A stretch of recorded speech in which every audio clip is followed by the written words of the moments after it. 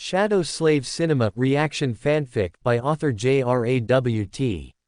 Chapter 1-10. In the lightless space separate from the divine realms and void, a lone spark blinked into existence.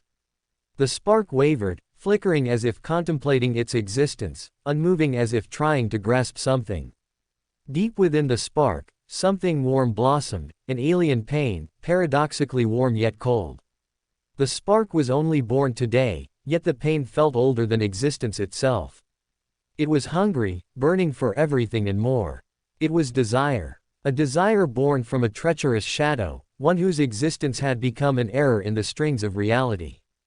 It was something that shouldn't exist, an irregular piece in an all-encompassing puzzle of perfection. Reality wanted to reject the imperfection, but it couldn't. Its desire was too strong, too emotional. It yearned to be remembered, silently screaming, wishing to be heard, to be seen, to be loved. It wanted to go home, if it had one, longing for the primal warmth that all life craved. And so the light continued to shine in the empty space, silently growing. Until after 4 years, it finally stopped. Its radiance had become blinding, all-encompassing of the desolate space. The light spewing from it even reached the edges of the divine realms, causing them to slightly tremble, unfamiliar at its presence. From deep within the core, something took shape. It opened its eyes and looked in the direction of the divine realms. Everything seemed to pause as if waiting in response to what the light would do. Then a single, sonorous sound echoed in the empty space for the first time in eons. Home. In the next second, the light flared and moved, surging forward towards the divine realms. Bastion. In the ivory tower of a floating island, a hypnotic scent wafted out of the highest window as a figure stood above a stove, skillfully flicking a delicate concoction of seasoned meats and vegetables in a large pan. It was Nefis, clad in a stylish apron that covered simple civilian clothes. Currently, she was preparing a feast for the entire cohort as they chatted leisurely in the room opposite at a large table. Nefis was content. It was the first time they were having a meal together in a long while. Ever since they had returned from the third nightmare, their lives had become quite burdensome. Valor had become tense at the revelation of the cohort's sudden ascension, and had been laying invisible leashes on her and Cassie, by the commissioning of continuous tasks, missions and paperwork.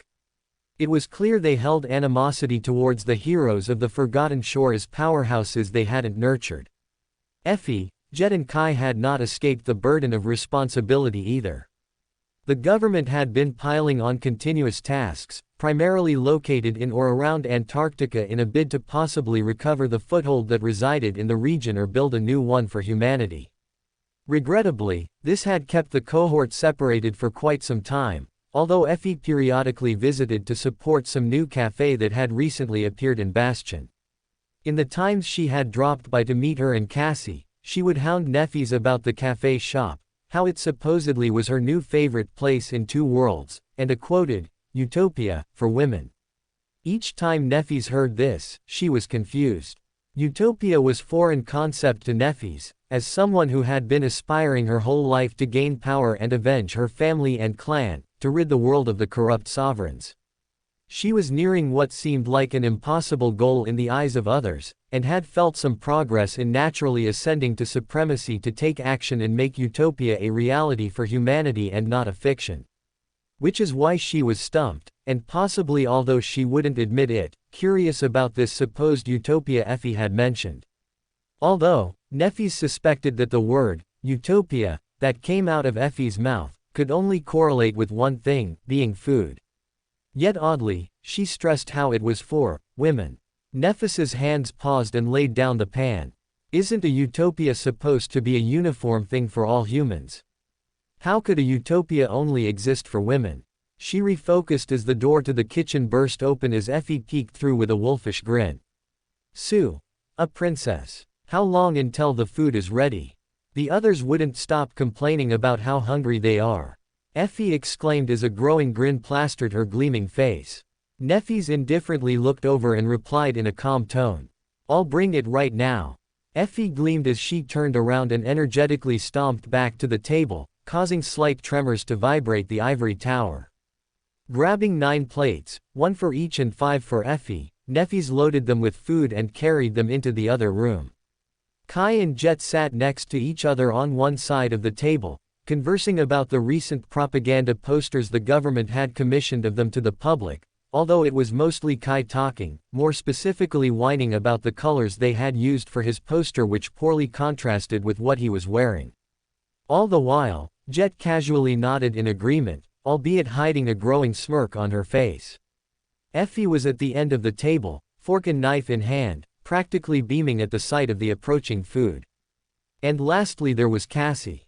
Strangely, it was her who had requested that they meet up and have a meal together for the sake of relaxing. Secretly, Neffys was very content at the proposition, which is why she had offered to make the food in homage back to their times on the Forgotten Shore. It was not a hidden truth that Cassie had been suffering since the end of the third nightmare, seemingly having lost connection to fate. As a result, she had become cold and confused, pushing herself away from the others, possibly reminded of her inability to help back in their first nightmare. However, Neffys also suspected that she was hiding something, a vital piece of information which she wouldn't share. Something had happened in the third nightmare to their memories, seemingly corrupted, a missing piece in the puzzle. The cohort was troubled but couldn't do much as it involved a matter they couldn't control. But Cassie was different. Her aspect was tied to her memory, and so along with having been severed from her connection to fate, she had been even more tormented by the missing link as they grappled to hold on to what it was. So, the sudden proposal to have a meal together was a shock, a contrast to her quiet and secluded nature over the last 4 years. Neffys suspected that something had changed. Today we're going to learn what has happened. Neffys set down the plates and took her seat beside Cassie. They thanked her in unison and started eating. However, nobody said a word. Silence hung heavy as they quietly ate their food, although Effie was a bit louder than the rest. They all knew. They knew that Cassie was going to reveal something. Seemingly noticing the anticipation, Cassie calmly put down her fork and politely wiped her lips with a napkin before audibly clearing her throat. Ahem. All eyes slowly turned towards her as they put down their forks. Cassie smiled slightly. I think we're all aware of why I have gathered us here today, she said in a light tone, before quickly taking a deep breath. We all know that something happened after the third nightmare, something that more specifically did something to fate, our memories, something that I have been trying to figure out for the last 4 years. She paused and turned her head to look at the others. Something happened yesterday. For the first time in 4 years. I felt fate tremble. The others' eyes widened as the seriousness of the statement settled into them. Effie was the first one to speak, abruptly rising from her seat with an alleviated look on her face. So, does this mean that fate is back or getting fixed? She exclaimed. Neffys's fist clenched as she looked at Cassie in silent anticipation. We all want a clue of what happened back there. Cassie paused before quietly replying, no. Effie abruptly shut her mouth as the others diverted their eyes at the weight of the mood-killing statement. But something has changed. For the first time in 4 years, fate reacted to something, though I don't know what. It has reacted, and this means that other seers will have also felt the change. Jet leaned forward, asking in a serious tone, so what does this mean for us and the rest of the world? Cassie slightly shuddered, before composing herself. I don't know exactly, but what I can say is that something will happen soon, something big. Before she could finish her sentence, a bright white light shot up from below her, encompassing her body completely. The others immediately jumped up, sparks condensed around them forming different armor and weapons. But before they could even react, the light vanished. And so did Cassie, the spot where she had stood now empty. Effie looked around in alarm before raising her voice, "Wa Zhu." However, before she could also finish her sentence, the same white light rose from below her as well and covered her body, similarly happening to Kai and Jet. Neffys strained her muscles to the limit and infused as much essence into her body as she could, launching herself with a thundering boom towards them. But before she could even reach them, they had also vanished. Standing her ground, Neffys moved into a defensive stance as her eyes scanned around the room, looking for the attacker. White flames burned in her eyes, as they began to rise from her body. Yet, it was to no avail, as the last thing she saw was the same white light rising from below her, before the world disappeared. Somewhere else in Bastion on a familiar street, a couple was walking. It was Kim and Luster walking together towards their usual cafe, with a smile on their faces. Luster was jokingly tossing Kim's bag in the air, which she angrily berated him to stop. In response, Luster mischievously grinned and tossed it exceptionally high. As the bag reached its max height, a white light briefly flashed below it, before the bag gained momentum and fell down. However, no hands caught the bag as it dropped onto the concrete. The street was empty and silent. In an old apartment in Bastion, in a dimly lit room, an old man was scrunched over a desk deep in thought reading a book. Its title, Report of the Tomb of Ariel, by Unknown. The man silently closed the book as he chuckled, before picking up an empty cup and slowly standing up. However, before he could take a step, a white light briefly flashed, and the cup crashed to the floor, the noise too loud for such an empty room. In the heart of Bastion, in a conference room, Morgan along with the rest of the Valor Saints and the representing government saints sat at a table in discussion over constructing new housing locations for mundane citizens. Standing by the wall, a quiet attendant kept her back straight and eyes focused in fear as the powerful saints discussed. She jumped slightly when one of the men turned to face her and beckoned her forward with a finger. "Oh gods, I'm about to die." She bit her tongue as she quickly moved forward and arrived by the old man's side. He craned his head and smiled, revealing a mouth of pearly white teeth. "Please, be a dear and get this old man some nice tea. At this rate my mouth will be drier than my knees after all these years of walking," he croaked. The attendant nervously nodded and quickly bolted out of the room, preparing some lemon tea before putting it on a tray and making her way back. She reached the door and took a deep breath before gently opening it. However, the room she entered was now completely empty. Ravenheart, in a war room, a long complicated table depicted the surrounding area of Godgrave, with miniature soldier figures in places and strategic lines covering certain parts to designate pathways, camps and death zones. Yet, every seat in the room was oddly empty as a window noisily rattled in the background. In the snowy outskirts of Ravenheart, a girl miserably trudged through the snow. Wisps of steam rose from her mouth as her teeth chattered, cursing and complaining about some miserable shadow. As her ranting became louder and angrier, she failed to notice a rock before her feet and resultantly face planted in the snow. A muffled curse could be heard underneath the snow as the girl stood up and turned around to kick the rock, bracing her toes for impact. But the rock didn't budge. Confused, the girl looked down, only to find her legs becoming transparent as a white light began to rise up. Wah! Before she could finish her sentence, the world turned black. In an unknown space that resembled a movie theater, multiple bright lights quickly rose from the ground before taking the forms of different people. The air was still as people quickly looked around, confused of their location and whether the people surrounding them were friend or foe. However, before anyone could form another cohesive thought, a large screen illuminated the room, causing everyone to turn their heads. On the screen, two simple sentences silently blinked. "Welcome to the Cinema of Forgotten. Spectators, please take your seats." Author here smiley face. "I'm writing this reaction fanfic because I love these types of fanfics, but sadly we don't have enough in the community. One of the best ones sadly takes a while to update because the author is busy. Don't hate them, so I got a bit impatient and thought, why not do it myself? Anyway, hope you enjoy and I'll update every 2 to 3 days since I have too much free time. Hope you have a pleasant reading experience."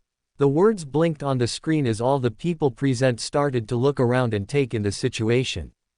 All of them had been seemingly kidnapped and pulled here by some unknown entity, one with enough power to toy with multiple saints like nothing.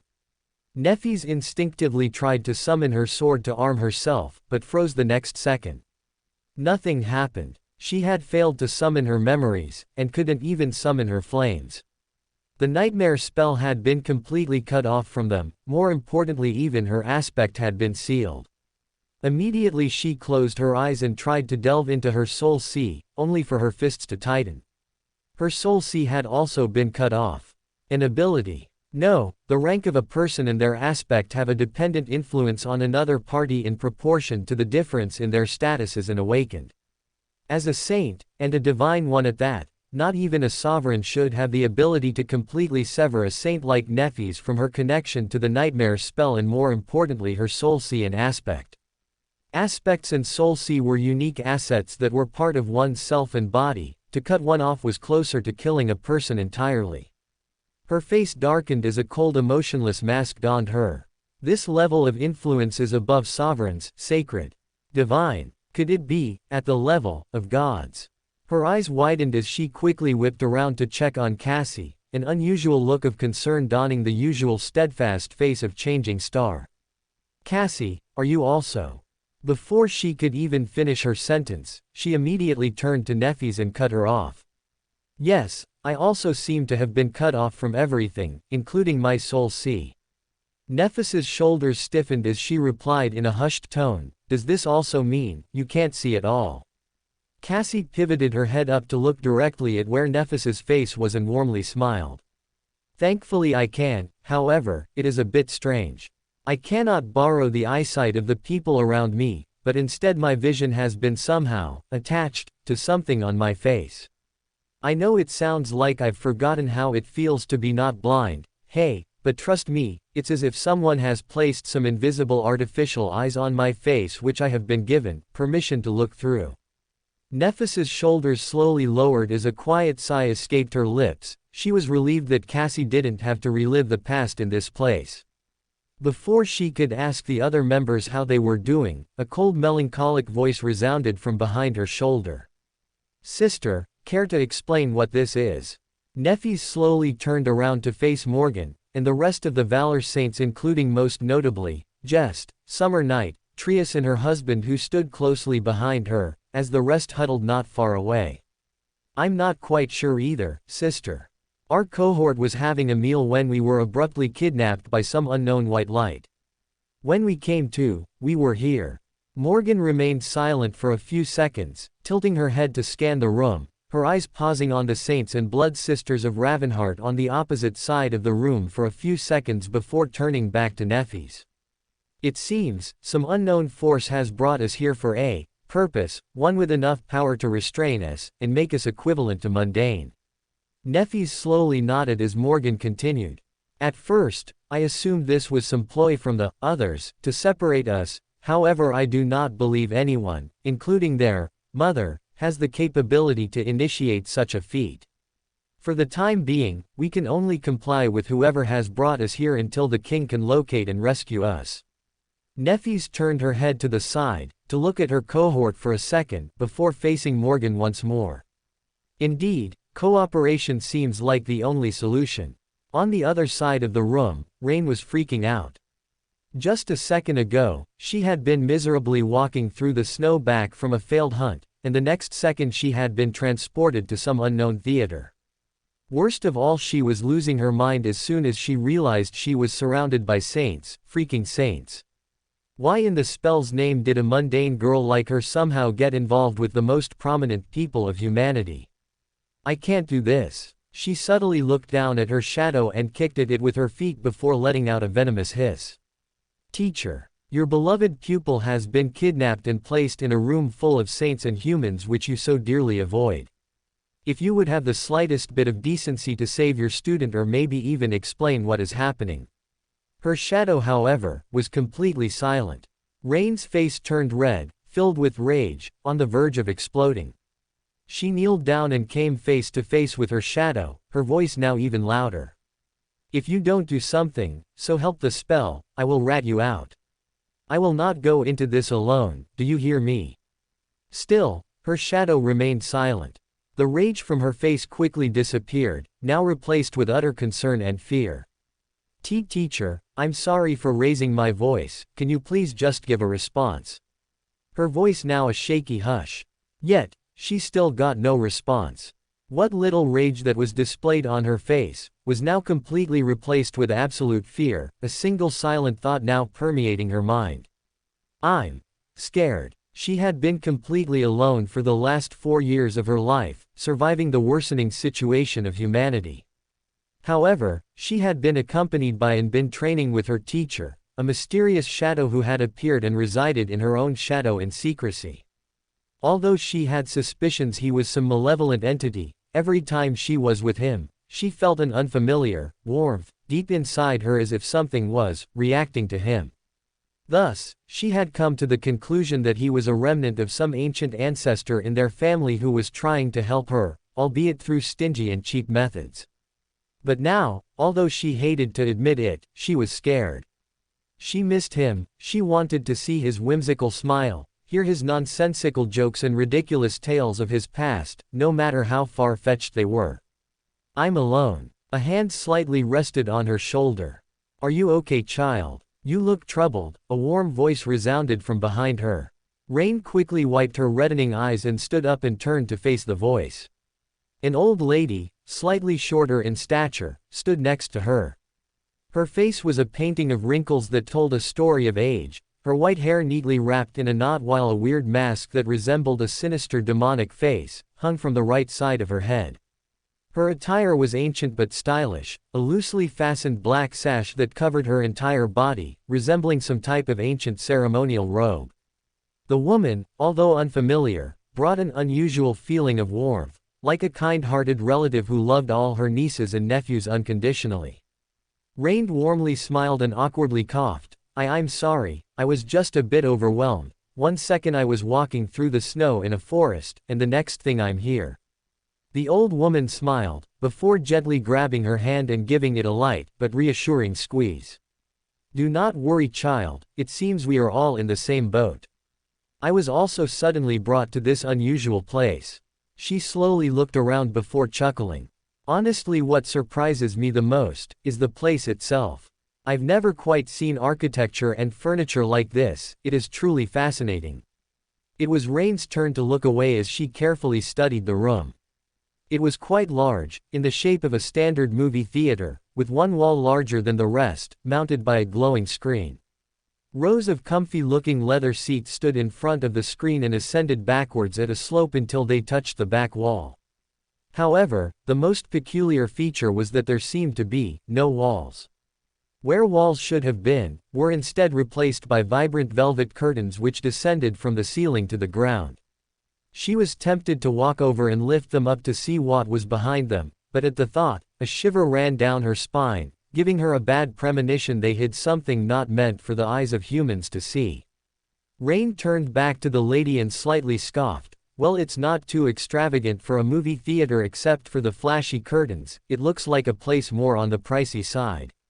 The woman only looked at her and slowly blinked before flatly responding. "Pardon, but what is this movie theater you speak of?" It was Rain's turn to be stunned as she looked at the elderly woman in confusion, before stammering. "What? How do you not know wha?" Before she could finish, a charismatic laugh interrupted her as both Rain and the elderly woman turned to face the source of the voice. It was a tall but thin man, quite handsome, although Rain would rather die than tell him. He was adorned with a long red robe that covered his body, fitted with a stylish white rope that hung around his waist.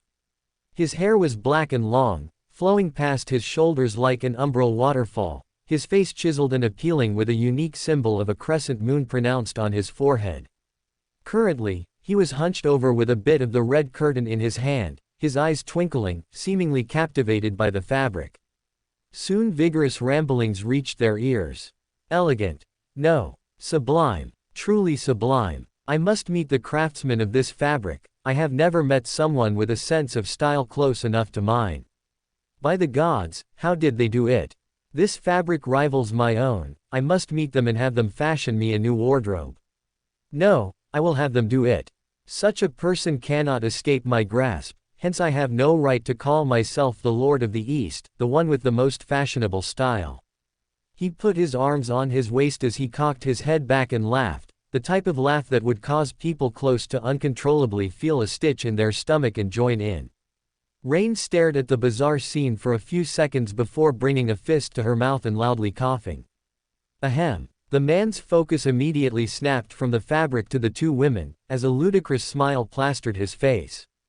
He dropped the curtain and walked over, stopping a step away from them.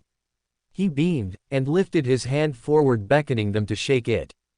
Greetings. I am Noctis, Lord of the East, the one with the most exalted sense of style in all worlds. How might I address you too? Rain looked at the outstretched hand before her and awkwardly clasped it. Hi, I am Rain, a simple mundane human. The man chuckled and leaned forward, making Rain stagger back. Rain, a pleasure to meet you, quite a peculiar name I'd say, but what's even more peculiar is your clothing. I've never seen anything like it, and why black for God's sake? Have you no sense of fashion, girl? Rain was stunlocked, unsure of how to respond to the overly charismatic and social stranger who she had just met. Noctis turned his head to the elderly woman, eyes slightly twitching as his mood seemed to shift. This time his tone was quieter and more formal. And you may be? He asked questioningly. The woman smiled. Anank, priestess of the nightmare spell, it's a pleasure to meet an esteemed lord, she said with a humble and respectful tone. Rain could not contain herself as she whipped her head to look at the elderly woman she had just held hands with and casually conversed, her lips slightly trembling as her eyes dilated. Did she just say priestess of the nightmare spell? The nightmare spell. The greatest mystery of humanity, the source of misfortune that nearly caused the extinction of the human race. Rain felt like a mountain had crashed onto her, she didn't know how to react. A part of her wanted to immediately tackle the woman and question her on what she meant about being a priestess of the nightmare spell, while another wanted to reject even the thought. She could tell that the woman was pure, a truly kind and selfless human that would never strive to cause death, pain and misfortune. She refused to accept it. I can't just assume things, I need more answers. Rain found herself swaying on the spot, only finding her balance when the man named Noctis brought a hand to his chin and hummed. I see, one of Weaver's are you? His eyes gleaming with curiosity. Anank humbly bowed, in the flesh your lord. Noctis remained silent for a few more seconds before bursting into a fit of laughter, ha ha. Ah, truly this must be his doing, this must be fate. I was just in the midst of considering searching him out, but it looks like fate acted first. I am humbled by your honest admittance to your identity, while I suspect it due to the smell of demon coming from you. I am not ashamed of who I follow, I believe in Weaver, she said without faltering. Noctis vigorously nodded, seemingly in approval. Speaking of smell. Both him and Anank silently turned to look at Rain, causing her shoulders to stiffen. Tell me Rain, why do you also carry the same smell? Rain's face flushed as her mouth quickly opened and closed in embarrassment. I do not smell. All have you know that I thoroughly clean myself every day. She loudly stammered in pure embarrassment. Before Noctis could retort, a low chuckle sounded as it approached them, all three turning to face the source of the voice. A tall and stoic man clad in ancient ivory armor, slowly approached them. His presence was powerful, that of a king. Every step he took felt like it had meaning and purpose. Rain almost unconsciously lowered her head. From his shoulders a gracious black cape flowed, with an emblem of a giant serpent made out on the back. His face was hard-worn, it was a face that told unseen tales of bravery and leadership, but his most notable feature was a delicate crown that rested atop his head. It was not your typical pointy gold crown with jewels, it was a simple iron ring that resembled a serpent devouring itself from the tail. Although it was not flamboyant, Rain felt its simplicity spoke a history longer than she could ever imagine. By his side a gorgeous woman trod next to him. Her face was an indescribable beauty, something that could be acclaimed to be the pinnacle of aesthetic. Luscious black hair flowed from her head, cascading over shoulders and stopping at her waist, with noticeable white strands that added even more appeal to the eye. Her attire was that of royalty, an ocean blue dress that clung to her boldly, tight where it needed to be to emphasize features. As well as the man next to her, she also donned an ornament on her head, only it was not a crown, but instead a delicate-looking flower that rested above her right ear. Rain could not tell if it was marble, glass, ice or something even more valuable which she had never heard of in her entire middle-class life. The man and woman stopped next to the group of three. Apologies girl, this man seems to take pleasure in causing a ruse in those he converses with, he said in an enchanting deep voice. The corners of Noctis's mouth curled up as he scoffed. The man's tone turned slightly serious. What this man intended to ask is why you smell like a demon. These are entities that are secretive and all-powerful. One does not happen to just smell like them. Noctis chimed in, indeed, more specifically, why do you smell like Weaver, the demon of fate? Although the smell is different, it shares similarities. Rain's knees buckled as she sank to the ground. The questioning figures seemed to grow and loom over her, awaiting her response. Tears started to well in her eyes as she choked, trying to form a cohesive sentence. I'm dead, I'm so dead. Fortunately, like a guardian angel, Anank gently grabbed her shoulders and lifted her up, supporting her. Before turning to the others, please, let's take it easy on the poor child. While I am also curious myself, I have conversed with her already and can tell she is a kind-hearted soul. It is very possible that her fate might have been influenced in some way, which is why a remnant smell remains on her, unknown to her knowledge. Anank then paused, before smiling and stretching her hand out. Also, I think it would be polite to introduce yourself before springing questions on the poor lass. The man blinked, seemingly caught off guard, before quietly coughing. The woman next to him seemed to slightly shake and quickly stole a glance at the man next to her, as if amused by the flustered sight. Indeed, I may have been a bit rash upon introduction, allow me to properly acquaint myself. He straightened his back and raised his chest slightly. Greetings, I am Darren, Serpent of Twilight, King and leader of the Twilight people, children of the Storm God, his voice echoing as he finished. The lady next to him grabbed the corners of her gown and politely curtsied, flashing a captivating smile. Likewise, I am Windflower of Twilight, daughter of Darren and the princess of the Children of Storm. Rain was thankful that Anank was still by her side supporting her shoulders. If not, she might have collapsed again, only this time passing out. She closed her eyes, taking a shaky breath. Gods, why me? I'm just a mundane girl who hasn't even awakened, and yet I'm in the presence of lords, princesses, kings, and even the supposed priestess of the nightmare spell. She held back the urge to whine, and kept her mouth shut, intimidated and feeling unfit to casually converse with the great figures present before her. Her attention slightly wavered as she felt Ananki's hands slightly tremble on her shoulders, as her soothing voice soon sounded. My apologies, I was not aware of your identity and may have spoken out of line. I hope you may forgive me. I am Anank, priestess of the nightmare spell, her tone slightly serious. Darren nodded, at ease. Your intentions are just. He paused for a second before quietly asking. I would like to ask, how has the nightmare spell developed? I have heard tales of its promise of a safe future to those who seek refuge. I myself am also troubled with the impending growth of corruption and was in the midst of deciding whether to lead my people into the tomb of Ariel to seek refuge. Windflower turned to Darren, a look of alarm on her face. Father, we cannot reveal this sensitive information to strangers.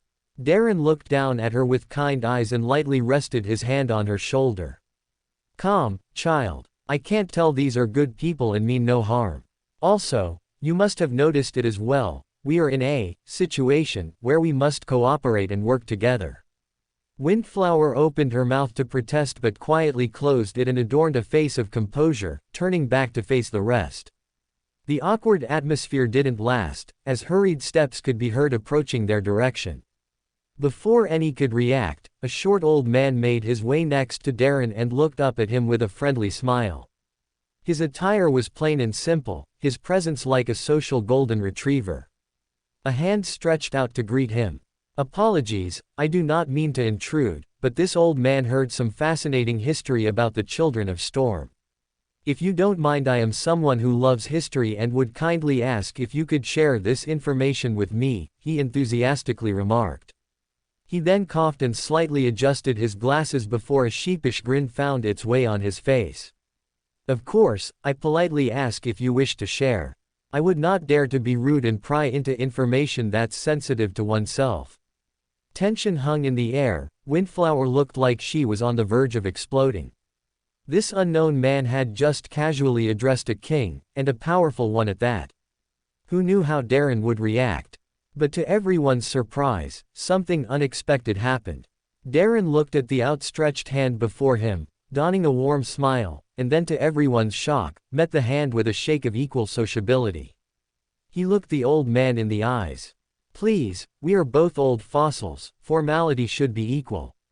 The man smiled. Professor Julius, you may or may not have heard of my name, but fret not, my motivation lies not in recognition, but aspiration to explore and discover the unknown.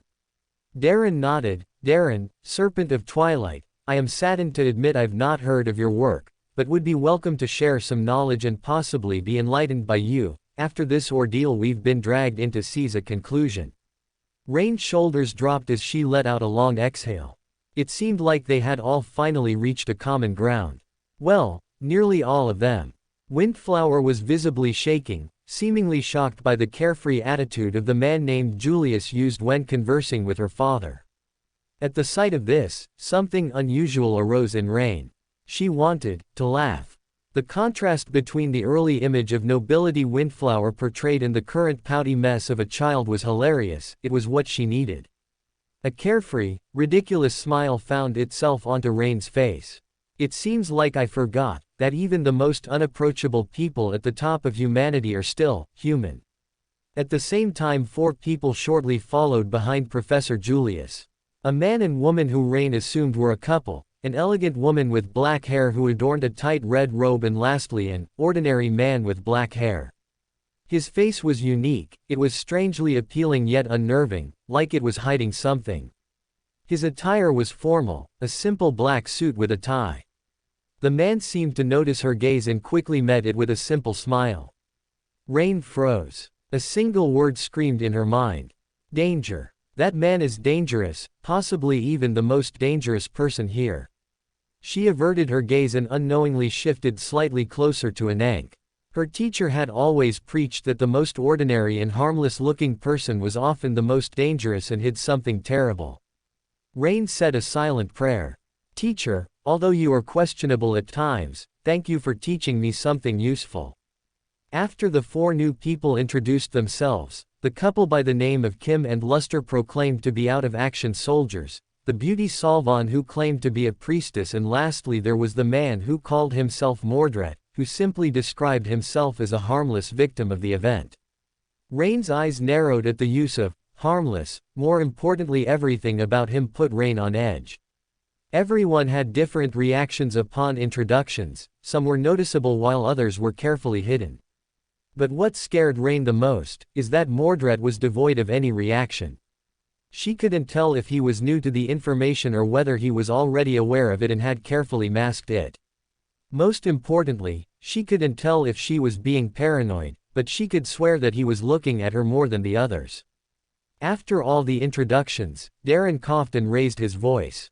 Now that some grounds have been established, it's best we convene with the other 2 groups of people, he said while turning to face the unknown forces of Valor and Song who were now walking towards each other. The others nodded and followed behind him as they walked over to meet the rest. While they moved over, Mordred glided next to Rain, slowing down to match her pace. She looked at him with questioning eyes. What do you want? She said in a cold tone. Mordred looked at her with an innocent face. You said you were training with your master to awaken, may I ask who your master is? He cooed in a polite tone. Rain paused for a moment, before lowering her voice. None of your business, quickening her pace to get away from him.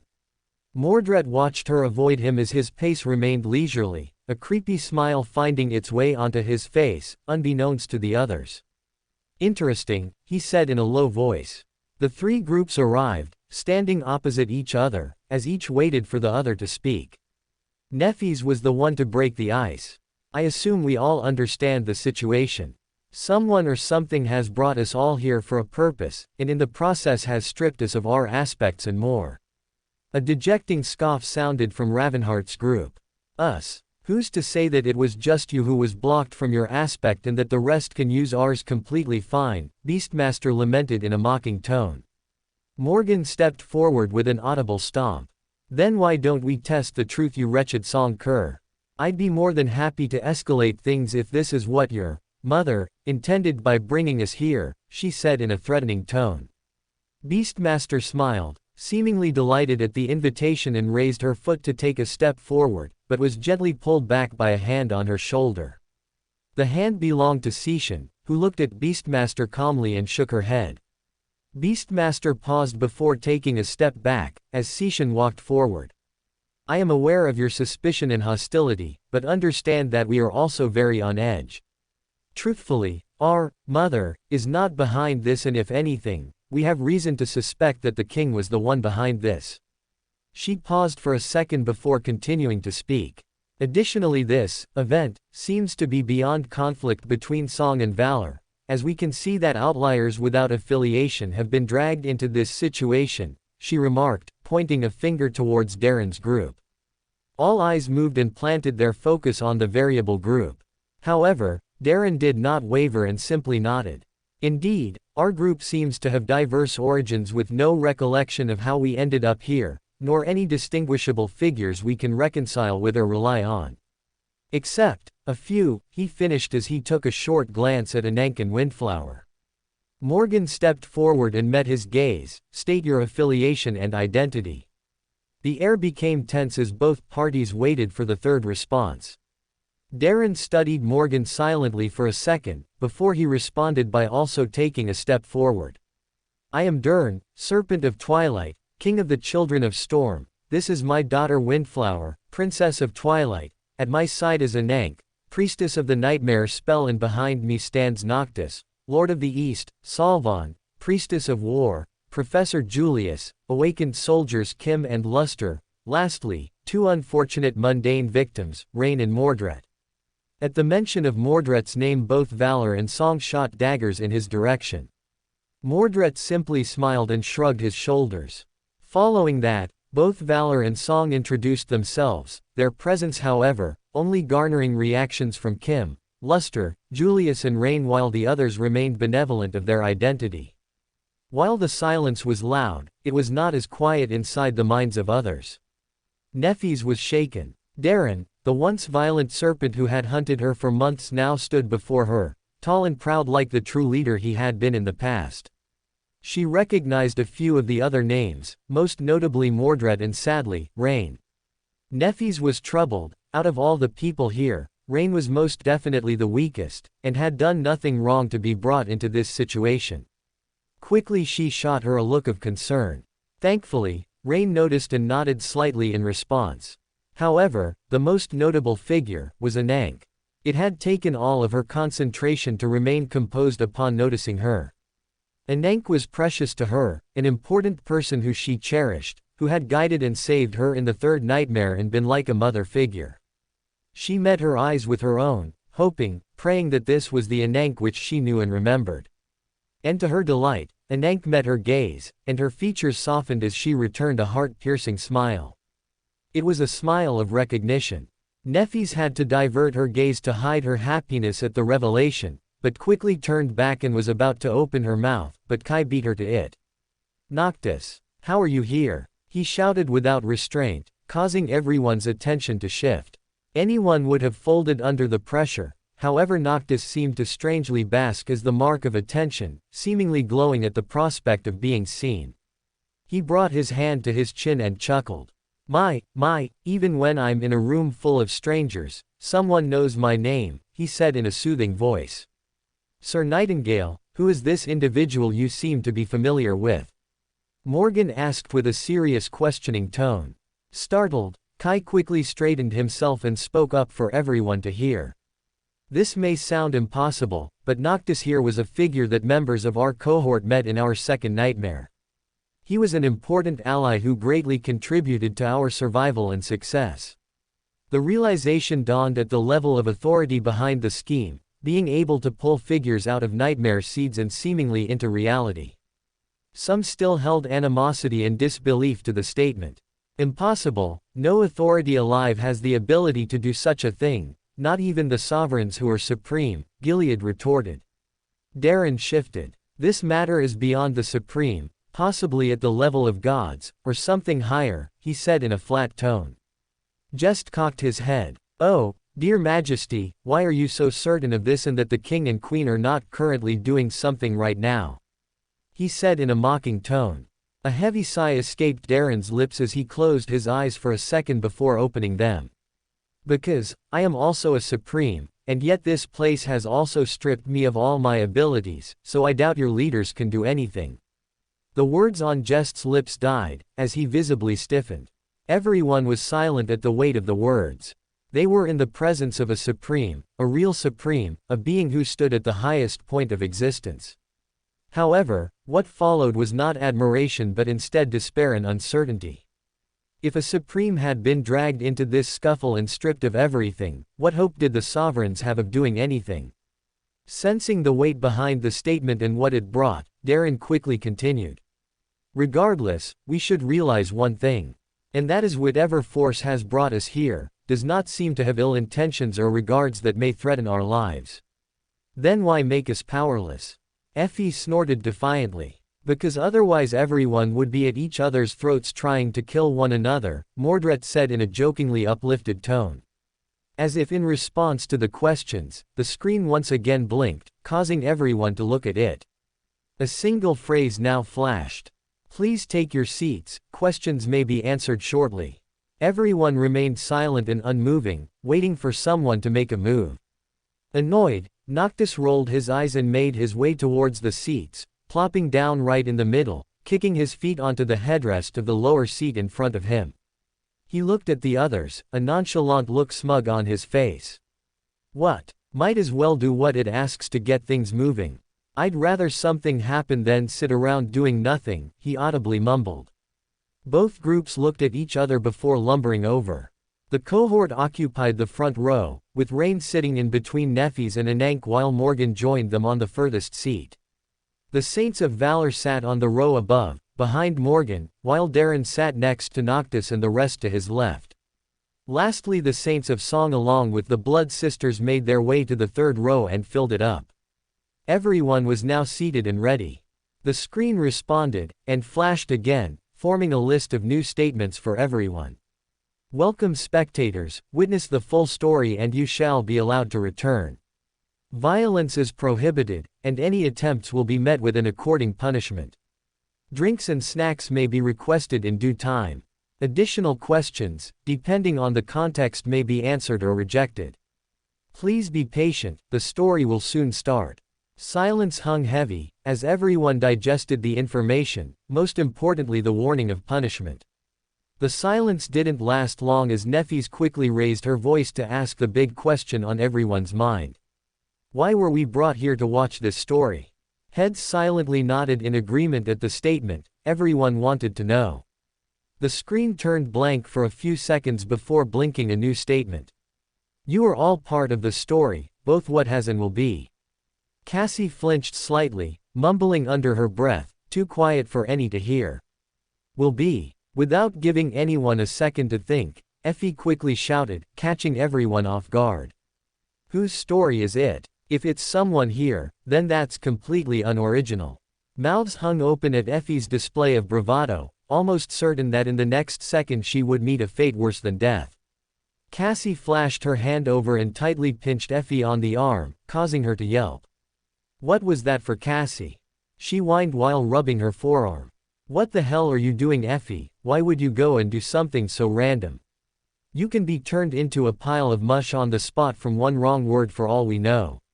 She hissed loud enough for everyone to hear. Effie shrugged. What? If it wanted to kill us then it would have done so already. The fact that I'm still kicking and breathing is proof that this thing won't do that. Cassie shook in her seat as she grabbed Effie's arm. You don't know that. Before Effie was hit with a bombardment of beration, a voice quickly chimed in from behind to Effie's aid. She's not wrong. It stated that questions can be asked, so the only thing that can happen is gaining more information and learning about the situation, hummed Saint Cormac while leaning back. I also agree with the old man, the more info the better, Jed added. Before Cassie could retort, the screen once again blinked. The story is of the Forgotten One. The Forgotten One, Neffys mumbled as something momentarily appeared in her mind before disappearing the next before she could grasp it. Heads turned as people looked at each other, but nobody was able to give an answer. What is the name of the Forgotten One? Echoed from back as Revel leaned forward. To their disappointment, the screen didn't change. Of course it wouldn't be that easy, Rain muttered while sinking back into her seat. This time, Darren stood up, making his intention to ask clear. What are the titles of the Forgotten One? He said in a low voice. Great stuff. Noctis chortled while leaning back. Others nodded in agreement. Truly it was fortunate to have a wise and experienced veteran among them. The screen paused before blinking again. The new statement, however, caused half of the people to rise, while others' eyes widened as they stood shocked at what they saw. They are known as many. The rightful heir of death. The bastard son of fate. Immediately a hushed whisper sounded in the theater. Many. What is that supposed to mean? Heir of death, how can one be such a thing? Bastard son of fate, how does that make him a bastard? Can someone even be the child of a concept? How does one even attain such titles? The whispers continued as comrades quickly turned their heads to share their thoughts to their companions in hushed voices. However, the most notably shaken out of the lot was Noctis, frozen with a look of utter bewilderment, and a slight hint of curiosity. Weaver has a child. To his right, Salvan slowly turned to face him, a look of utter disgust and disappointment as her lips muttered a single statement loud enough for him to hear. Imbecile. On the row below, Cassie's hands tightened as the leather her hands rested on, creased in response. Son of fate, she silently muttered. She was lost. Immediately, she had developed a hostile opinion towards whoever this was, as fate had been her cruel tormented since her journey began, and now she had supposedly been presented with the possible perpetrator who had been pulling the strings all along. But Cassie was a seer, and one thing that couldn't be questioned from a seer was intuition. And her intuition was leaning in a different direction. Gathering her thoughts, she re-evaluated what had just been told. Clearly this person has some deep connection with fate, however it is unclear whether it is a complaint or parasitic one. The use of bastard is plausible about them being more of a victim or hated. But how can one be hated by fate? Equilibrium was a staple law of fate. If man deserved his fate, deny it who can? Yes, but the fate did not deserve the man. So it was unheard of to be openly condemned and tormented by fate, it was too human. Neffes, seemingly hearing Cassie's train of thought, turned to face her. What do you think? She asked. Cassie paused, wavering, before uttering a familiar statement. There's a possibility, they may be related to the man-shaped hole in the world. The words hung in the air as Neffes looked back at the screen. In her heart an unusual, painful sinking feeling began to swell, an alien feeling Neffes had never felt before. The missing piece. Darren slowly lowered himself back into his seat, clasping his hands in silence for a few seconds before speaking up. If what has been said is true, then this person is something unseen in history before. I humbly admit I do not find myself having the pride to claim such titles, one that can only be above me and possibly even more. Jest turned around and stood up. How do we know if this is even true? Who's to say these titles are not self-proclaimed? Who governs whether I am allowed to give myself the title, for example, as the one with the best jokes? He chuckled. Silent Stalker stood up in response. What does this thing gain from lying to us about such matters? It has made its position clear. How would it gain anything more than what it already has by fabricating such statements? Fingers could be heard rapping on leather, as everyone followed the noise to the second row. It was the man named Professor Julius. He sighed. I think we are possibly looking at this wrong. True, these statements could be real but they could equally be false. Most importantly, this person is a piece of history. Thus, as history usually goes, information may have been misinterpreted and filtered, resulting in misleading definitions. Heir of death could mean that this person has caused a lot of death in their time, while bastard son of fate could mean they constantly ran into misfortune or met some form of harrowing end. He paused and smiled. History is all about looking at something, coming up with a hypothesis, then looking at it from another angle, developing another hypothesis and then constantly repeating until a plausible one forms or a clear trend is established. Therefore, we should take this statement lightly, and only reevaluate it if we learn something vital. The edges of Darren's lips slightly curled. in admiration at the display of intelligence of the fellow he became acquainted with. Silence once again took the theater as everyone seemed to dive deep into thought at the possibility. The statement was strong and clear, causing nobody to dare retort it. Feeling a spark of courage, Rain slowly stood up. So why don't we clear whether this person is history or still alive? She turned towards the screen before nervously gulping. Is the forgotten one still alive till this moment? She asked, her voice slightly cracking. The screen quickly blinked. Yes. A few audible gasps sounded as everyone leaned forward slightly at the revelation, but to their dismay a new message soon flashed below. Questions have passed, please be patient. Audible thumping noises could be heard as people uniformly slumped into their seats, the mood now sour. They had just lost the opportunity to learn more about the perpetrator. Before the mood could worsen, Effie charismatically spoke up. Sue, can we get those promised snacks? Cassie once again shot her a hidden glare, yet Effie stood her ground, looking even somewhat annoyed. What is with you? Aren't you supposed to have the most perfect memory? Have you already forgotten that it's stated that snacks and drinks are allowed? She said in a mocking tone. Cassie's face flushed, but before she could retort Effie cut her off again. So what's on the menu? Her hands shifting against each other in anticipation. The screen blinked once more, before two new lines appeared. Fresh black coffee. Salted popcorn. Coffee. What kind of psycho has coffee while watching a movie? Where's the soda and candy? That's a universal law for watching movies. Effie whined in complaint. The screen, while lenient to questions and demands, did not seem waver at the statement. Effie pushed herself deeper into her seat, a scowl on her face. I'll have the popcorn, she muttered. In the next second, a large bucket of popcorn materialized on her lap, causing her to correct her posture. One bucket? Are you not supposed to be an omniscient entity? Don't you know that this won't even last 5 minutes for me? She exclaimed. The screen blinked again, the new content leaving Effie's mouth open in shock. All snacks and drinks will be automatically refilled. Without wasting a second, Effie grabbed the bucket and tipped it over, causing the popcorn to spill all over her lap and onto the floor. Eyes widened among the audience at the gall of her unruly behavior. This time, it was Kai who grabbed her arm and gave her a look of alarm. Effie, are you Insa? But before he could finish his question, something magical happened, causing some to raise an eyebrow in both amusement and interest. The bucket had already been refilled. A grin crept itself onto Effie's face as she turned to Neffy's in excitement. Princess, I think it's very important that we take our time to get through this ordeal. No. Scratch that. Let's just stay here forever. Neffy's looked at her indifferently before turning back to face the screen. Two more voices sounded, one next to Neffy's and the other in the second row. I'll have some popcorn. Indeed, I am also interested in this, popcorn.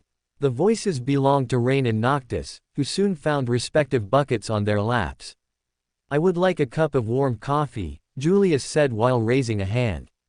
Soon, a delicate porcelain cup with some freshly brewed coffee materialized on his armrest. Darren looked at it and raised an eyebrow. Is this a delicacy? He calmly questioned. Julius took a light sip before nodding and turning to face him. Not quite at the standard of nobility, however it is a simple but enjoyable commodity. Darren pondered for a second, before turning to face the screen. I would also like some of this, coffee. Another porcelain cup soon materialized next to him, which he gingerly picked up and took a swig of, swishing it in his mouth for a few seconds. He smiled, quite enjoyable. Windflower watched the whole scene, as her lips slightly quivered, unsure whether she should indulge as her father had done or maintain her image. Before her and the others could make a decision, the lights slowly dimmed as a single statement now slowly flashed on the screen before dissipating. The story shall now commence. Others adjusted themselves, some in comfortable positions, while others in anticipation of something happening the next second. Effie leaned back as she tossed some popcorn into her mouth. Let's get this show started. The screen flashed again, now portraying a scene for the audience. Holy moly, that was quite a long chapter. But it was worth it, I think, smiley face.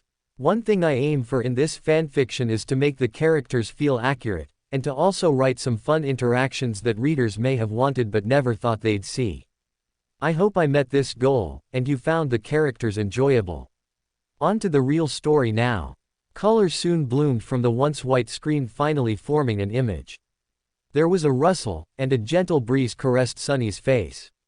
He awoke slowly, allowing himself to enjoy the sweet moments of comfort and peace that dwelled on the edge between dream and wakefulness. His bed was soft, warm, and cozy. Today, it was especially hard to abandon its familiar embrace. After a while, he sighed and opened his eyes. Effie immediately stood up. "Master Sunless!" she exclaimed in shock. Eyes immediately fell on her, Morgan looking at her questioningly. "You know this individual?" Effie blinked, coming back to her senses, before clearing her throat. "Yes, this is an owner of a cafe which I frequently visit and deliver produce to from our farm. He gets along well with my son and is somewhat of a friend," she replied with a pause. "What is the name of this cafe?" Morgan pried while leaning forward. Effie opened her mouth, but then quickly shut it, a mischievous smile growing on her face. "It is called the Eye Candy Cafe. It is quite popular," she proudly exclaimed while winking at Neffys. However, she got no reaction. Morgan remained indifferent. "Never heard of it." Effie scoffed and returned to her seat. "Of course, a cold-hearted brat like you would have never heard of it," she muttered under her breath. Thankfully, before Morgan had the chance to hear the statement, another person spoke out. "That would mean that this is located somewhere in Bastion, although it's strange this person has never been heard of," Gilead questioningly surmised. Beastmaster seemingly agreed with the statement, leaning back while rolling her eyes to emphasize her lack of interest. "Why are we watching such a plain person? He's not even a saint. Why is he even being shown?" Silence hung in the air before Kai spoke up. "Maybe he is the forgotten one." The question didn't even sink in before Jest snorted in a dejected manner. "Really, a nobody master who runs a cafe that none has heard of, is the proclaimed heir of death, bastard son of fate, and the supposed mastermind who brought us all here." Silence once again filled the room, signaling the unspoken agreement among all the spectators. All except for one. A girl who was currently shaking as her eyes threatened to pop out of her face in shock. "Master." Rain didn't know what to be more shocked about, the fact that her secretive master was currently being displayed on the screen to everyone, or the fact that he was leisurely waking up in a bed above a supposed cafe that he owned.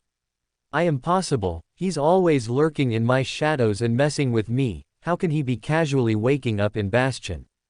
Questions continued to flood Rain's mind, only stopping when she felt a shiver run down her spine, a chilling gaze piercing her back.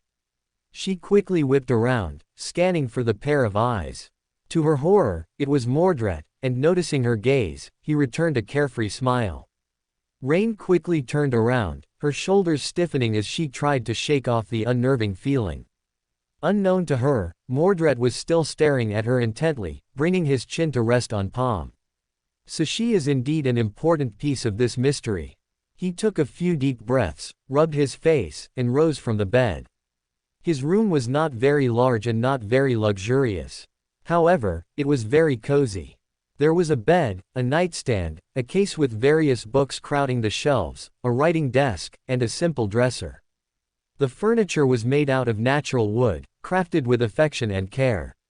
There were a few decorations added here and there, as well as plenty of signs of the room being well lived in.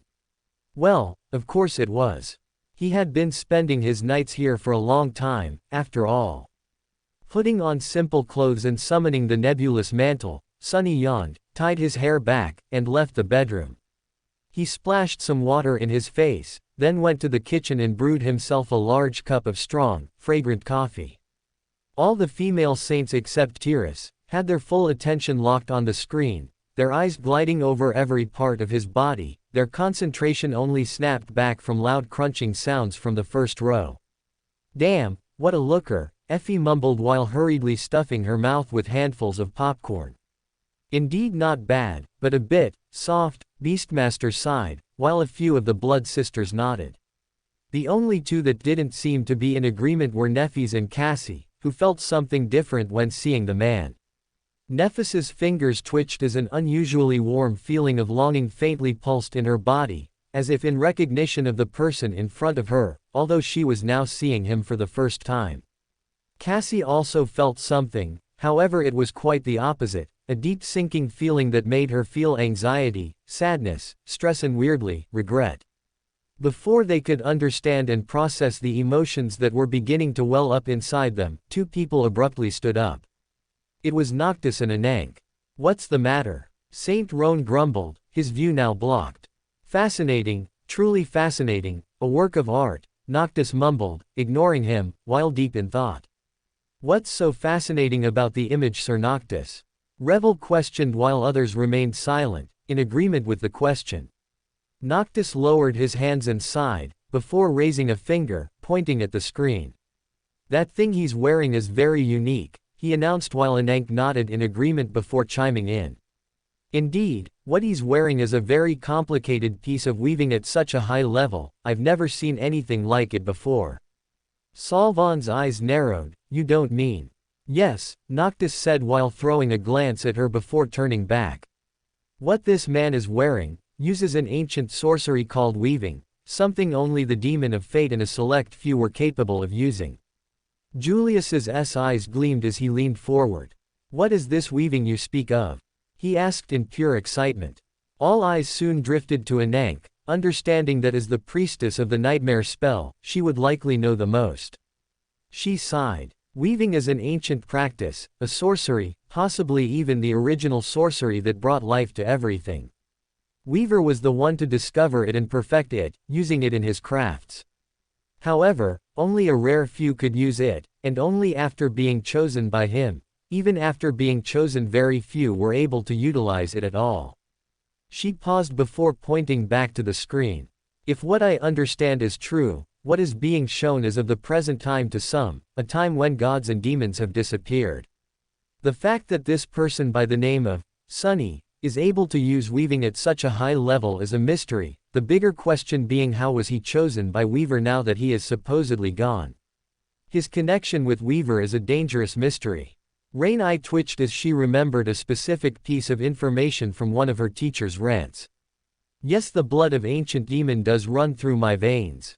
Her mouth hung open. "No way. You mean to say that this mere master is somehow deeply connected to, and possibly related to a demon, and the one of fate at that?" Cormac asked in a serious tone. Anank simply smiled and nodded. "It fits with one of his titles, Bastard Son of Fate, that was mentioned earlier," Darren echoed. "But he's a master," Luster shouted in protest. Shock overtook the spectators as the screen flashed once more. Finally, holding the steaming mug, he left the house and sat down on the porch, intending to enjoy his coffee while watching the sun rise. It was rather hard to get his hands on coffee beans in the dream realm, but today, Sunny wanted to pamper himself. It was his birthday, after all. He was turning 26. Rain once again shuddered, unsure of what she should believe anymore, between her master's rants and the information being displayed by a supposed entity at the level of a god. Of course, no one in the world knew that. The mood in the room immediately darkened at the statement. Nobody knew that. What is that supposed to mean? I may not know his birthday, but I've met him plenty, Effie said while frowning. Maybe you haven't met the real him, Jest said in a low chuckle. Hell, you haven't even met him. I go and visit his cafe all the time. How would I not know who he is? He's just a delicious looking, I mean good looking owner who runs and cooks lots of delicious food. Effie remarked while stumbling on her words. Cassie turned to Effie with a smile. Have you already forgotten? This story is about the forgotten one. Of course you wouldn't know him, she said with a smirk. Effie's mouth hung open in disbelief. She had just used her own joke against her, the sneaky girl. Taking the first sip of his coffee, Sunny smiled slightly and looked up.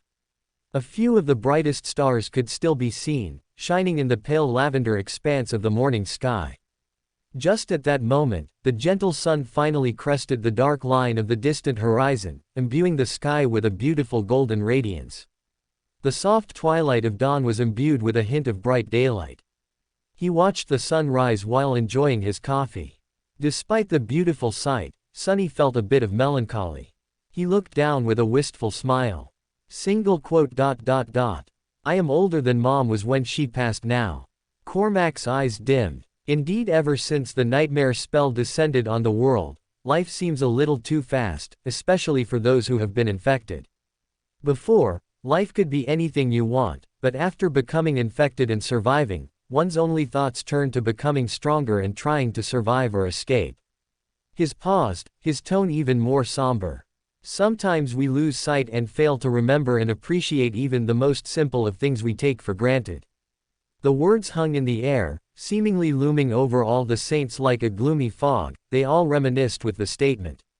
Most of them couldn't even remember what they wanted to be or aspired to do in life before they first got infected. The past was now a blur, filtered by pain, blood and death. One thing all burned in their minds, being the desire to survive and get stronger. And yet, what could have happened if they hadn't been infected? Maybe they could have pursued an education at a higher level they had a passion for.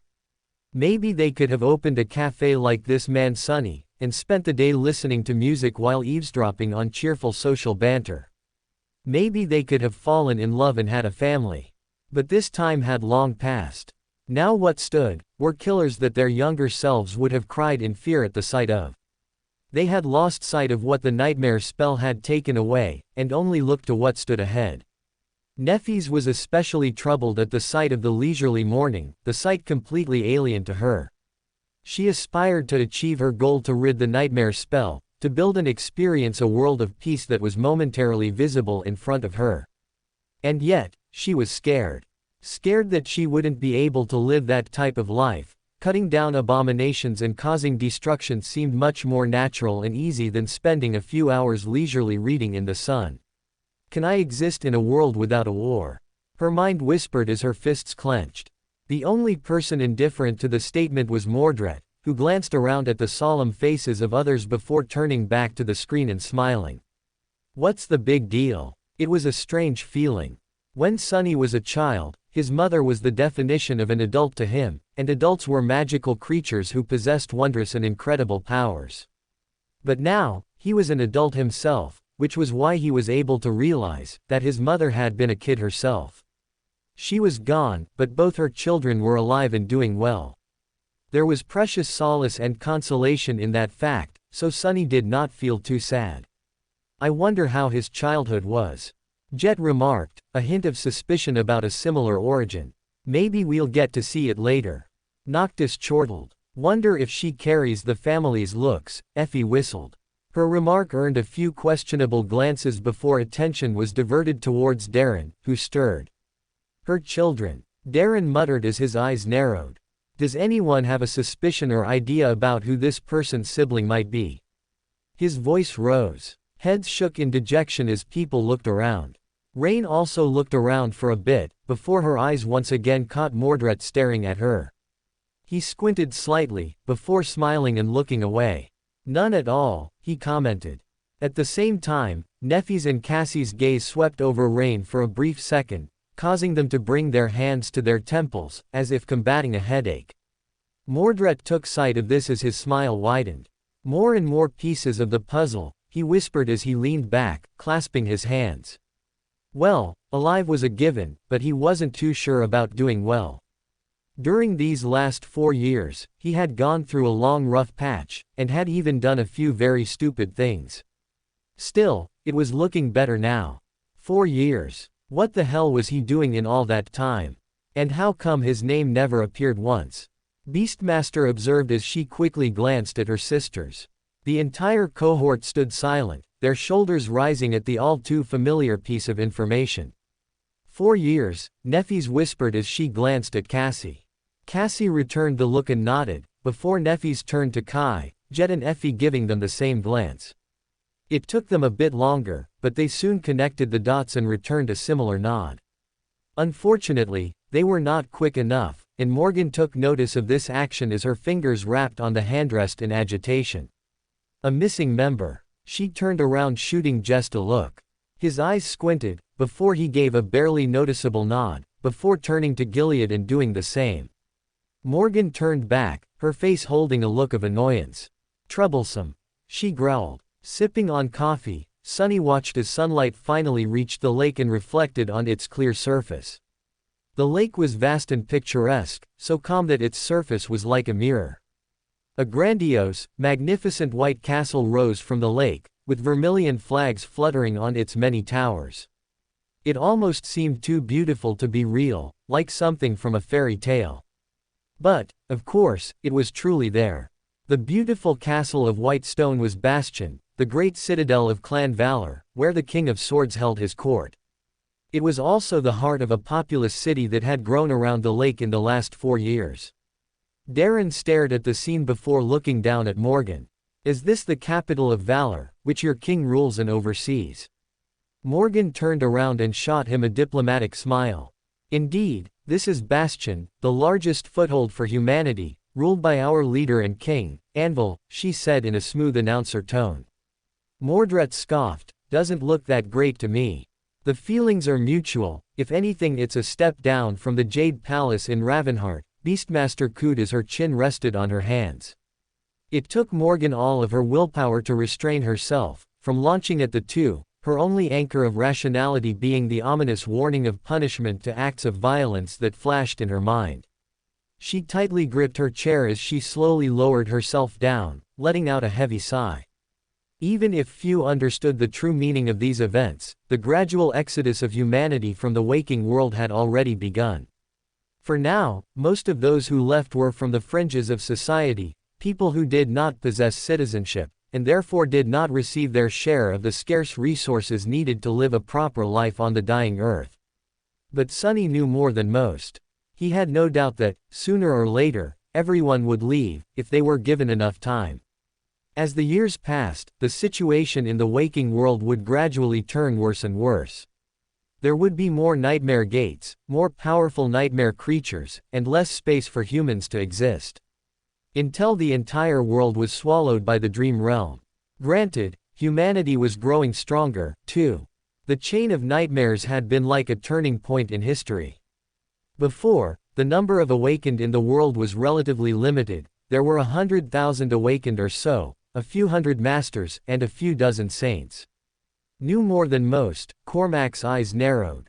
Was he stealing confidential government information about the development of events, or had he truly been someone in the government before supposedly disappearing? More importantly, why is he just standing by and running a shop while being aware of how things are developing? His eyes turned venomous as a low word escaped his throat. Coward. Valor and Song were equally threatened by the statement, both shooting each other and the other's glances periodically. They had all come to a conclusion. This man was a danger. While possibly being associated with a demon, something unheard of in history, he also possessed a strong amount of information that was being withheld from the public. Something a simple cafe owner would never see in their life. It was unknown whether he had shared it, planned to share it, or was doing something else. Morgan was especially enraged, with the rats supposedly living under their noses, and within close enough proximity to their base. She turned around to give the saints a silent command, but they had already understood the severity, and were looking at her. One moment was all it took before they all looked away. It was the most standard form of secretive communication in Valor. This man must be silenced. The Blood Sisters were also deep in thought at the potential threat, but also at the potential ally.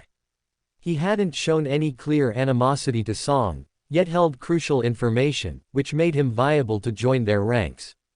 The question was how to do so. Clearly money doesn't hold an interest to him, since with his proclaimed status from Darren he seems to have chosen this lifestyle. She quickly glanced at Seishan, Revel, Moonveil and Silent Stalker. He's too soft for me, although his face and body are a winner. Seishan is too much for him, and honestly he doesn't deserve to stand next to her. Silent Stalker will chew and spit him out, he won't survive a week. Her focus now landing on Revel and Moonveil.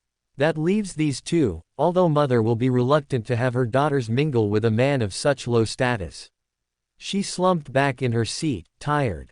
How are we supposed to wrangle him in? She mumbled. Although not as prestigious as being able to live in the castle itself, his property was on the very shore of the lake, with its back windows opening straight to the water. It was an elegant one-story cottage, which was seemingly built from brown bricks, with a sloping tiled roof and a tall chimney. There was a small garden in the back and a neat lawn in front of it, with herbs and flowers growing in ceramic pots. Since it was situated at the end of the street, few people ever passed by. If they did pass by, however, they would have seen a modest sign hanging above the door of the cottage. It read, "Sunny's Brilliant Emporium, Café and Memory Boutique." Memory Boutique. Neffy's mumbled as she once again touched her temple, having felt the same unusual feeling for a second before it disappeared like before. "This is the café you mentioned raised by wolves?" Morgan asked in a cold tone. "Yep, in all its glory." Effie smiled obliviously. She paused for a second, turning around and scanning the second row in thought before her eyes landed on Kim and Luster. Noticing her gaze, they realized what she was going to do, and quickly raised their hands in silent protest, but it was to no avail. "I only visit periodically, however, if you want to really learn about it, you should ask those two lovebirds. They're there every day." Morgan and the other Saints of Valor swept their gazes onto the couple, like poised daggers waiting to strike. Kim grabbed Luster's arm in fear as he nervously smiled. Well, it is true we visit it all the time, but only because it has a cozy atmosphere and some great snacks." He stammered nervously as Kim nodded frantically in agreement. "Is that all?" Just said in a low voice. Luster paused for a second before nervously swallowing. "To tell the truth, we also feel weirdly comfortable there, like it's a familiar place we've forgotten about." The final words quieter than the rest, as realization dawned with the possibility that Sunny had possibly been forgotten in some way. Could it be the effects of a memory? Revel questioned. Noctis laughed. "Dear, if what I suspect about this man is true, then they have no need for such a scrap of a memory. While we haven't seen it yet, if this man is capable of weaving, there is almost nothing that they cannot make." "As in what?" Beastmaster said while leaning forward. Anank coughed. "If he is truly at the level of weaving which I surmise." She paused, readying her words as the other's eyes widened in anticipation, the silence deafening. "Then they can make memories at the level of gods." The words hit everyone like a tsunami, some even physically staggering. What Anank had just stated was something they could have never imagined, a human capable of challenging the gods. Morgan was especially shaken. While her father was renowned as the best smith and crafter in all of Two Worlds, even he couldn't accomplish such a feat.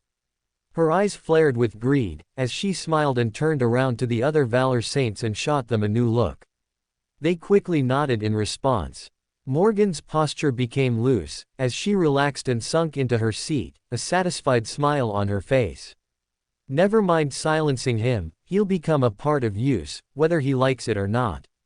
Effie's jaw hung open. But he's never advertised memories at such a level before, when I've been there to purchase some."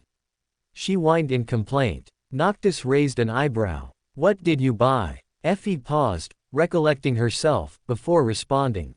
Just some custom things I requested, a memory that could produce and store water, while the other was a weird stick that aids plants grow and fertilizes soil. They were for my farm." Noctis stared at her silently before bursting into a fit of laughter, tears visible at his eyes. "Ah ha ha, truly you have been swindled. My, it seems our friend Sunny here is quite the treacherous fellow, don't you agree?" He howled without restraint. "Treacherous," Cassie muttered as her hands slightly twitched. She looked at Neffy's and noticed that her pinky was also twitching unbeknownst to her. Another reaction. Moonveil stood up, as others noticed her movement and followed her with eyes. "How can such a thing be possible? The spell isn't at the level of gods. One who is a master, not even a saint, should not be capable of utilizing it alone to perform such feats."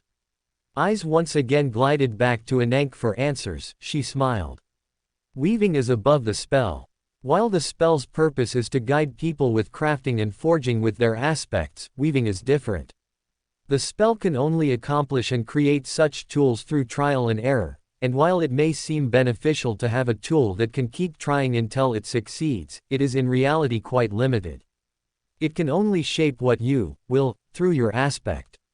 In weaving, one is in complete control, they are aware of every inch of the memory, they see every single function of the weave. They build it, shape it, guide it and forge it in every step of the process. The final product is the result of one's careful calculation, knowledge and experience, and unlike the spell which creates a vision, weaving itself is grabs that vision and makes it reality. The others were stunned, feeling like children. Weaving sounded like an impossible concept to learn as a modern-day person who utilized the spell. Whether they acknowledged it or not, they relied on the spell too much, whereas this man, Sunny, had gone back to the source material, and learned from the start. Who was his teacher then? Nefis questioned. Anank only shrugged, I am just as oblivious as you dear. How this individual came to be selected by Weaver is out of my knowledge, and how they built their experience is a shocking mystery to me, he is beyond me and anything I've ever seen. Darren shifted, could he have been taught by him, personally? Everyone held their breath as they looked at Anank in anticipation, a tiny part of them screaming in curiosity on whether this person had actually met and been taught by a demon. To their misfortune, Anank shook her head in disagreement. In this time displayed, Weaver is likely dead or in an unreachable place. It is also unlike him to personally teach weaving, let alone take a disciple, she chuckled. Julius's eyes gleamed, seemingly soaking up all the revelational knowledge that was being laid before him like a banquet. He failed to hide a ludicrous smile on his face. The screen once again shifted, the colors changing as the others sat back down, preparing for the next scene. As Anank quietly sat down she sighed, before whispering a statement too silent for the ears of anyone. Perhaps we are witnessing a new Weaver in the making. First official, reaction, part. Hopefully it was enjoyable and easy to follow smiley face. If you have suggestions or opinions on how I should change the interactions and dialogue, please fire away in the comments so I can take feedback and make the fanfic as enjoyable as possible. As the city was slowly waking up, Sunny finished his coffee and leaned back, enjoying his last moments of peace. He did not have a lot of regular customers, but there were some. They were probably going to start arriving soon, which meant that he would be busy for the next few hours. Before that, however, he glanced at his shadow, his gaze becoming distant for a moment. People shivered, as some uncontrollably wrapped their arms around their shoulders. Although nothing was peculiar about his actions, the way he looked at his shadow was unnerving. Like he was looking at something else entirely, his eyes like two whirlpools drawing everything that laid gaze upon them in. A couple of saints looked down at their hands, and curiously found them shaking. What's wrong with his shadow? Why is he looking at it like that? It's giving me the creeps. Effie exclaimed as less popcorn found its way into her mouth. Could it have something to do with weaving? Revel questioned, her curiosity growing. Anank shook her head. No, it's not to my knowledge whether weaving can have an influence on shadows. I suspect that this may be related to his aspect. His aspect. The words hung in the air as eyes among the audience twinkled. It was a staple law, that the more information one withheld about themselves, the more powerful they were. Knowledge was power, and nothing was more powerful than knowing everything about another's aspect, from its function all the way to its flaw. The atmosphere in the room changed, like a pack of hungry wolves who had just laid eyes on an unsuspecting sheep. They hungered to learn more about this mystery by the name of Sunny. But isn't his aspect related to weaving? Rain questioned obliviously, new to the concept of aspect abilities, attributes and flaws. Anank turned and shook her head once again and smiled. No dear, weaving is its own thing, completely separate from a person's aspect. It sounds quite scary but is the reality. Weaving in itself is like an open aspect with unlimited potential that anyone can use if selected and knowledgeable. Open aspect. The theater was silent. Everyone understood the absurdity of having two aspects. While there were many unique and peculiar aspects that existed, some that allowed one to mimic others, while a few even had multiple abilities. Nothing stood among what they had recently learned. Let alone having, weaving, the self-proclaimed original sorcery that rivaled even the gods. This man Sunny was now revealed to possibly have an entirely unknown aspect. All the saints felt threatened. How is that even fair? I haven't even awakened yet, teacher. Rain whined with envy as the screen changed. Then, a familiar voice whispered into his ear. You have slain a great demon. Your shadow grows stronger. Nobody said a word. Jaws hung open as eyes bulged, the silence was deafening. Some even raised their arms to rub their eyes in disbelief, convinced that their eyes were playing tricks on them. But they weren't. The silence may have lasted indefinitely if not for a figure who shot up from the first row, shouting at the top of her lungs, snapping everyone back to the imperceivable reality. It was Effie. What? A great demon. How he's sitting on a porch drinking coffee right now. How did he just effortlessly kill an abomination like that? Impossible. Cormac followed up, as he rose from his seat. This surely cannot be true, he's a mere master. Beastmaster hissed as the rest of Song narrowed their eyes. What little grounding the audience had built, had now been completely shattered. Who they had assumed and come to acknowledge as a special master who lived a leisurely life, had just slayed a nightmare creature that even saints would struggle with alone.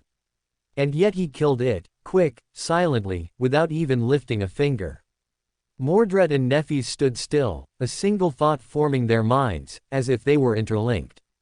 Another divine. But this was unheard of. While divine were a loose myth, they still existed and two of the three were currently present in this room. However, this man, Sunny, caused them to reevaluate their status. Yes, they were capable of killing great nightmare creatures alone, possibly even corrupted with enough information, time and preparation. Neffys could do so through with enough effort and even nuke the monstrosity with the surrounding area if needed. Mordred was his own army, and could create mirror creatures that could approach nightmare creatures in rank and give them a struggle. However, Sunny had done so without revealing anything. He had done so without any of these factors, hidden from the eyes of everyone, without even showing the tiniest form of concentration or struggle. If anything, it looked like he was too relaxed, as if this was a casual everyday event for him. Neffys slowly turned around to find Mordred, but he had already beat her to it, staring at her intently, a smile of intrigue on his face. I guess we're not alone, he mouthed before leaning back into his seat. Sunny previously had Mordred's curiosity. But now he had his, and Neffys's full attention. Are you capable of such a feat? Noctis questioned as her turned to Darren. Darren puffed his chest in response. Naturally, as a supreme, a great demon is troublesome but only in terms of finishing it quickly. He paused. However, as an apparent master, if that's what he truly is, then this is practically impossible. I have lived long and seen many things, however I have never once heard of a master killing a great nightmare creature, let alone effortlessly, his tone solemn. Could he be a saint then? Luster questioned. Impossible, a voice cut him off from behind, belonging to Moonvale. Saints do not just appear, they are either nurtured or carefully selected. It is rare for saints to randomly spawn, let alone be unheard of at such a high level. This matter would not go unnoticed from legacy clans, she echoed while quickly glaring at the cohort. Jet returned the glare with one of equal hostility. It seems like your favorite cafe owner is not the harmless doll you make him out to be, Noctis chuckled, as Effie reeled, unsure whether to be heartbroken of being lied to by such a face or excited at the possibility of being integrated closer to her and the cohort. But he looks so harmless. All he does is serve refreshments and snacks all day, while satiating the desires of women. Her palm quickly slapped across her mouth at the realization of what she just said. Numerous brows rose, in clear amusement of her statement, some secretly agreeing. Looks can be deceiving, Mordred hummed. Effie sank even more as she slowly turned around, back to her seat, defeated, unsure of what she should think. She slumped back, aggressively stuffing her face with popcorn, before turning to Neffys with a look of utter gloom. So what, princess, what do you think of two-faced Prince Charming? She grumbled. Neffys looked at her, pausing, before calmly responding. He's a viable candidate. Effie's eyes widened as she quickly choked on her popcorn, slamming her chest with her fist as a spew of kernels flew out. Her mouth remained open in disbelief, unsure whether she was talking to the same ice-cold Neffys that she knew, and if they had secretly been replaced. Neffys returned a look of innocent confusion. What? He's uniquely strong, Clearly intelligent and is an unclaimed piece. It would be nice to have another reliable member of the cohort, she said in a flat voice. Effie continued to stare at her before closing her eyes and covering her face with her palms, a low mumble escaping through her fingers. Princess, please get a room. I don't care who it is anymore, just lose the teenage innocence. Neffes blinked. But I already have a room. Rain watched her idle with wide eyes, stunned whether to be shocked by her obliviousness or saint-like purity. That went better than expected. He had just killed a great demon. Well, technically, it was his other self that had done it. His avatars were not beholden to the maximum range of shadow control, so there was a vast distance between them. Currently, Sunny was simultaneously in 3 separate locations. His original body was here in Bastion, enjoying a peaceful life in the company of the gloomy shadow. He had kept that guy so that people had no reason to ask why he was walking around without a shadow at all. Other self. Mordred catechized as his eyes twinkled at the prosperity of another like him, let alone a divine one. A new, warm feeling, blossoming in his body in contrast to his usual hollow cold husk of self. Maybe we were good friends. Morgan clicked her tongue in annoyance. So his aspect allows him to create avatars of some kind who can act on their own, she fulminated, her opinion growing even more agitated. Cassie nodded. It would seem that way, however there are some peculiar details, mainly how he associates them with shadows, his unique naming of them individually and most importantly, how he states that his original body is in Bastion, suggesting that his avatars are their own people by themselves. Maybe he has a rare sense of humor, just chuckled in contrast with his face which displayed a look of utter spite. I wouldn't think so, it seems more like an extension of some already existing ability of his, Julius muttered in thought. Revel wrapped her fingers on her hand rest. Indeed, it seems like his aspect is tied to shadows, through specific details such as his description of his avatars and his proclaimed shadow control, she sighed as her lips slightly curled. I wonder how he'd face against me. Darren's hand tightened around his arm rest. Shadow creatures, he mumbled as he glanced at Windflower, who was also looking at him. They both silently nodded, as they turned back to face the screen, a single thought echoing in the back of their minds. Shadow God. Rain meanwhile was reeling. One master was too much, but now, there were supposedly multiple. She grabbed her head as she moaned in agony, catching a look of concern from Anank and Neffes. Doomed, we're doomed, she wailed internally, at the thought of multiple masters wreaking havoc in both of 2 worlds. Her shoulders stiffened as her face donned a cold look. Surely he doesn't have any other disciples.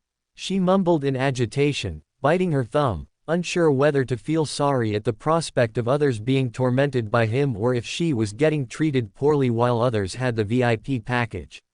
Salvan and Noctic met eyes. Shadow? She questioned, as he nodded. It would seem so, he remarked as they both turned back to the moving screen. Sunny lingered for a moment, then summoned the runes. A field of familiar symbols appeared in front of him. The runes themselves might have been the same, but they looked a bit differently.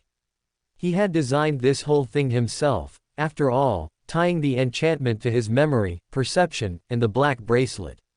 So, Sunny had taken liberties to change the look and feel of the field of runes to his taste. The runes read: Name, Sunless. True name. Rank, Transcendent. Class, Terror. Shadow cores, 6/7. Shadow fragments, 1591 6/1000. Neffes and Mordred's eyes twitched. So he is a transcendent. Terror. How can a human be a terror? That's a class of a nightmare creature. Is he even human? 6/7 cores, impossible. Shadow cores. The theater was in chaos. Statements and questions were being shouted left and right in rapid fire, as eyes moved everywhere, like lasers, switching between sending secretive messages and threatening glances. Everyone was shell-shocked, they couldn't comprehend what was being displayed to them. It was as if they were seeing the stats of a god. Chaos only dimmed from laughing and the sounds of clapping, which anchored everyone's rationality. It was the usually quiet Mordred, who was now doubling over in laughter, almost in tears. The sight shook both Song and Valor, as Morgan felt a creeping sense of fear.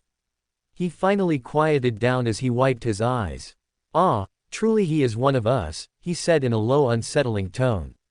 Morgan's eyes twitched. "Explain yourself, wretch," she yelled, causing Mordred to glare at her for a second, before his face loosened and a tactical smile crept on his lips. He slowly turned and looked down, his gaze slowly sweeping the spectators, until it fell on Neffy's. Her eyes widened in realization of what he was about to do, but he spoke before she could act. "Let's just say that our friend, Sonny, here is a bit different from your usual transcendent," his smile growing in satisfaction as he continued to tolerate Nephis's glare that could kill a mundane on the spot. He slowly raised a pointed finger. "Changing Star is much more knowledgeable about such information, it's best if you look to her for answers," he mocked. Eyes descended on Neffy's as she was completely lost. He had completely given away her identity as a divine aspect holder, although they hadn't realized it yet. In such a situation she couldn't escape. She had been completely trapped by Mordred, who swayed side to side above with a look of amusement. "I can't get out of this." She turned to Cassie, but to her dismay, she was completely stone-faced.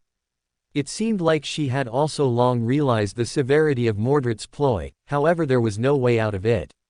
Neffy stood rooted to the spot, for once in her life, rarely at a loss of how she should proceed. Like a beacon in the dark, a hand slowly graced her shoulder, as Neffy stepped back unconsciously. It belonged to Anank, who looked at her with a reassuring smile and gave a slight nod.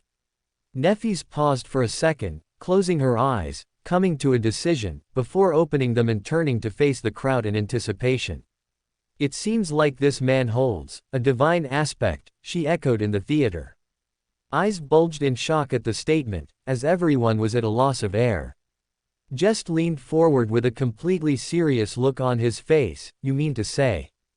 Neffy nodded. "Yes, this man is a divine aspect user, which allows one to grow and ascend ranks beyond a human to what he is now, that of a terror. Additionally, one can have up to 7 cores which they can fully utilize, making them infinitesimally stronger than any person of the same rank, even challenging one of a rank above. I would know, as I am also divine aspect holder, and a titan at that," she said in a defeated tone, before pausing and shooting daggers at Mordred. "This mundane, by the name of Mordred, just so also happens to be a divine aspect holder, while it seems he would prefer if someone else would announce it for him," she growled in a threatening tone that caused the other cohort members to shiver, unfamiliar with the display of aggression from Neffy. Eyes once again swept back to Mordred. He glanced around, still smiling, before raising his arms and shrugging. "Well, the cat seems to be out of the bag," he cooed before taking a dramatic bow. "Yes, ladies and gentlemen, I am also a humble divine aspect holder, but the revelation should not be taken too seriously," he said in a sing-song voice. Rain's eyes bulged. "But you said you were a mundane just like me," she yelled in protest. Mordred looked at her and pushed his lips, as if trying to pout, although the achieved effect was only an uncomfortable shiver that ran through the audience. "Did I must have forgotten," he said in a condescending tone, causing her face to flare with rage. "Enough!" Darren boomed, preventing things from escalating. The room was once again silent. Kim, Luster, Rain and Julius shivered uncontrollably in excitement. A divine aspect holder. A real one, in the flesh. It was just a seamless fantasy that floated through the world that everyone paid no mind to. But now that myth was all too real. A seemingly fictional deity. While excitement was alive in the room, something else was also alive. Something quite the opposite. It was resent. Both Song and Valor were in a turmoil at the revelation, although they both suspected it had finally been confirmed for both of them. Both had one of the two powerhouses on their side supposedly doing their bidding, but it was not enough. They were too much of a danger, and the longer they breathed, the greater a threat they became. And now, there was a third, one who hadn't pledged allegiance, a lottery ticket in the open, waiting to be claimed. But could they even reel in such a person?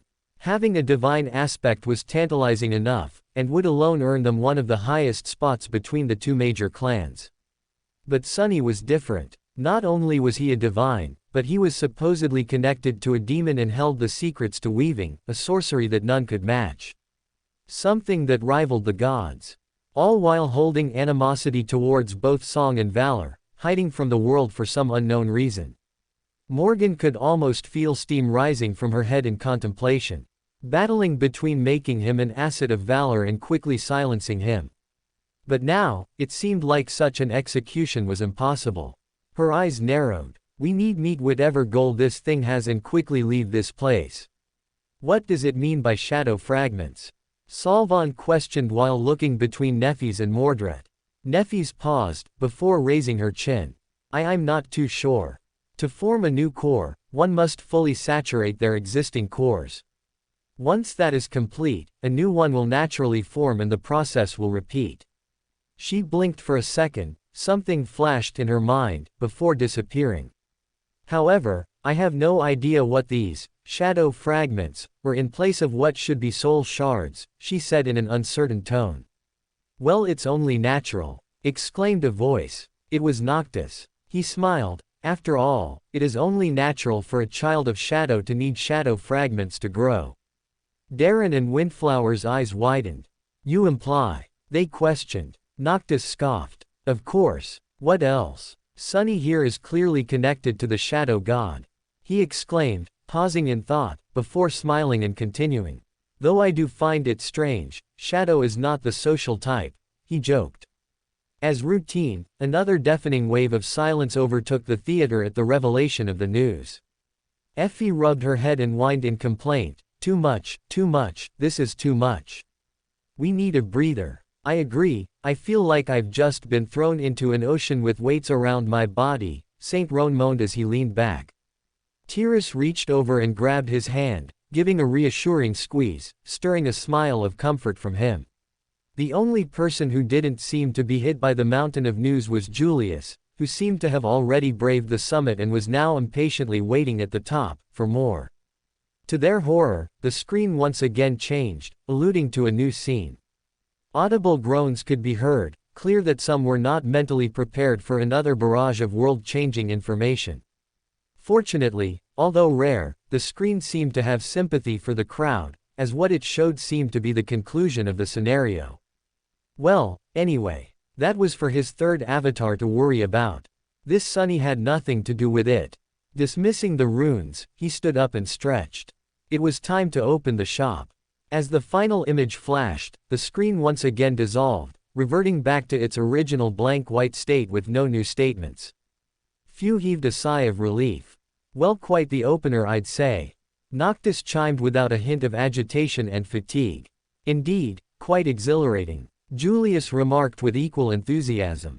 An audible pause took place before Julius coughed, signaling everyone's attention. Now that the first viewing seems to be over, it's best that we should evaluate what we have learned, he said in a professional tone. Indeed, Cormac nodded. The most obvious piece of information is that this man, Sunny, is a wildcard. He holds a divine aspect which makes him one of the strongest people alive, second only to the sovereigns. As if that wasn't enough, he is connected to the demon of fate and holds knowledge about weaving which has the potential to change everything. He paused, gathering his words. Not to mention, according to Lord Noctis, he is suspected to possibly hold the lineage of the Shadow God, which has been an elusive mystery since the beginning of the Nightmare spell. All lineages have been claimed by legacy clans of unquestionable power, so it is a shock that as a single person, he has found the lineage, his words humble. With this, we can confirm that the titles he holds are indeed truthful to an extent, although their exact definition is not crystal, he finished.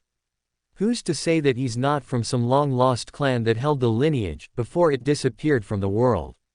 Revel questioned. Jet stood up in response. He's not. He's far from any uptight legacy package. If he found the shadow lineage, it was through his own efforts and perseverance, she defended.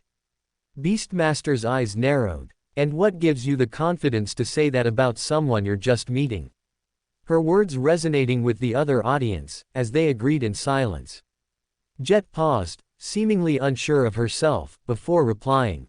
Call it intuition. From one slum survived to another, she said in a low tone. causing the eyes of both saints from Song and Valor to twinkle, as if mocking her origin. Effie snorted. "He looks far from any slum inhabitant I've ever seen," she said with enthusiasm. Cassie slightly shook. "The change that comes with ascending is not to one's will, it is not their choice when the nightmare spell rebuilds them after every trial," she said in a silent tone, gaining a look of remorse from the rest of the cohort. "Anyway," Morgan cut in, "whether he likes it or not, he needs to recognize himself as a danger to us and the rest of the clans. Someone unknown with such promise and power rising from the shadows will not be tolerated," she said in a low voice before pausing and flashing Song a smile. "So whenever this ends, he'll pick a side whether he likes it or not," she said in a mocking tone. The eyes of Song flared as they prepared to retort. Darren closed his eyes in annoyance as he sighed, preparing to once again intervene. Brats. Unsuspectingly, something else came to his aid, garnering the attention of everyone. It was the screen, which was now flashing new statements. "You have completed the first viewing. Please collectively come to a decision and choose your reward." It flashed once again, causing some to gasp while others' eyes glistened at the new information. Summon a person you are familiar with to join the viewing. Or, gain a piece of knowledge of the Forgotten One, lost from history. Nobody said a word at the revelational information displayed on the board. This changed everything for better or worse. Already they were rapidly gaining info about the man by the name of Sonny, and now they had an opportunity to better their position. Is what they should have thought. But quite the opposite was taking place. Both Valor and Song glared at each other. In reality, this was a fight to see who could gain one more ally on their side to better their condition. And neither was about to let the other get away with their wishes. Morgan was the first to act. "I propose that we summon a smith from Valor that can be trusted.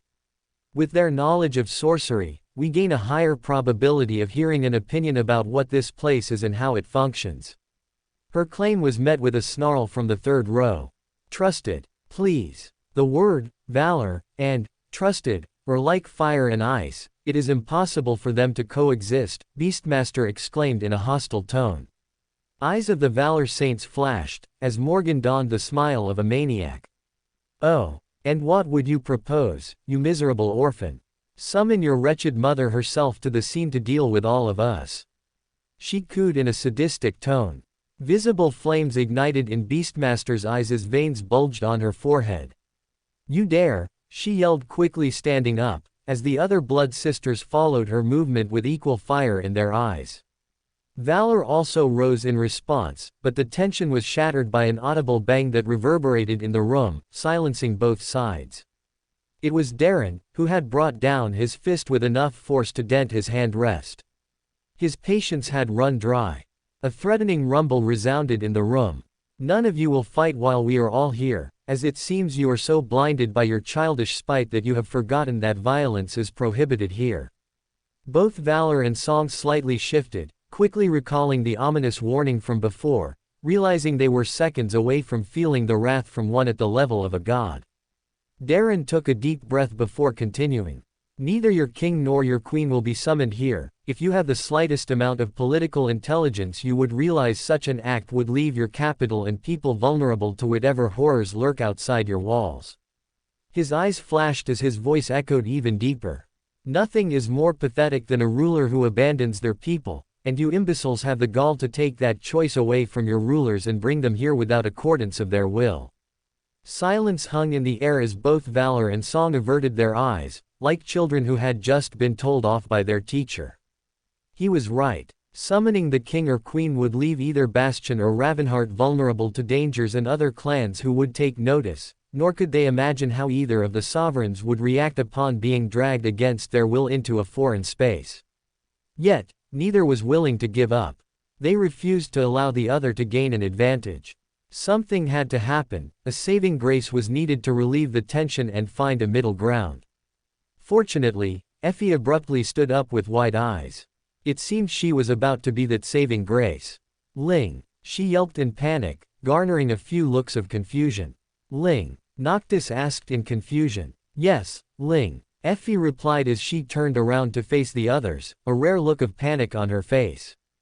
My son was in a memory I had on me before I was dragged here. With this place having severed us from everything, he's currently trapped inside. Guilt blooming on her face. What about your husband? Can't he deal with it? Just said, a look of pure annoyance. She frantically shook her head.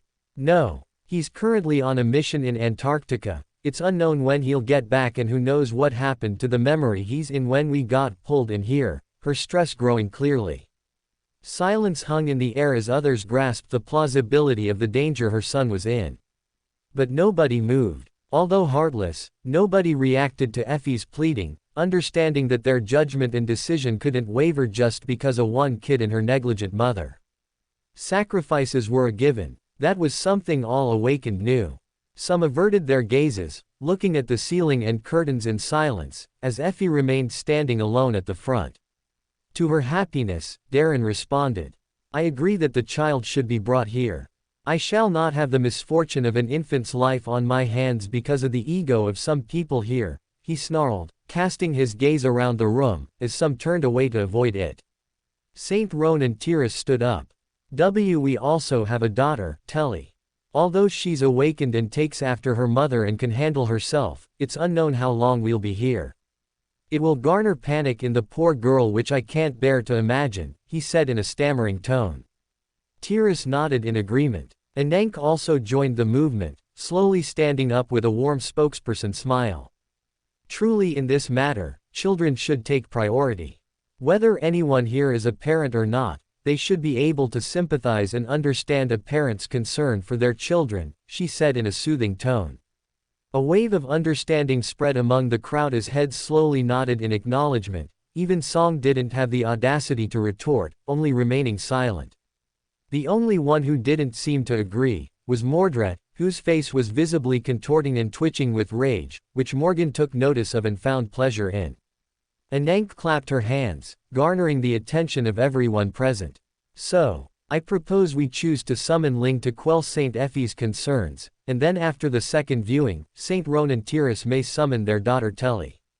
Any objection? Silence had never felt so pleasant as the room came to a decision. The blood sisters looked at each other for a few seconds before sighing and nodding their heads. Effie was elated. Thank you. She turned around to ask for Ling, before stopping and slowly turning back to face Darren, a smile of gratitude on her face.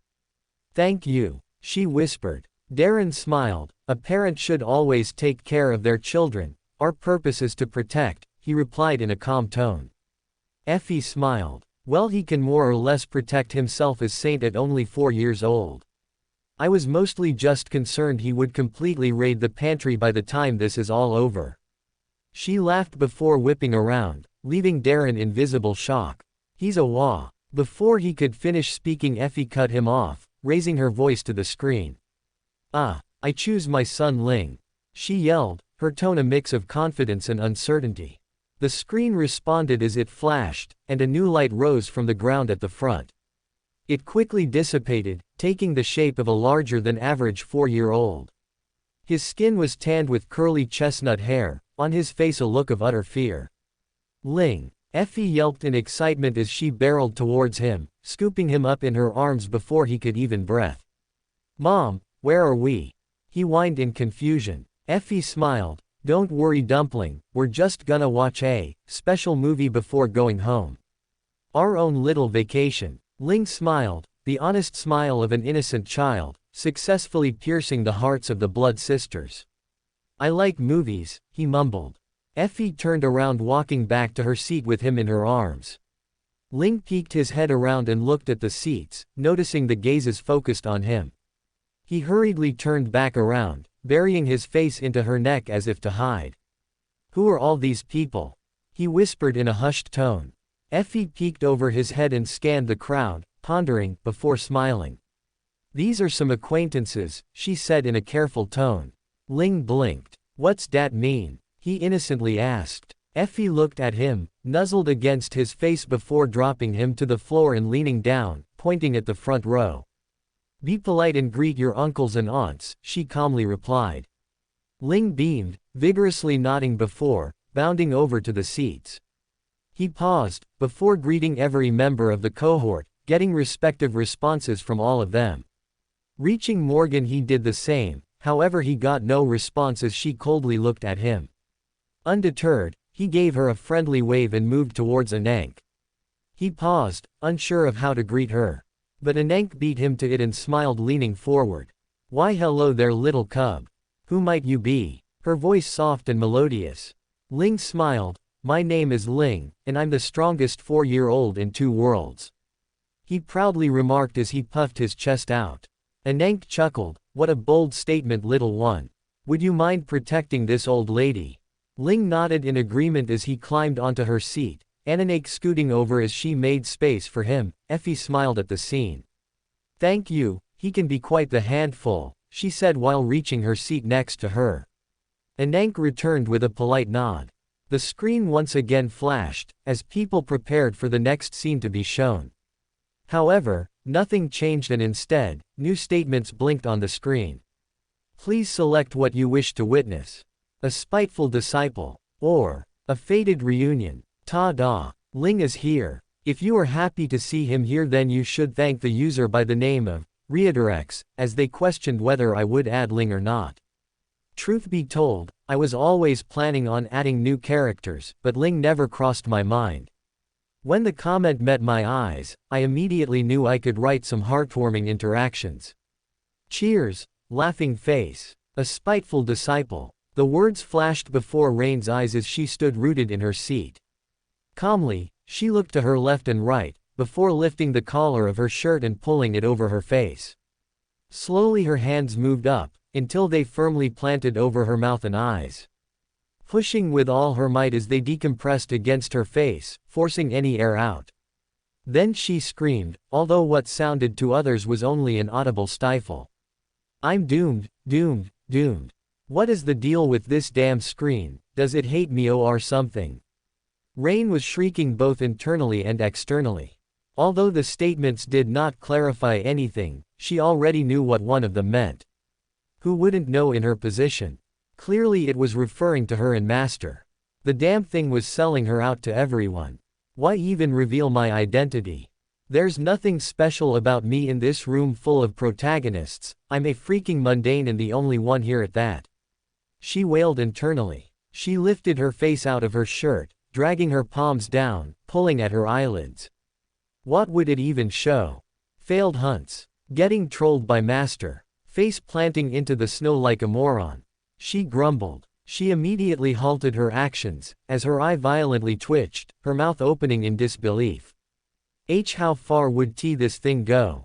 Is there any limit to what it could show, even possibly, a scene, where I'm bathing? She silently screamed, in utter denial.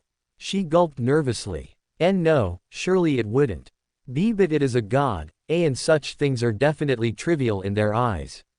Her stomach dropped, an impossibly sickeningly deep feeling seemingly dragging her body down. Although she violently disagreed with the possibility, a silent voice whispered in the corner of her mind, teasing her at the horror that some image of her might flash the entire audience, and worst of all, her idle nephews. Her hands shot up as she smacked her cheeks, aiming to calm herself. "See, come on now, let's think. Panic is the unspoken killer. There's still 2 statements that have been presented, and by the laws of probability, it's 100% impossible for everyone to unanimously agree on one of the 2, she muttered like a maniac, her eyes twinkling with a flame of hope. She leaned forward, taking a shaky gasp of air. "Why yeah. Master has been confirmed to be clearly connected to Weaver, who deals with fate, and one of the statements has, fated, smack dab in the middle of it. Everyone will definitely be eager to choose it. Also, Master hasn't been stated in any way to have a disciple, so the statement remains completely ambiguous," she silently rambled with increasing speed. A smile of self-delusion slowly growing on her face. "Yes. Everyone will definitely want to pick a statement with a clear direction. As long as nobody knows about my identity, then I'm safe," she exclaimed in silent victory, as she leaned back, closing her eyes to control her breathing. Her chest began to slow in rhythm, before abruptly halting, as Rain violently jolted up with wide eyes. As long as nobody knows, as long as nobody knows, as long as nobody knows, the statement echoing in her mind like a spiteful parasite. Her hands shook as she slowly turned around, her eyes passing over people in the second row, before stopping, landing on one person.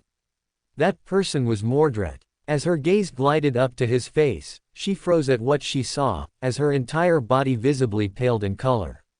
Mordred was leaning back, his hands clasped together as he rhythmically twiddled his thumbs, as he looked directly at her. His eyes gleamed like two hungry beasts, as his mouth contorted into mocking shape. His lips slowly opened, as they moved, silently forming words. Rain's legs shook. The silence was too much. Mordred had said nothing, but what he had mouthed had already been directly transmissioned to her mind.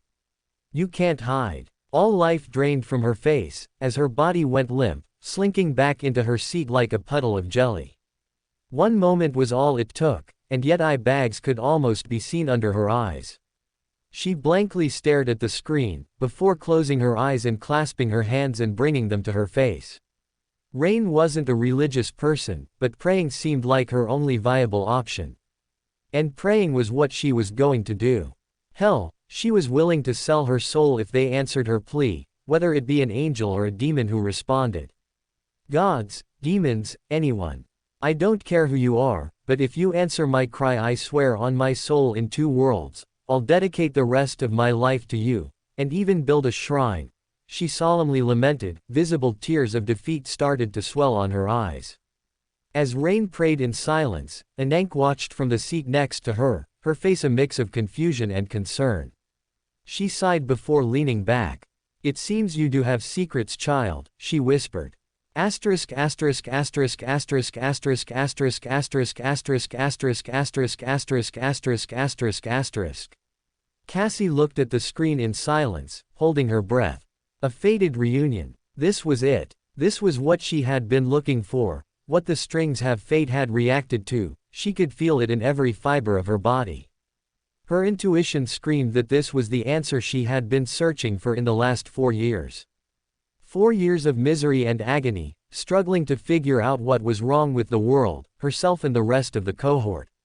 The mystery of the third nightmare.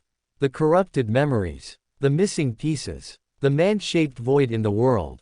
Although fate was currently tattered in pieces all over the place, it seemed for once that it was on her side. After everything she had been through, suffering in silence, planning, calculating, it seemed like fate had finally looked at her with kind eyes. She clasped her hands and leaned forward in serious thought. This is it, we need to choose, a fated reunion, no matter, she shakingly whispered, unable to control herself. Cassie knew that it would not be as simple as answering all of her questions and worries. She had long become aware that some unseen force had some sort of control over everyone's mind, and that when they came close to the truth, it would rip it away from them. The last 4 years had been a living lie. But there was one thing that didn't lie, and that was time. Every time she came close to the truth and forgot, clues had been left behind.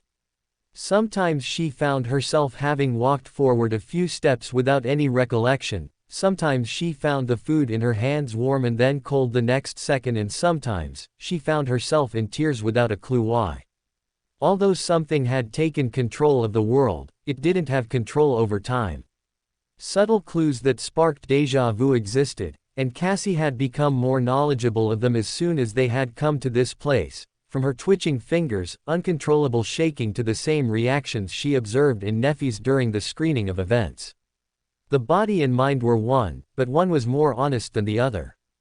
It is highly likely that if we watch it, then it won't cause a miraculous change, but it will devise enough information to pull pieces together to build a picture of the truth. Who Sonny is, what role he played in the cohort, what he meant to us, what he meant to me. Single quote. Single quote. Quote. What happened to him in the third nightmare, that made him become the hole in the world, she whispered. The skin on her face twitched. She paused, slowly bringing her hand up to feel her face. It was moist. She had been unknowingly tearing up. Cassie looked up at the screen, as it flashed before her, like a gateway, into the unknown, the truth of the world. She was not a supreme who could wield her will, but in this present moment, her will burned stronger than anyone else in existence. I will learn the truth, she vowed, before turning to Neffys, catching her gaze as she faced her. Cassie raised her finger to the screen. A fated reunion, that one, it's the answer to everything, we need to pick it no matter what, her tone, flat, but loud with audible determination. Neffys nodded in understanding, as she turned to the others' members, who returned a look of equal understanding. She closed her eyes, bracing herself, as she then stood up and turned to the crowd. I think we should choose a fated reunion, she announced to everyone in the theater. Yes. Rain silently cheered, as eyes widened in curiosity. And why, that one? Jest questioned. Neffys remained different, calmly responding. Naturally, Sunny has been connected to Weaver, who wields fate, and a fated reunion is clear as day with its implication, she said in a carefully. Jest leaned forward, his eyes narrowing. Is that all? He hissed in a low tone, blooming suspicion in the other spectators as they held their breath. Yes, Neffys responded immediately, only to be met with a scoff from the side. Really? To me, it seems like that option means a lot more than just a simple implication, Morgan said in a low tone, embodying the role of an interrogator. Cassie stiffened, as she looked at Neffys in anticipation. Neffys stood her ground, as she turned to Morgan, her face devoid of any emotion like a marble statue. I have no idea what you are implying, sister, she smoothly replied. Morgan's face darkened as she held eye contact, a smile growing on her face. I think you know exactly what I mean, sister, she hissed in a menacing tone, causing all the cohort to freeze, tension building. Windflower rose. What are you leading at? She said in a serious tone. Morgan slowly turned her head to meet her gaze, her smile growing relaxed. What else? I have reason to believe Changing Star here and the rest of her cohort are indeed familiar with this man, and are in fact hiding something they know, which is why they are so inclined to pick one of the two options, she sneered as Neffys shot her a glare that would have set anything it hit on fire if they were in the real world. Silence hung heavy as everyone stirred at the reveal. Is this true? Seishan questioned, rising from her seat as the blood sisters followed. Neffys still held her gaze with Morgan, who neither backed down, holding a taunting look, enjoying their misery. Panic became clear among the cohort, as their shoulders stiffened, eyes darting, minds racing, looking for a solution. Neffys finally averted her gaze from Morgan, meeting the audience in anticipation, betraying to show a falter of panic or hesitation. We have our suspicions, she echoed in an emotionless tone, like a trained lawyer. Eyes narrowed, while brows rose in interest. So why don't you share with the crowd? Noctis hummed. Neffys slightly shuddered, pausing. We have reasons why we cannot divulge, she said in a hushed tone, causing the glares to intensify in suspicion, a snort from the third row causing them to pause. So of course, we should follow your selfish request, which benefits you, Beastmaster snarled. Cassie rose in defense. All information revealed is equal in shock to all of us, nobody sees everything, she retorted. Revel chuckled. Indeed, it would seem that way, she sighed, leaning forward, as her eyes slowly opened. However, it would seem that some are more equal than others, her tone growing dark as the blood sister stood in silent agreement. Suspicious gazes moved back onto Cassie, as she stood silently on the spot, lost at how to respond, her mouth quivering slightly. Darren slowly rose. Certainly it would seem that way, however everyone has their secrets, he solemnly remarked. As Prominent awakened, it is only natural for one to have an abundance of secrets, pushed out of sight from the world, it would be more suspicious to have none, he echoed, stirring agitation in some. Gilead slowly rose in response. Naturally, however, it cannot be overlooked that information is being withheld while we are in a predicament where cooperation is crucial, he retorted, the Saints of Valor nodding in unison. Darren paused, considering the information. This can be overlooked, to an extent. Truthfully, I am much more inclined for the first option, which would also solve the issue of suspicion among the crowd, he continued, causing Rain's eyes to widen in panic. Salvan raised an eyebrow. And why is that? She questioned. Darren remained silent. Firstly, it would quell the suspicion and deny some from gaining an invisible vantage over the rest. Also, I am more intrigued about this disciple mentioned. We may learn about who has taught this hidden prodigy. People silently nodded in agreement with the statement, as panic took Cassie's face. I am adamantly against it. My intuition is Seer is screaming at me to pick the second option. She stammered without composure. Have you forgotten that Seers have been crippled for the last 4 years? Beastmaster sighed, a look of utter dejection painted on her face. Cassie's face hardened. No, if anything it's the opposite. As high members of Song you naturally have a select few seers, and I know that they also felt what I did and likely reported to you, she replied, causing the Blood Sisters to stiffen at the revelation. What do you mean by feel? Kim whimpered. Cassie straightened her back. Yesterday, fate trembled for the first time in years, and it is not a hidden fact that it has been in pieces, she announced, slowly turning to the screen. My intuition tells me that the second choice holds a clue to why fate reacted, and if one thing is known, it is to trust a seer's intuition. She echoed in the now silent room. Maybe, but I'd trust any seer, except you, Jest audibly chuckled, earning a glare from Cassie. The sound of clapping broke the tension. Please let's be civilized.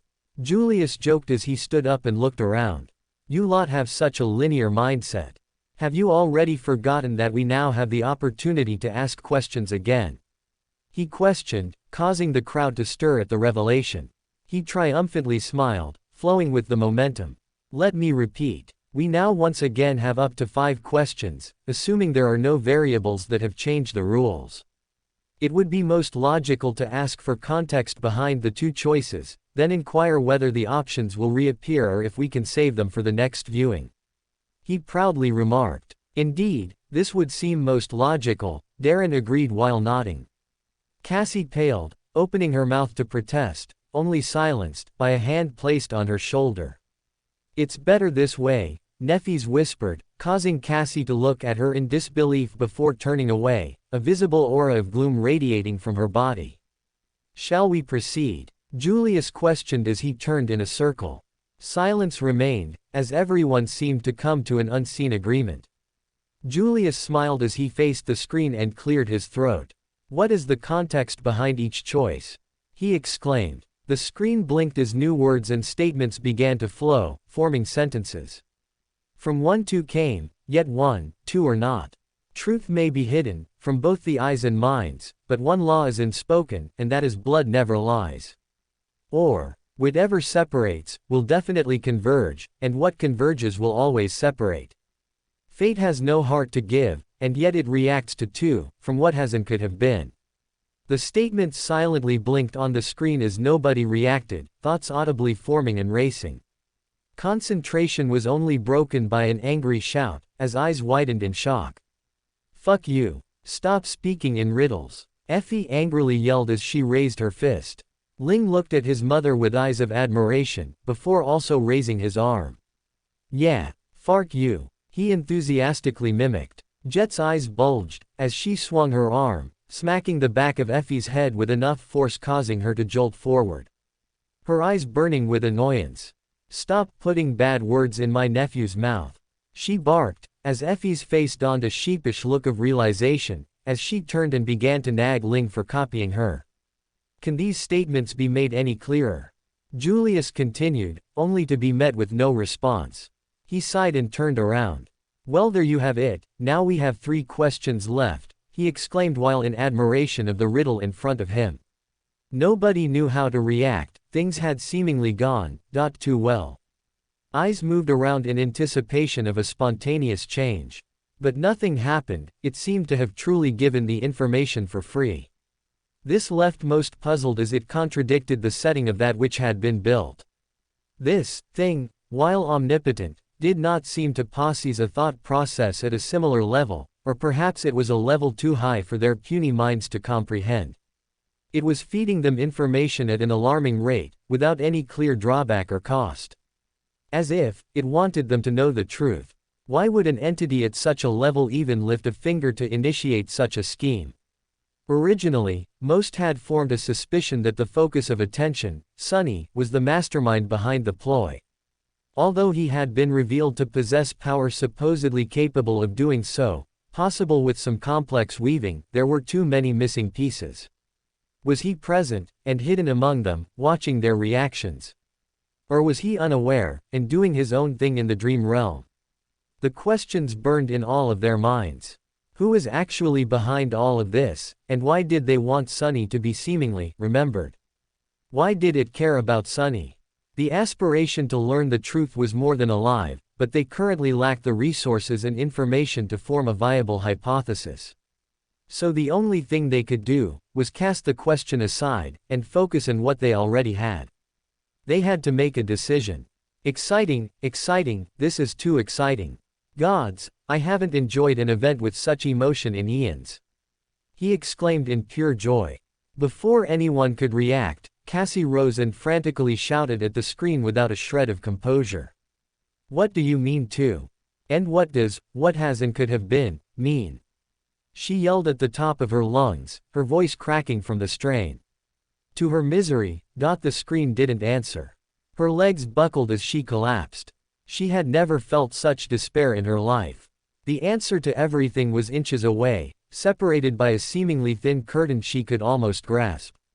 And yet, it seemed to be drifting away from her with every waking second. She hated it. All of it reminded her of how weak and powerless she had been in the Forgotten Shore, how in all these years she had done everything to change fate so she could never feel so helpless ever again. She had come so far and done so much. And now, she was once again helpless, at the mercy of another unknown entity. Cassie shakingly raised her hands, clutching her face, hyperventilating in shock. Nefis immediately responded by grabbing her shoulders and gently propping her up, a distinct look of sadness on her usual emotionless face. She couldn't understand the full scope of her misery, and yet, like her ability to sense longing, it seemed in this moment she could feel the waves of despair radiating of Cassie's body, like an endless murky pool. She hated it. She wished the cause was some minhex from an abomination which she could clash with and incinerate, a vile beast she could release all her frustration and rage on. But it wasn't, it was something much more cruel. It was emotion. Something which Nefis couldn't fight, something she herself was unfamiliar and scared of, a concept which she had failed to grasp all her life. She looked at Cassie helplessly limp in her grasp, as her face tightened. There was only one thing Nefis could do to help Cassie. Can choices be saved and viewed in the subsequent viewing? She hurriedly asked, not giving the others a chance to take up questions. The screen blinked, slowly changing to form a new statement as Nefis held her breath. Yes, she gasped, the air in her lungs rushing out, as she became slightly lightheaded from the revelation.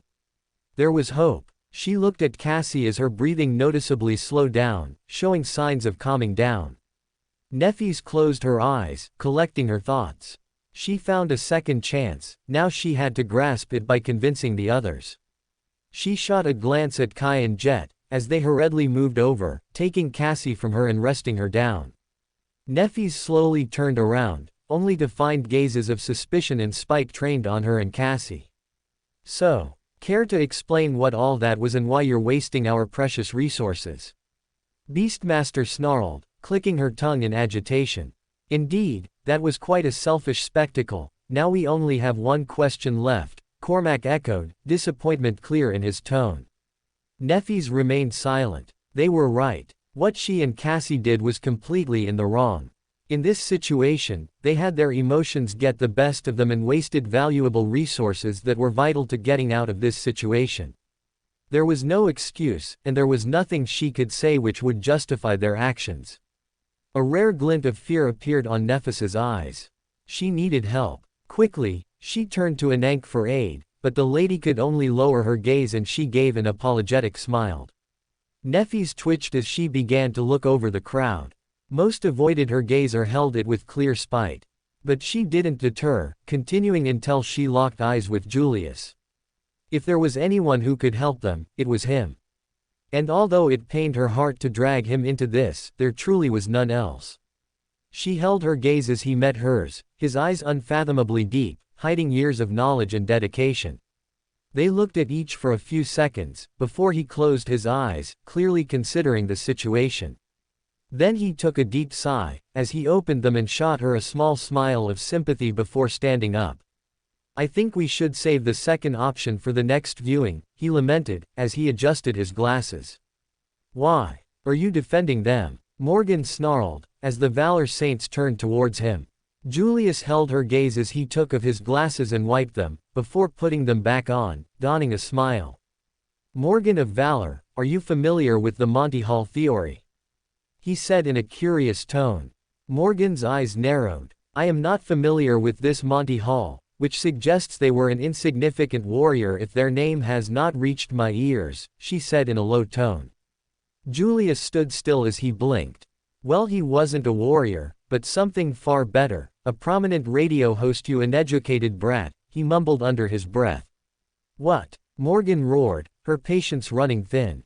Julius shook his head and smiled. "Never matter his origin, my point is, he was involved in a particular event which suits our own, which has its own little theory, that was very important for winning," he cooed in a leading tone. "How does it work?" Gilead questioned as he leaned forward. "Glad you asked. The theory is focused on probability, and it explains why in a situation where you have to choose between options, it is mathematically proven that to take a different choice after one option is revealed, increases your overall odds of choosing the correct option." Julius enthusiastically droned as he paused to look around. He was only met with blank stares. He sighed, as he rephrased his words. "In other words, it is beneficial to keep the current choice as we happen to know that it is a winner and will get better results by choosing between it and another. After the next viewing," he worded slowly, allowing the info to seep into the barbaric brains of the spectators who only knew how to fight. Everyone remained in silence, contemplating the statement. It was indeed enticing whether it would be beneficial to save the second option, especially after learning that mathematically it was proven to yield better results, although a few were stumped in contemplation about how some viewing could be better than another. However, they were troubled whether they should let the enticing revelation get the better of them or hold spite and refuse it at the behest of the cohort not gaining what they secretly knew. Eyes twitched as different scenarios ran through their minds. Julius remained standing as mutters sounded around him, a confident smile on his face. Confident it was, as he needed to hide the blatant lie he had just told. Anyone with even a slightly decent knowledge of math would have realized and called him out for phrasing the mechanics behind the theory wrong. However, he had taken a risky gamble. A gamble that the only thing on the minds of the Saints was violence, scheming and gaining power. Not a slightly polished mathematical education. And it seemed his gamble had somewhat paid off, as some could clearly be seen having favor in the method. The only two who weren't in contemplation were Rain and Saint Cormac. Cormac had been alive for a long time, and thus had a full education before the nightmare spell descended, so he was well aware that what Julius said was a blatant bluff. But he was willing to let it slide, as he secretly believed in Changing Stars cohort, more than any of the corrupt clans and legacies. He met eyes with Julius, as he gave a quick nod before looking away. The only one left was Rain, and unfortunately she was out of the loop, a puzzled look on her face. "Hang on, isn't he completely wrong? Isn't it supposed to be the other way round? I watched this in class." She mumbled in realization, a spark of pride igniting in her body at the prospect of using what she had learned in school, outside of the classroom. A stupid grin crept her face, as she turned, preparing to correct the old fart on his silly mistake. However, before she could open her mouth, she found that same old fart, staring right at her. His gaze was so serious and strained, Rain felt like she was a child about to get yelled at by her parents for doing something wrong. She stood silent as she held his gaze, neither moving. Julius rapidly blinked as he tilted his head left and right, beckoning her to look around. Rain silently nodded in confusion as she slowly turned her head, catching different people muttering among themselves, as realization dawned on her. Oh. A smile crept on Rain's face as she realized that what he had said, and the effect it was having on the people around her. She was being saved. Everyone would want to pick the second option now, and then there was a chance that if her option was saved, it still wouldn't be picked. She silently cheered as she took in the sight with delight, looking around delusional smile. And delusional it was, as she had got it completely wrong, and in fact, it was the first choice which would be selected while the other was saved. But Rain was not in the right of mind, her thoughts still rushed off her earlier panic. Julius took note of the sight as his face now held a look of remorse. "I'm sorry, child, but you'll have to lose your secret first," he whispered, similarly having observed Rain's body language earlier like an ank. The crowd momentarily came back to attention, as a figure stood up. "I think it's a great idea," Rain enthusiastically chimed, throwing a triumphant glance at Mordred, only for him to return it. Rain immediately became confused. "Doesn't he want my identity to be revealed? Why isn't he arguing against my point?" She mumbled. "Indeed, it seems like the most suitable course of action," Darren echoed. Song rose in protest. "This doesn't change the fact that they will gain hidden information while we are left in the dark," Beastmaster angrily retorted. Darren paused, as he cast his gaze onto the first row, meeting Nephis's eyes and holding her gaze. Neither backed down as they both looked at each other in silence, before Darren slowly exhaled for a few seconds before turning back. "Yes, they will gain more, but we will also gain more. With negotiations, we may ask them to reveal what they have discovered after the viewing, is that right?" He finished while side-eyeing Nephis. "We will do the best to our knowledge," she calmly replied. Cassie looked alarmed, as she opened her mouth to object, but was silenced by a hand that landed on her shoulder. "This is our best option," Nephis whispered. Cassie stood in silence, as the whole room awaited her answer. "Okay," she defiantly whispered. Anank rose and clapped her hands. "Right. Now we shall proceed with the first option, and save the second for the next viewing. Following that, Saint Tyrs and Roan will summon their daughter, and we can proceed whether we select the saved option or choose the latter," she calmly stated. Heads nodded silently, although some were more lenient and stiff than others. What if something changes after this viewing that affects what happens next?"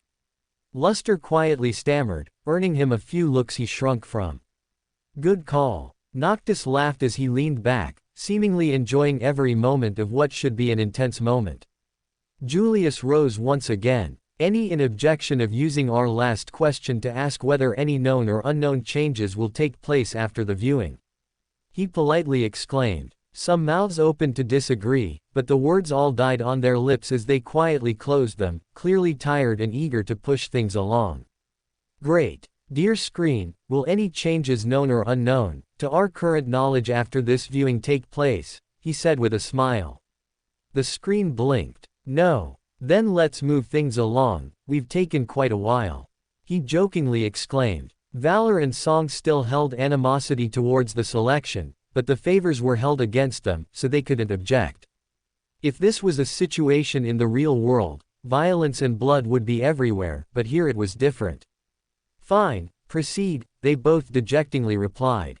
Julius turned to face the screen once again. "We would like to select a spiteful disciple, and then save a fated reunion for the next viewing," he slowly worded, careful not to mistakenly say something that would change the outcome. The air finally softened, seemingly relaxed that a conclusion had been met. One person, however, was currently quite the opposite, with a look of fear and realization. "Wait, no. The other one. Not the first option, the second," she wailed internally, having finally realized what had happened. But it was too late, as the screen began to change, color blooming once again, forming a new image. "Wait!" a yell exclaimed from the crowd, causing people to turn. Rain almost cried tears of joy at the revelation that someone seemed to help her. I would also like some popcorn," Windflower awkwardly stated, a sheepish look on her face, a bucket soon manifesting as Darren looked at her with a look of amusement. Rain's mouth hung open. "Are you kidding me?" she screamed internally as loud as she could, as the image finally formed. Rain slumped and grabbed her knees, panting heavily. She could feel a trickle of foreign essence seeping into her soul, and a river of adrenaline coursing through her blood. Eyes slowly moved, as they planted themselves on Rain from all directions, a mixture of curiosity and rage. Mordred had to cover his mouth, to prevent himself from laughing out loud again. Rain remained still, a simple defeated smile on her face. "Just kill me," she whispered. "Quite the filler chapter I'd say, but I think it's necessary to grow the development and keep it accurate, which my main goal is." Hey, technically this whole FIC is a filler, since it's a reaction story smiley face. Shout out to my old math teacher who made lessons fun and reminded me of Monty Hall's game theory. Rain's teacher was a strange existence. Usually, he resided in her shadow, only showing up when no one else was around. At first, she thought that she had gone insane and was hallucinating, but after spending some time with the mysterious apparition, Rain slowly realized that it was real. And not only that, but also immensely powerful. Luckily, the apparition was mostly benevolent, and did not seem to harbor any ill will toward her. On the contrary, he treated Rain with something that resembled familial affection. It was almost as if he was the spirit of her distant ancestor. She did not think that her family had such an ancestor, though. But then again, Rain was adopted, and didn't know much about her biological parents. So, it might have been possible that there was an eccentric dark deity in her family tree. Her teacher did, indeed, look a little bit like her. A much more glamorous, handsome, and male version of her, to be precise. "You dare lie to us, girl?" Gilead roared as Valor abruptly stood up. "You have 1 second to explain yourself," Seishan growled as the rest of the blood sister rose with equal rage in their eyes. "State your affiliation immediately," Darren said in a low tone, suspicion in his eyes. Everyone was now glaring at Rain, the anger and suspicion painted on their faces could never be more clear. This seemingly useless, mundane girl had after all this time, in reality, been deeply connected to the mystery that was Sunny. Though they wouldn't admit it, their pride was damaged at the realization that a worm, not even awakened, had fooled them, significantly heightening their emotions. Rain continued to hold her twitching poker face. "I have never met this man in my life," she said flatly, her eyes unmoving. The air seemingly boiled as both Valor and Song took a threatening step forward from their seats, Rain's facade collapsing under panic that their emotions would get the better of them and that they would risk the violence warning just to satisfy themselves. Her mask cracked. Okay, he's my master. But I didn't tell you, because his conditions to teach me were to never reveal his identity," she cried. A hint of sadness taking over her face. He's all I have left, and I didn't want him to leave me, even if it meant defying saints," she silently whispered in defeat, lowering her head apologetically. Still the room remained silent, her answer seemingly not enough, as panic continued to grow in her stomach. Besides, I don't even know what the screen is showing. This has never happened, I swear on my soul in 2 worlds. She croaked. You dare to continue your lies even after all of this?" Morgan roared, betraying her usual cold and collective demeanor. Her chest heaved. If this was Bastion, I would have cut you down on the spot before another fib could snake out of your mouth. She hissed, seemingly an inch away from launching herself. Rain could only cower on the spot, at a loss of words. I swear it's truth," she screamed, without a shred of dignity, her eyes moving to the usual calm Darren for aid. But to her horror, he met her gaze and looked away, seemingly also in disappointment. Rain was left alone, silently being pierced by all the gazes in the room. She could only look up at Mordred, who held a look that could be only described as pure joy. She didn't even have the will to get angry. It was all over. Cassie silently gazed at Rain, as she watched her fingers once again slightly twitch, pausing, before she walked next to her and faced the crowd. "What has and will be," she echoed, shifting the weighted gazes onto her. "What?" Salvan hissed. Cassie remained steadfast. "What has and will be," that was one of the first questions that was answered, and I think we are witnessing a scene from the future, she echoed, as people held their breath at the revelation. "Impossible," Gilead retorted. Cassie turned to him. If she wasn't wearing a blindfold, then she would have met him with the most comical eyebrow raise. "Are you doubting the capability of this place?" she questioned in a serious tone, causing Gilead to shudder. "No, but such events seem impossible," he slowly replied, as the faces of some softened. Cassie smiled. "Then we cannot blame Rain here, as she herself isn't in control or aware of what will be shown to us," she smoothly cooed. "Can you verify what it has said so far is true?" Windflower said in a muffled voice, her mouth stuffed with popcorn. Rain slowly nodded. "Yeah, it seems along the lines of what I would think and say, although it feels weird since it's a supposed different me saying it," she awkwardly replied. "Could he indeed be a forgotten person from your family?" Noctis pondered with a curious smile. Rain shook. I always had a suspicion that he was somehow related to me, but I never gave it thought until learning about this recent information," she whispered, causing others to narrow their eyes in realization. Rain was equally sad and confused. "Who really are you, Master?"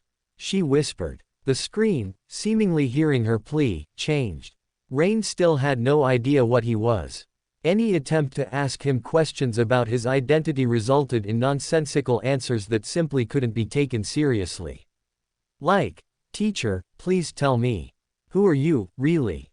Haven't I told you already? Gods, how many times do I have to repeat it? I am, your long-lost brother." Everyone was shaken to their core. The pieces had finally been connected. Why an all-powerful secretive being had taken time and effort to train and support a plain mundane girl? The answer seemed almost too obvious, as gazes moved between the two, comparing their features and hair. He was her brother. A brother who had been forgotten, and yet he still loved her. Staying by her side and guiding her with a smile, although he would never feel the same from her. Effie's mouth opened in shock, before her eyes twinkled at the realization. "Sister-in-law!" she shrieked in excitement. Almost all fear and stress evaporated from Rain's body, as she donned a new look of fear as she turned to Effie with wide eyes. "What?" she yelled with utter concern. "Well, there you have it, he's your brother," Noctis cooed with amusement, shifting her attention before Effie could give her an answer. "Indeed, the evidence seems irrefutable," Julius continued, an unreadable look on his face. Rain's eyes moved around in panic, discombobulated at the sudden reveal. But, that's not, no, it can't be, how, why?" Stammering, failing to form a sentence. She looked back at the screen, at the man she called Master. Her brother. She didn't know how to feel. One part of her wanted to knock him down and punch his face in frustration, questioning him where he had been, why he had treated her such and why he hadn't told her. She wanted to yell at him, push all her fears and concerns onto him as he smiled, and received them, like a caring sibling. Another part wanted to hug him. She wanted to hug him with all her strength, at the threat that he would be ripped away. She wanted to cry in his arms as he comforted her. She wanted to have meals with him, have him meet her foster parents, joke and curse at the problems in their life. Everything that she had experienced with her foster family. She wanted to scream at him where he had been all her life, why he refused to tell her the truth, why he lied to her and himself. Living his life behind a mask he had placed on himself. "Why would you lie to me? Why didn't you tell me who you were after all this time?" she whimpered. Single quote. "Why won't you come home?" she shakingly whispered, fighting tears from forming in her eyes. Anank looked at her with a look of sympathy. "He definitely has his reasons, child. He has been seemingly forgotten, somehow." Rain could only look at her in protest, before silently turning away, hiding her growing tears. Morgan slowly turned to Rain, considering the next course of action. Kill her. No, that will invoke his rage and make it harder to win her over, but she's not in Bastion's domain, so we would have to act quickly to pull her over. Seishan's eyes twinkled with equal cunning. "It seems I'm about to have another sister," she schemed, a smile growing on her lips. "I'm pretty sure I would remember having an older brother." "You would assume so, wouldn't you?" But, you see, after I killed the evil version of myself and reached the estuary of the River of Time, which flows inside the Great Pyramid that a dreadful demon had built from the blood and flesh of an unholy titan, I was attacked by a vile, odious, very nasty, no good bird and had my fate stolen. So, no one in the world remembers me. The room was silent. This can't be real, surely he's just lying to show off, Luster remarked in disbelief. That's what one would assume at first, but it may be the truth, Darren commented in equal disbelief. It's real, a voice sounded loudly in the theater. It was Cassie. Our third nightmare was in a great pyramid, although we were not aware it was built by a demon. It was, one of a kind, we saw and did things that we still find hard to believe to this day. She lamented silently, gaining the attention of everyone. That doesn't explain everything, what does he imply by a nasty bird and having had his fate stolen? Saint Core pressed. Cassie shuddered, unsure. I don't know, she silently replied. I do, a loud voice sounded from behind. It was Darren, who rose, his face serious. The vile thieving bird, a being hated by both gods and demons, he echoed, his tone grim. Windflower's eyes widened in shock. You don't mean, she whispered in disbelief. Darren nodded. I do, it seems he encountered the loathsome bird, a being even the gods and demons couldn't fully kill, he boomed, as everyone held their breath in shock. And most insane of all, he survived and lives to tell the tale, his tone audible with admiration. One that even the gods and demons couldn't. The statement hung in the air as everyone stood still without thought, in disbelief at what they had just heard. A being that could bear the wrath of both divine and profane, one that refused to die. Something that strikes despair and fear at the mention of, and causes instant death at the sight of if weak. And yet, Sonny had survived it. He was walking proof. A being that could hold his ground against such a foe. One emotion was alive in the room, and it was shock, but as the screen changed, the shock transformed into a different shock. Oh, but before that, I was very famous. Not only was I famous, but even my secret alter ego was famous. World-renowned, even. I was a war hero, too. And extremely wealthy. In fact, do you know Princess Neffy's? Changing star of the Immortal Flame clan. I was practically her boyfriend. Effie's mouth hung open in disbelief, as all the audience followed, all with one thought on their rarely unified minds. This ice-cold flower had a boyfriend at some point. Effie turned at a speed too fast for the eye to see, facing Neffy's, a ludicrous smile on her face. Princess. I didn't know yo. No, Neffy's barked without giving her a chance to continue. Effie didn't give up. The screen doesn't lie, you know. No, Neffy's barked again, like a programmed robot. Come on. It says it right there. She whined with annoyance, her lips pouting. No, Neffy's finally yelled, a flustered look on her face. Effie frowned before turning to Cassie, looking for backup from a seer's intuition. Cassie sensed her gaze, as she turned to see Neffy's and Effie looking at her in anticipation. She paused, looking at the screen for a few seconds, before slowly turning to meet their gazes. A mischievous smile growing on her face. Maybe, she jokingly cooed, earning a look of shock from Neffy's and an elated fist pump of triumph from Effie. Princess. It seems you're not destined to be a secluded cat lady, she shrieked in excitement, without restraint, causing some to open their mouths in disbelief. Noctis almost falling off his chair in laughter as both Mordred and Morgan donned a rare look of amusement. It seemed there was indeed one thing they could agree and find comfort in.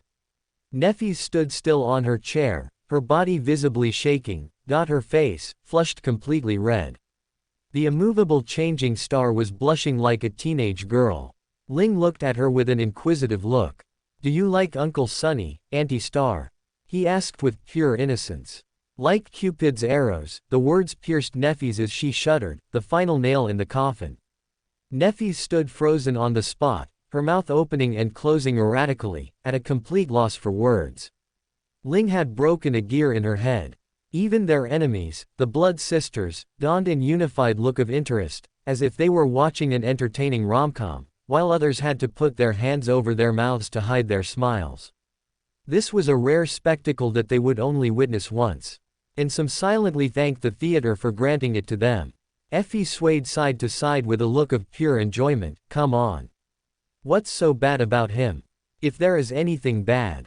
He's the prettiest in two worlds, runs a successful shop, is powerful and can definitely perform down there. She was quickly cut off by a finger which Neffy's had pushed against her lips. She slowly looked at her, a calm, emotionless look on her. Effie, please shut your bewitched mouth, or so help me, I will do everything in my power to end your life before this thing reacts, she said in a calm, placid tone. Effie looked shaken by the threat, as she quietly adjusted herself in her seat. The rest of the audience silently doing the same, convinced of her claim, not wanting to be a victim. Thankfully, the screen changed to divert everyone's focus. Teacher, tell me the truth, you're not an evil god, are you? Of course not. Really? Sure. I mean, the blood of an ancient demon does flow in my veins, and I did devour the alabaster phalanx of a nebulous deity after being cast down into the darkness of a bottomless abyss. And technically, I am indeed the master of a lightless fragment that was torn from a divine realm. But, an evil god. Preposterous. I see. I mean, I am a demigod, at best. The information was now rolling in light consecutive destructive waves, as some started to rub their temples in fatigue. The information was once again starting to pile on at a rate too much for even transcendent minds, although few understood the actual weight behind the statement. They caught the gist of it. Solvan and Nositz looked at each other, both serious. Do you believe it? She questioned with a serious look. Noctis reluctantly nodded, his overflowing banter having left him entirely. It would seem so, he solemnly replied. Surely this cannot be real, she hissed. Noctis remained in silence, stumped. The screen doesn't lie, and we both know the context behind these terms, he slowly commented, making sure that nobody heard them. Such a being cannot have not left a single trace behind, her voice barely audible, her agitation growing. Noctis leaned further, his face inches from hers, causing her eyes to twitch. Dear, he said in a deep tone, if things are going as they are. I think these are some of the more trivial things he has accomplished, causing Solvan's eyes to widen, as they slowly leaned back in their seats, the mumbles of conspiracy around them barely audible, as they thought in silence. The screen changed again, seemingly speeding up. Her teacher lingered for a bit, then sighed and approached her. Crouching, he pointed to his back, climb on, brat. Rain didn't make him ask twice. There were ways to traverse a swamp, but none that were both safe and timely. Not to mention that she had just disinfected her wound and didn't want to get it wet and dirty again. Plus, her battered body was exhausted. Why would she refuse a piggyback ride offered by a powerful deity? Anank turned to Rain with a smile. You have a kind teacher, she whispered. Rain could only stare at her. No, he's really not, she silently protested, as Anank continued to smile. Rain didn't have the heart to kill her expectations, so she could only don a fake smile, reluctantly nodding in agreement. Yes, I'm very grateful, she said while grinding her teeth. Rain rested her head on his shoulder and allowed her consciousness to drift into a relaxed state. The familiar sound of her teacher's voice was almost like a lullaby. Walking to the edge of the island, he didn't even try to slow down and stepped directly into the muddy water. However, his foot never plunged into the murky sludge. Instead, the shadows moved and coalesced into a glossy black plate under it. Then, another plate appeared as he took a step. Quite an interesting aspect ability. I can think of numerous ways to use it if I had something similar, Notsis hummed as he stroked his chin in interest. Silent Stalker scoffed. Looks pretty weak to me, I can't see him effectively using it in combat, she retorted in defiance. Indeed, it would seem his aspect is not focused on combat, Darren mumbled. But, versatile aspects are often more dangerous than ones catered for one purpose, he finished in a dangerous tone. They stared at the screen in silence. Darren was right, and nobody in their right mind would object to his claim, as a war-hardened fighter who had likely seen a variety of different fighters. Eyes twinkled with interest, as fantasies started to form in spectators' minds.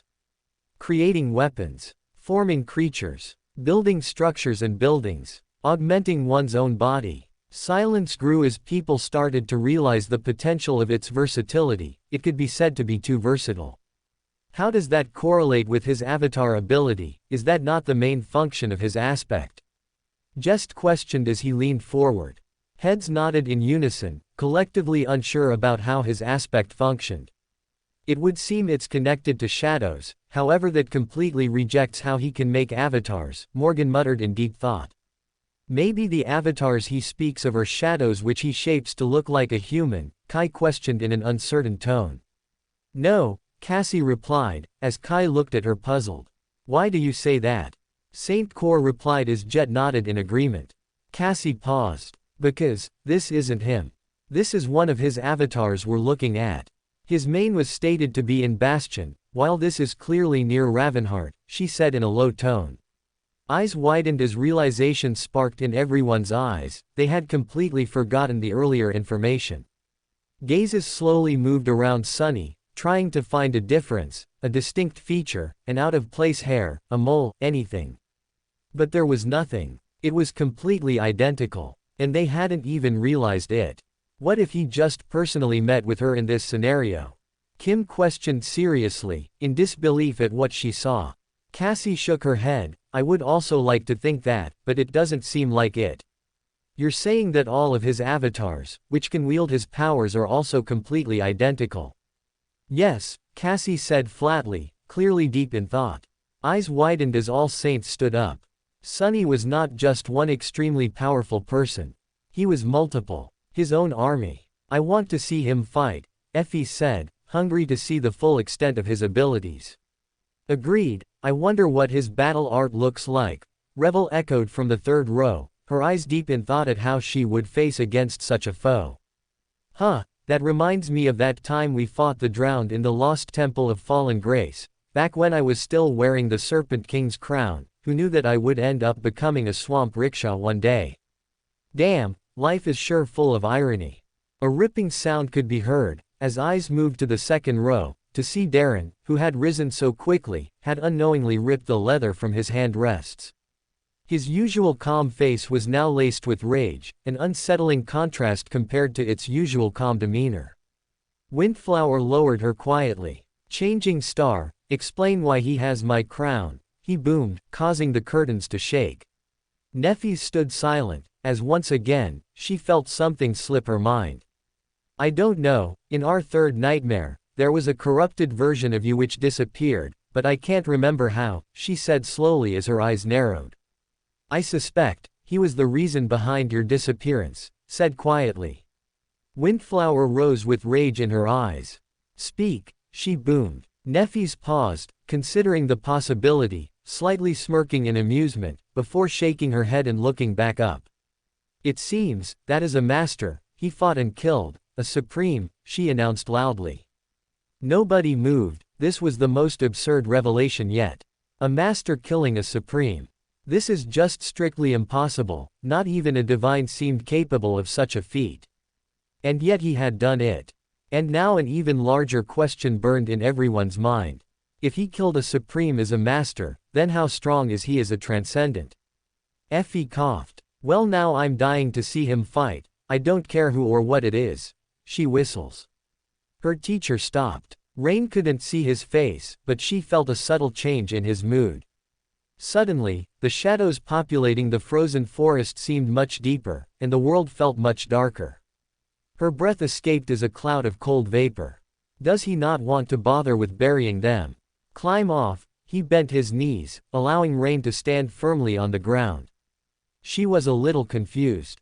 The whole theater stiffened, as they sensed the shift in mood even through the screen. Something was wrong. Gods, what the hell is wrong with his eyes? They look like they could kill. Kim stammered. They will kill. Jet said in agreement, as she looked at Saint Kor, who also gave her a look. Effie rubbed her hands in anticipation. Finally we get to see the good stuff, she exclaimed. Anank looked at her before bringing her fist to her mouth and coughing to catch her attention. She slowly tilted her head, beckoning her to look at Ling. Effie's eyes flashed. Oh. Moving quickly, she reached over and scooped up Ling from Ananki's seat, propping him on her lap and pulling her shirt over him. Mom, why can't I watch? He whined in complaint from beneath the fabric. Effie clicked her tongue. This is adult stuff, once you're bigger than me, you'll be allowed to watch, she said in a stern tone. Ling didn't reply as audible pouts of defiance could be heard, but no more than that. Beastmaster smiled. Maybe he is indeed the right one, she hummed, her face now full of intrigue. Effie whipped around and shot her a threatening look. Scavengers, she rumbled in anger. But then, she heard it. A branch snapping somewhere behind her. Placing her hand on the hilt of her sword, Rain turned around and looked back. There, she saw several human figures walking in their direction. They seemed like a cohort of awakened, no. A master and his retinue, perhaps. 1, 2, 3 people, one of them was waving his hand in a friendly gesture. Before Rain could discern any details, though, something strange happened. Her teacher's hand appeared from behind and covered her eyes. She froze. What? Something was very wrong. His voice sounded very calm, too calm, even, which only made Rain feel more nervous. Hey, brat, listen to me very carefully. From now on and until I tell you otherwise, no matter what happens, don't open your eyes. All right, she nodded slowly. Yes, teacher. He remained silent for a moment. All right. Stand here and don't move. With that, her teacher removed his hand. Rain's eyes were tightly shut, so she couldn't see anything, but she felt him walking past to stand between her and the approaching people. Their steps were drawing closer. Wrong. This is very wrong. Rain was not stunned by the fact that he had covered her eyes. What truly disturbed her was the fact that her teacher had not retreated into the shadows. In all the years that she had known him, he had never, ever shown himself to other people. It was to the point that Rain had considered him a hallucination at first.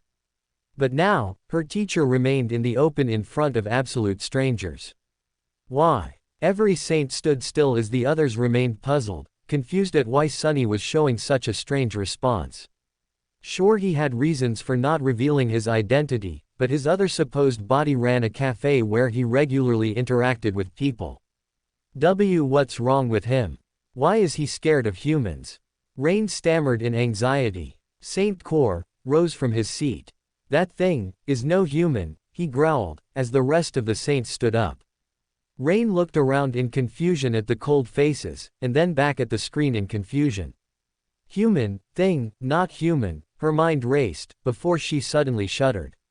The Skinwalker. The abomination that had crawled out of the forsaken desert and wreaked havoc on the dream, slaughtering humans, awakened and saints alike. Not even the sovereigns could put an end to its festering presence. It was indiscriminate, massacring everything it came across without prejudice, like a true walking calamity. And now this calamity, no, this group of calamities was now approaching a future version of her and her master. Everyone silently rose in attention to the screen, watching as the Skinwalker approached the two, neither backing down. They had wanted a fight, they had wanted to see how strong Sunny was, how he fought, how he used his cunning intelligence and hidden strength. Now, they were about to witness more than a fight. This wasn't a fight between masters, transcendents, or even sovereigns. No, this was something far more insane. This was a fight between calamities. This chapter was brought to you by the collective desires of all the lonely souls on this perilous day. I did nothing except publish the chapter, they did all the work. Better strap in, since the next chapter is about to be very long. Smiley face. Exclamation mark. Disclaimer. Some parts will not be directly from the original story, but I took a try at writing what could have happened, but we didn't get to see shocked face. Parts that I adapted will have at the beginning and end, and if you're skeptical whether I can write something close to G3's level, then you can just skip past these parts to the good old reactions. I just thought it would be a fun thing to do. Smiley face. The screen continued to change, now showing the two groups standing a few feet away from each other, the silence so deafening, they could hear their own heartbeats. You look a little familiar, young man. Say, have we met before? The tone of his voice was perfectly friendly, and so were his words. But she suddenly felt suffocated, as if there was something eerily, maddeningly wrong with it all.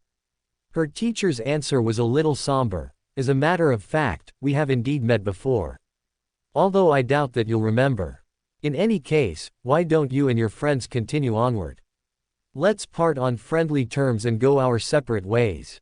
How about it? There was another lengthy silence. Shivering, Rain heard a strange rustle come from the direction of the three strangers. Their surroundings were slowly turning colder. The skinwalker is familiar with him. Silent Stalker said, unease in her voice. It would seem so, however. I am curious as to what this man did for such an abomination to remember him, Saint Cor muttered with seriousness. The separate groups looked at each other in seriousness at the claim, fear growing in their hearts at the possibility of what Sunny was capable of, to catch the interest of such an existence. It was a simple hive mind, with one aim. To grow, spread, destroy and corrupt all. And yet, it now seemed to be faltering. For once in its existence, something other than these four universal laws was now painted on its mind. Curiosity. Maybe he's encountered it on a variety of occasions, Kai surmised in a low voice. Nephis's eyes narrowed, as she remembered her encounter with the being in the Forsaken Desert after escaping the nightmare gate that opened in Antarctica. How it had caught her off guard, causing her to unleash her flames at full power, leaving it a charred corpse. In these last 4 years she had sparsely come across it, and yet it never held animosity, disdain or anything else in its eyes when it had been before her. Was her act against one of its vessels such a trivial matter in its eyes? If so, then what the hell had Sunny done to take its interest? No, it would seem that he has done something quite insane to catch its interest, she said in a low tone, going over countless possibilities. Both Valor and Song shuddered at the claim. Those who had managed to escape the catastrophic nightmare gate that had opened in the midst of the war, had all had the misfortune of running into the thing, some worse than others. Although most had grown and become stronger, incomparable to the past, scars still remained. They remembered how it effortlessly broke their bones, tore their flesh, crushed their spirit, toying with them effortlessly.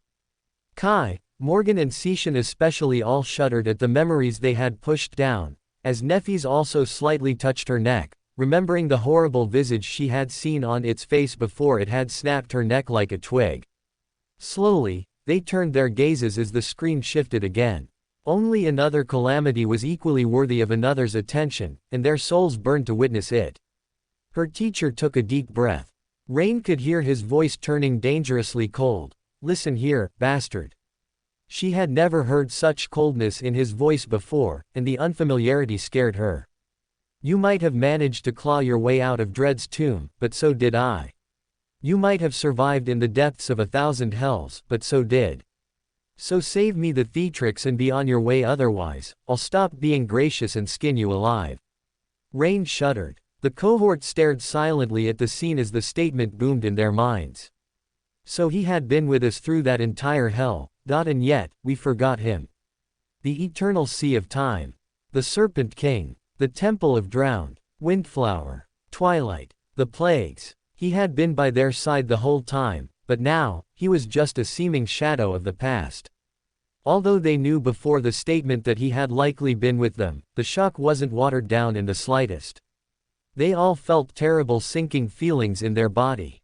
Although they didn't know how they had forgotten and were certainly not accountable for the act, they still felt guilty. No, they felt awful. To have gone through such a thing, all to be left alone, cast away from the world.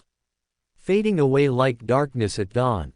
Like he never existed. Effie brought her hands up to her face, as she aggressively wiped her reddening eyes, while Kai, Jet and Nephis stood silently, a look of absolute remorse and pain, painted on their faces. Cassie also silently watched the scene, as her fingers once again began to violently twitch, her mouth opened as she croaked. The weapon, she whispered. The world quaked, and then, Rain was suddenly enveloped by absolute darkness. It was as if an impenetrable wall rose to surround her from all sides. Eyes widened as hands shook. They had been selfishly itching to see Sunny fight, and now it seemed like his actions were once again, about to be hidden from the world. Effie shot up in protest. Fuck, not now, she yelled, as the eyes of everyone slightly twitched in sympathy. The screen to their delight, however, once again shifted from the displayed to darkness, now showing the outside as the two calamities still stood opposite in silence.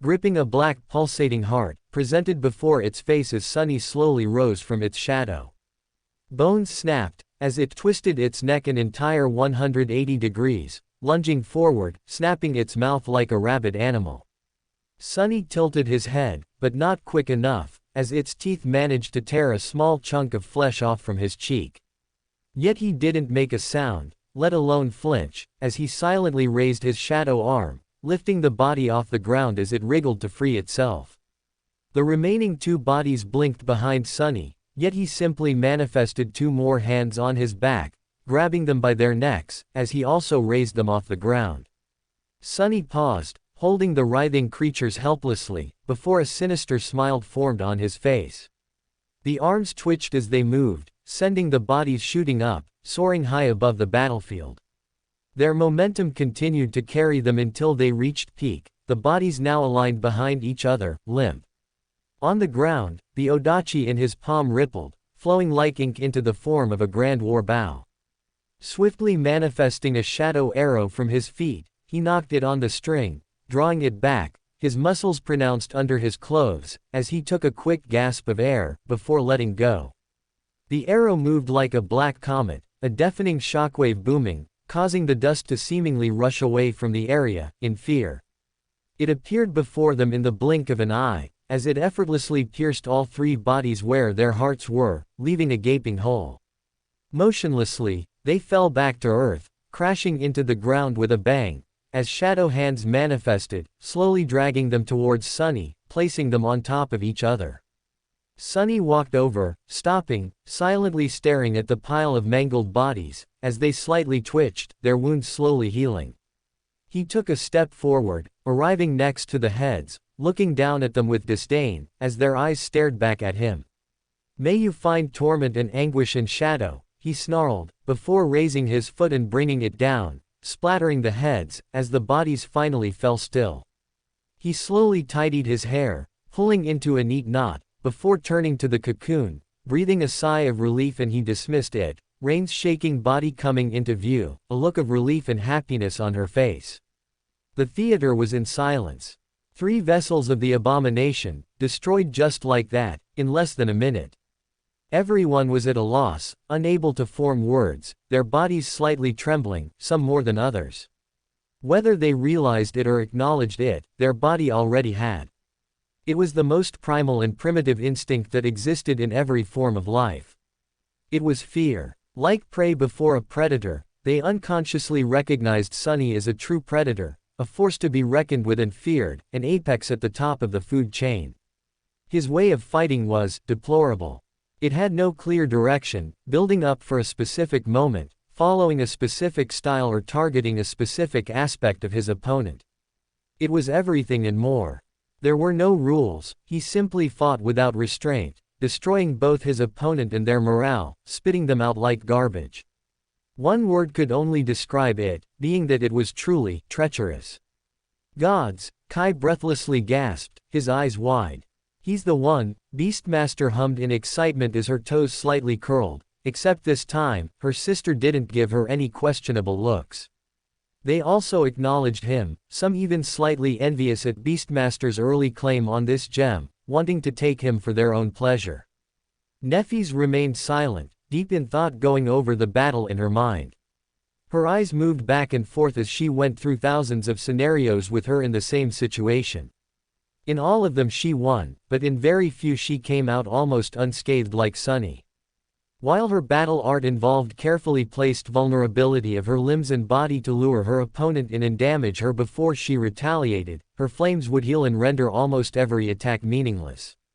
Yes, the damage was calculated, but it was damage nonetheless. But Sunny didn't have her healing abilities. And yet, he triumphed with a slight scratch which didn't even damage or move him.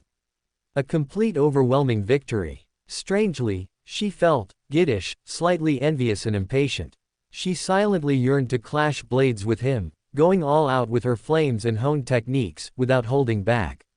Rarely, other than nightmare creatures, none could match her, leaving her slightly disappointed. Now, a seemingly worthy person, someone who had possibly been close to them and her, stood before her eyes. Had they trained together in the past? Did she teach him? Or had he actually taught her? A look of hunger grew on her face as her eyes narrowed. I want to fight him, she whispered, catching a look of amusement from the cohort. Effie coughed. Princess, you shouldn't be saying things like that about your boyfriend, she jokingly commented, prepared to receive her punishment. And yet, Neffes was still seemingly captivated by the performance, unresponding, causing Effie to grin and continue. You know, there are other forms of combat you can partake in with him, she cooed mischievously. Neffes turned her head, her eyes growing in fascination, beckoning her to continue. Effie beamed in pure delight, fighting down a laugh. There is an entirely different form of combat, one where women are quite proficient in and find even more pleasure in, which you now have the opportunity to experience knowing you two were close. I myself am quite a veteran, she excitedly exclaimed, puffing her chest. Neffie's face remained the same, as a slow, oblivious smile curled on her lips. I would like to learn about this other combat when we are out of this ordeal, she replied, content in her voice at the prospect of talking to Effie on a common ground. Effie squealed in excitement as the other cohort members silently watched the scene, sighs escaping their lips.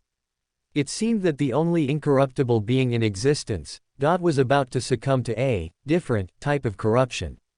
The screen began to fade as colors dimmed, returning to the usual blank state. Applause could be heard, as Noctis stood up, vigorously clapping while his face beamed. Marvelous. Encore. Truly it is such a shame that it ended so quickly, he enthusiastically exclaimed, his lips pouting. Nobody joined him, but they silently agreed, truly it was quite the performance they had witnessed.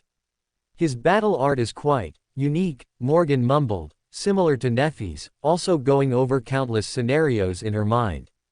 Whispers among the people softened, as Darren slowly rose. No, his voice echoed in the theater, earning inquisitive looks. No, Jet questioned. He stood in silence for a few seconds, before his voice sounded, his performance is remarkable, even from my point, but, he mumbled. That is not his battle art, he echoed, causing everyone to shift. Not his battle art. How? What the hell did they just watch then? Why do you say so? Tyrus quickly replied, causing Saint Roan to shift, perturbed by the unusual sign of emotion on his wife's face. Darren glanced at her, before turning back to the screen. Because, he didn't even use his avatars, he solemnly replied. Everyone froze. They had been completely captivated by the fight that it had completely slipped their minds. Sunny supposedly had multiple bodies, and yet all of this was done by only one. A single one of his avatars was capable of such a slaughter, their stomachs dropped, unwilling to accept reality. If one was capable of such a merciless performance, then what the hell would happen when he used all of his bodies? Audible gulps could be heard as people shifted in their seats. Revel was especially troubled, having for a while surmised that she could somewhat counter him in a fight due to the nature of her aspect. But even now, she was having doubts about how she could take him on, or even so much as damage him. That's not all, Julius commented, causing Head to turn. His skin is special, he muttered out loud, stroking his chin in deep thought.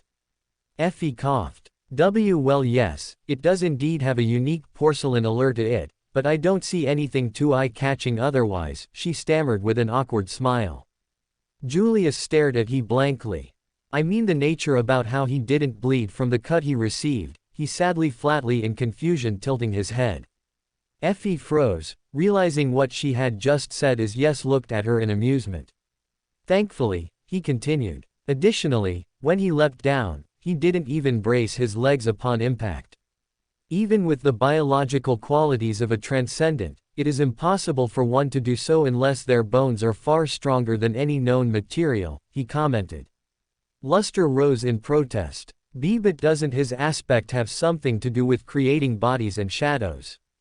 He exclaimed in disbelief, unable to control himself.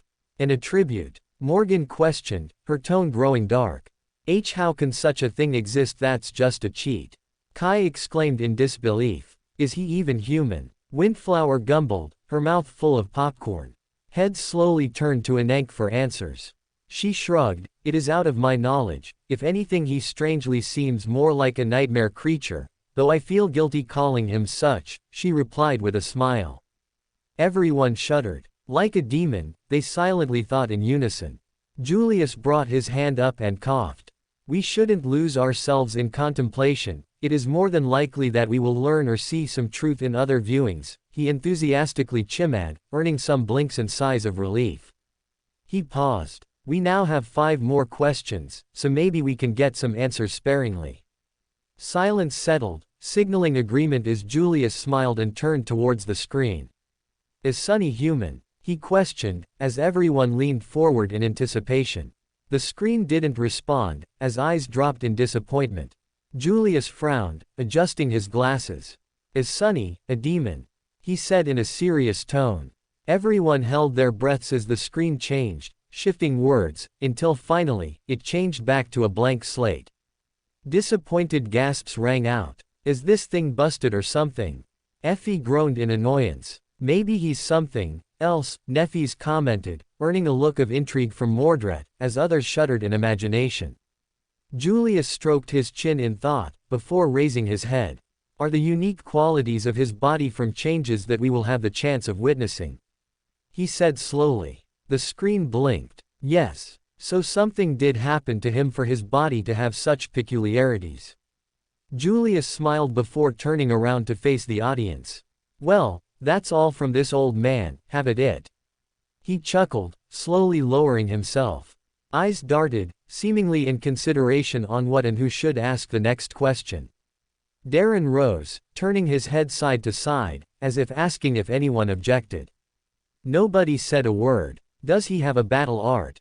He said in a serious tone, as everyone held their breaths at the result of the final question.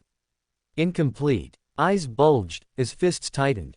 If his battle art, which they hadn't even seen, was incomplete, then what the hell did the final thing look like?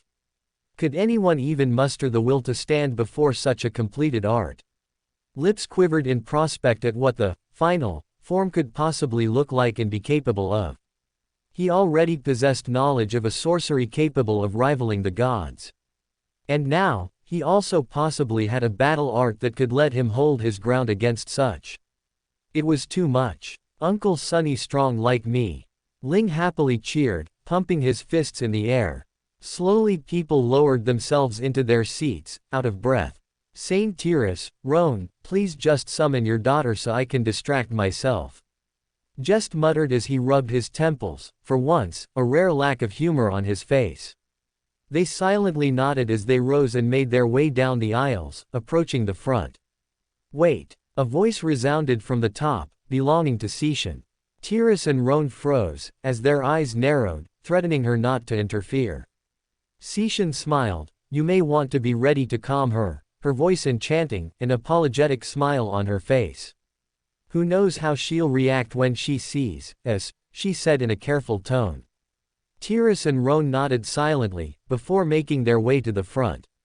A white light briefly flashed as a young blonde-haired girl took shape, immediately entering a combative stance as her eyes darted in panic. Tyrus and Roan made their way over, the girl's gaze softened as she rushed into their arms. She looked over their shoulder in panic as she mouthed something that didn't reach the audience's ears. Tyrus and Roan slowly nodded as their lips moved, clearly explaining the situation as the girl's eyes twitched, before donning a look of realization and acceptance. Slowly they turned around, as they made their way over, stopping in front of everyone. Greetings everyone, I am awakened Telly, I'll be in your care, she said in a careful low tone. Heads nodded in acknowledgement, as some flashed understanding smiles, causing her shoulders to relax. They made their way to the second row, before pausing. There wasn't a spare seat. Roan cleared his throat, as he faced the screen, considering his actions, donning a simple polite smile. Dear screen, may our daughter have a seat next to us? He asked calmly. The room slightly shuddered, as the seats slowly moved, creating a gap in the middle where a new seat materialized. Telly looked at Roan, who gave her a quick nod as she made her way over, slowly lowering herself. Want some popcorn? A muffled voice sounded to her side, belonging to Windflower, who was stretching a bucket towards her, popcorn stuffed in her mouth. Telly looked at the gesture with a look of fear and curiosity, before obliging and taking a handful. Effie watched the whole scene with a puzzled look on her face. Hang on, why didn't Ling get a seat? Effie pondered as she looked down at Ling in her lap. He returned the look with an innocent smile, piercing her heart. Never mind, thank you omniscient screen, she mumbled. Cassie looked around, before taking a deep breath and rising. Should we proceed with the saved option? She announced. The room immediately became quiet, as the mood took a nosedive, becoming extremely tense. The cohort had followed through with the proposition, and the rest had learned quite a bit from the first option, while the second promised something supposedly even more. Yet animosity was still held, from the withheld information. Let us first see what the new option is, Saint Core said in a careful tone, as others nodded in agreement. The screen shifted again, two statements forming, one familiar and one new. A fated reunion, or shadows never forget. Browse frowned, the naming was quite ambiguous compared to the earlier two. Was it referring to Sunny or something else that seemingly remembered him? Julius quickly rose. What is the context behind the new option? He remarked, as the words shifted. In land long ago, a shadow wished to live peacefully, but peace he had not. As the priestess of war came and took something he held dear to his name. The shadow pleaded, but his efforts were not, as the priestess laughed and took what he had long fought for and sought. Shadows are eternal, and they never forget. And soon the shadow returned, setting ruin to what the priestess had long built, with not a shred of guilt. Noctis clamped his mouth shut with his hands immediately, fighting the urge to laugh for once, as he knew that if he did, Solvon would risk both their lives. He slowly turned to look at her face. To his satisfaction, her muscles visibly contorted under her flawless skin as she violently twitched, a look of indescribable rage on her face.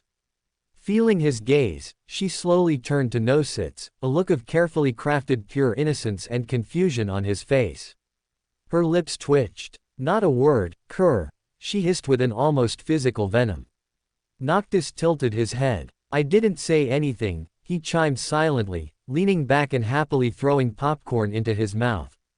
The cohort was also visibly shocked, as they read the statement, easily correlating it to their second nightmare, their feeling of dread worsening at the revelation at how long he had been with them. So he was with us even there, Kai whispered in a solemn tone. Effie nodded. Hate it, but it seems so, she lamented with equal remorse, pausing before continuing. But it's strange, I wonder what Solvon did to anger him, to make him destroy an empire. They all stood still in silence. They had destroyed the kingdom of Sevirax and managed to complete the nightmare by freeing Hope, although they didn't remember how. But not in the slightest, could they remember how the war cult met their demise or what had happened to the Sisters of War, as admiration continued to grow for Sunny. They silently turned to look at Solvon, but were met with a venomous stare, threatening them not to gloat. Cassie, unfazed, stood up to address the audience. It seems the new option is related to our second nightmare, she loudly stated, causing eyes to narrow. A deep comrade, Morgan muttered in annoyance, continuing to wrap her fingers. Do you think it's something worth saving or watching? Darren questioned. Cassie paused, slightly tempted at the prospect of seeing it as well, before she steadied her thoughts, nodding in dejection. No, the prompt implies some form of revenge which may be enticing to some, but doesn't hold any weight with learning about the mystery of how he was forgotten, which should be our priority, she calmly replied. She paused, glancing at Solvon, before continuing. Additionally, some people may be adamantly against witnessing this option, she said in a careful tone, as Solvon continued to glare at her with contempt, her gaze caught by others as they looked at her for an answer. Solvon noticed the gazes, and kept her look of indifference, a low, unruly rumble resounding from her throat. Indeed, I am against this option. Mordred donned a cynical smile, debating whether he should push and lead her, before silently nodding his head in dejection. There will definitely be some more treats, he sighed internally. Darren held Cassie's gaze, before looking around. Shall we then proceed with the saved option, and allow the second to be discarded? He echoed. To Cassie's delight, silence once again graced her ears. As people had come to an agreement, she had to clench her fist to hide her excitement. Finally, she mumbled in a shaky breath, before nodding at Darren and turning to the screen. "A fated reunion," she loudly announced, quickly sitting down. The screen shifted, as colors began to bloom, as everyone prepared themselves. Sunny remained on the porch for a while, watching the pale moon slowly move across the starlit sky. Then, he sighed and went inside. "I'll clean up the kitchen, then go to bed. Everything else can wait until tomorrow." This day had been strangely eventful. He was busy washing the kitchen utensils when the silver bell suddenly rang again.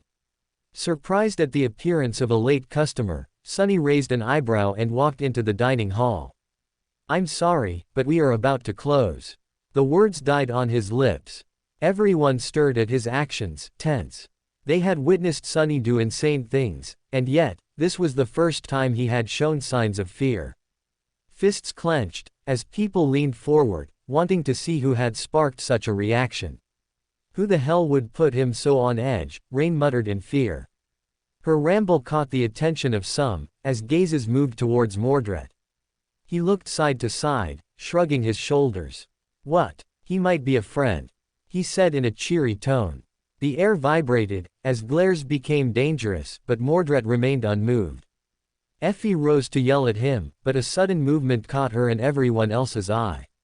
A blurry figure came into view, as audible gasps could be heard while eyes widened, as Cassie clenched her armrests. A terrible sinking feeling taking over her entire body, and for a good reason. The figure that walked through the door of his cafe was none other than herself. "A bit dissatisfied with myself, since I wanted to make this long, but was a bit pressed for time. I took the decision to keep the chapter to normal length, still 5K plus lol, although I said it would be longer, as I didn't want the quality to be impacted and ruin the experience for some. Main reason is that I will be writing quite an emotional moment in the next chapter, and impact is dependent on taking your time with words. So I apologize, but I think I'll make a good moment instead of a rushed 10_0. Hey, at least the next chapter will prob be out in 2 days, since I have a draft now smiley face. Please don't hunt me down." Out there, in front of him, stood a delicate young woman in a seawave cloak. Her hair was like a cascade of pale gold, and her eyes were hidden behind a strip of blue cloth. Despite the blindfold hiding her eyes, the young woman's ethereal, otherworldly beauty was simply breathtaking. She lingered for a moment, then turned her head in the direction of Sunny's voice. "Oh, I am sorry. I'm afraid I'm a bit late, then." Sunny remained silent, trying to overcome his shock. Everyone watched the scene with varying thoughts and speculations, albeit that suspicion thrived more than other emotions. They had learned so much mind-boggling information about the anomaly known as Sunny, who seemingly ate great nightmare creatures for breakfast. Yet, not once had he shown signs of emotional shock. Thrashing the skinwalkers with ease, revelational potential with weaving, casually demonstrating his dangerous knowledge about the events of time. So why would the physical embodiment of a harrowing tribulation react as such to the placid and quiet seer? Hints of fear began to rise in the audience as they looked at Cassie, sweeping her figure in suspicion, evaluating the image she portrayed and possibly built to deceive them. To hide a monster that hid beneath. He suppressed his emotions and put on the polite smile of a humble shopkeeper. "No, it's no trouble. What did you want? I'll prepare it quickly." The young woman tilted her head a little, then said hesitantly, "My name is," he interrupted her, trying to put an appropriate amount of respect and reverence into his voice. "I know who you are, Lady Song of the Fallen. Who in Bastion doesn't? I am Master Sunless, the owner of the Brilliant Emporium. It's an honor to meet you." Cassie sighed, then nodded curtly. Eventually, she said, "I heard that you can procure rare memories. Or make them." Sunny froze for a moment. "Ah, you have also met him." Morgan notioned in a low tone, making her hostility and suspicion clear, the Saints of Valor motionlessly following her mood. Cassie shook her head in dejection. "No, I surmise this is also another scene from the future," she replied in a careful tone, failing to quell their suspicion. This means little with your earlier, erratic display and demonstration of hidden knowledge, Jest hissed, as the others leaned forward. Indeed, Saint Kor echoed, as his face donned a solemn look, this meeting cannot just be a coincidence, knowing that you already seemingly had suspicions about his identity. Unperturbed, Cassie gathered her thoughts, before turning around with a light smile.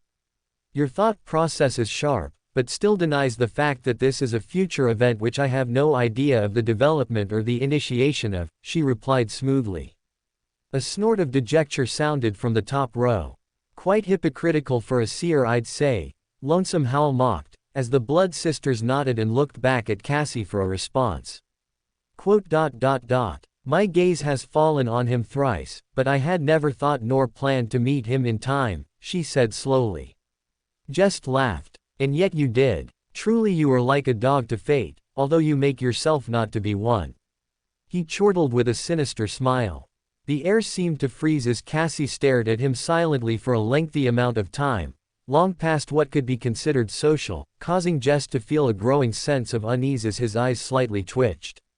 The entire cohort remained silent, showing no emotion, nor turning their backs. Well aware that he had stepped on a landmine. After what seemed like an eternity, Cassie finally spoke.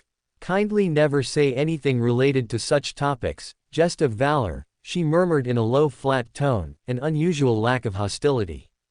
Jest blinked in surprise, prepared and somewhat looking forward to the potential outburst from the emotionless seer. Boring snake, he sighed, lowering himself into his seat. Cassie remained standing for a few more seconds, before slowly lowering herself into her seat and facing the screen.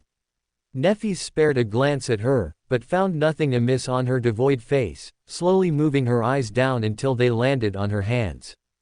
To her concern, Cassie's hands were violently trembling, as she clenched them with so much force, that blood was beginning to seep out of her fingernails, splattering the fabric on her lap. Neffys wavered, sadness rising at the prospect of not being able to use her flames to heal her. Sunny took a deep breath.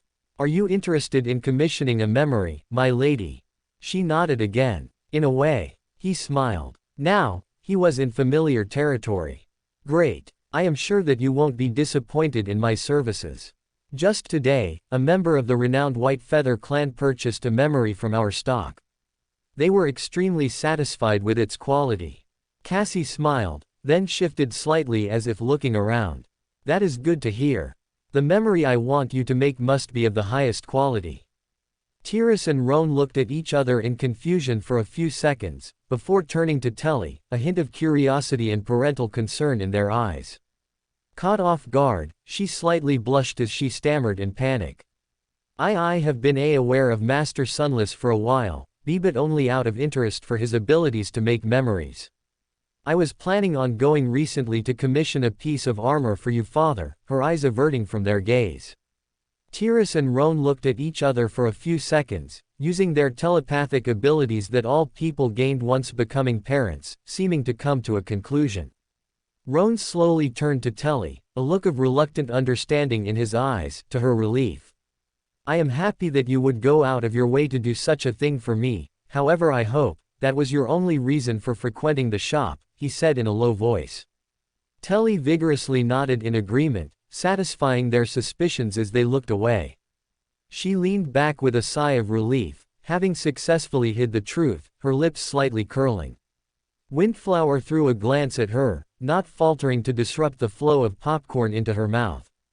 I get it, she silently whispered. Song and Valor both stiffened. Cassie already had their suspicions, but now she had them fully alarmed. Likely, she had not approached Sunny knowing that he was capable of selling a memory of such caliber, nor was it feasible that he would be compliant to make one at such a level. It was the act of approaching him, itself for a memory which put them on edge. Clearly displaying her animosity and reluctance towards Valor, insinuated she was planning something. That they were all planning something. Both Valor and Song looked at each other, as they gave grave nods of silence, their eyes deep. It seemed, a third force was preparing for the war. Mordred looked up and down at the gazes, elated at the public introduction of the cohort's schemes. Kai, Jet, Effie, Neffys and Cassie all silently looked at each other, having read the atmosphere in the room, all realizing, as they remained in silence. They were truly fortunate, as in any place except this theater, both Valor and Song would for once unite to exterminate them. The timer had now been set. Effie grumbled, "Wars are too much work." Rain stared at her with wide eyes, earning a puzzled look from Effie, before she realized and smiled. "Oh yeah, Bastion and Valor are going to war, which will basically decide the fate of humanity," she said in a nonchalant tone. Rain looked at her blankly. "What?" she yelled. Effie looked at her flatly, before grabbing a handful of popcorn and shooting her hand forward, stuffing Rain's mouth before she could continue shouting or protesting. "What kind of idiot yells during a movie?" she mumbled in annoyance, as Ling shifted in her lap, causing her to look down. "Weren't you also yelling, Mom?" he whispered innocently. Effie stared at him for a few seconds before smiling, aggressively ruffling his hair. "Damn, when did he learn to talk back?" She lingered for a few moments, then turned to him and added in a neutral tone. "Oh, and by the way." Her smile wavered a little. "Happy birthday." For a split second, his mask cracked. Sunny's face did not move, but his gaze changed. For a short moment, his eyes were much deeper and darker than before. The lightless depth contained within them was much too vast, much too cold, and much too unfathomable to fit the image of a harmless shopkeeper. He froze, a storm of emotions raging in his heart. For a second, Sunny was stunned, not knowing what to say. The shadows stirred. Tension was almost audible in the room, as everyone's face became dark, fear and concern blooming inside. They had only seen Sunny emotionally react once, and that was when he decimated the Skinwalker.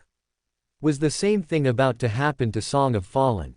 Only two people held something different on their face: betrayal. As Effie and Telly watched the screen with gloomy faces, seemingly hurt by Sunny's two-faced facade he had always used before them. Kim and Luster also looked upon the scene with dread, utter fear in their hearts, seeing such a dark, tense atmosphere in a place they found hospitable and dear to their hearts. "His eyes, those damn eyes again," Beastmaster mumbled. "He looks like he's ready to kill her on the spot." Darren rumbled. As speculations and whispers rang out among the crowd, Ling turned to Cassie with a petrified look on his face, his lips quivering as he mustered the courage to speak. Aunt Saws, are you and Uncle Sunny not friends?" he whimpered. Cassie turned to him, her face silent.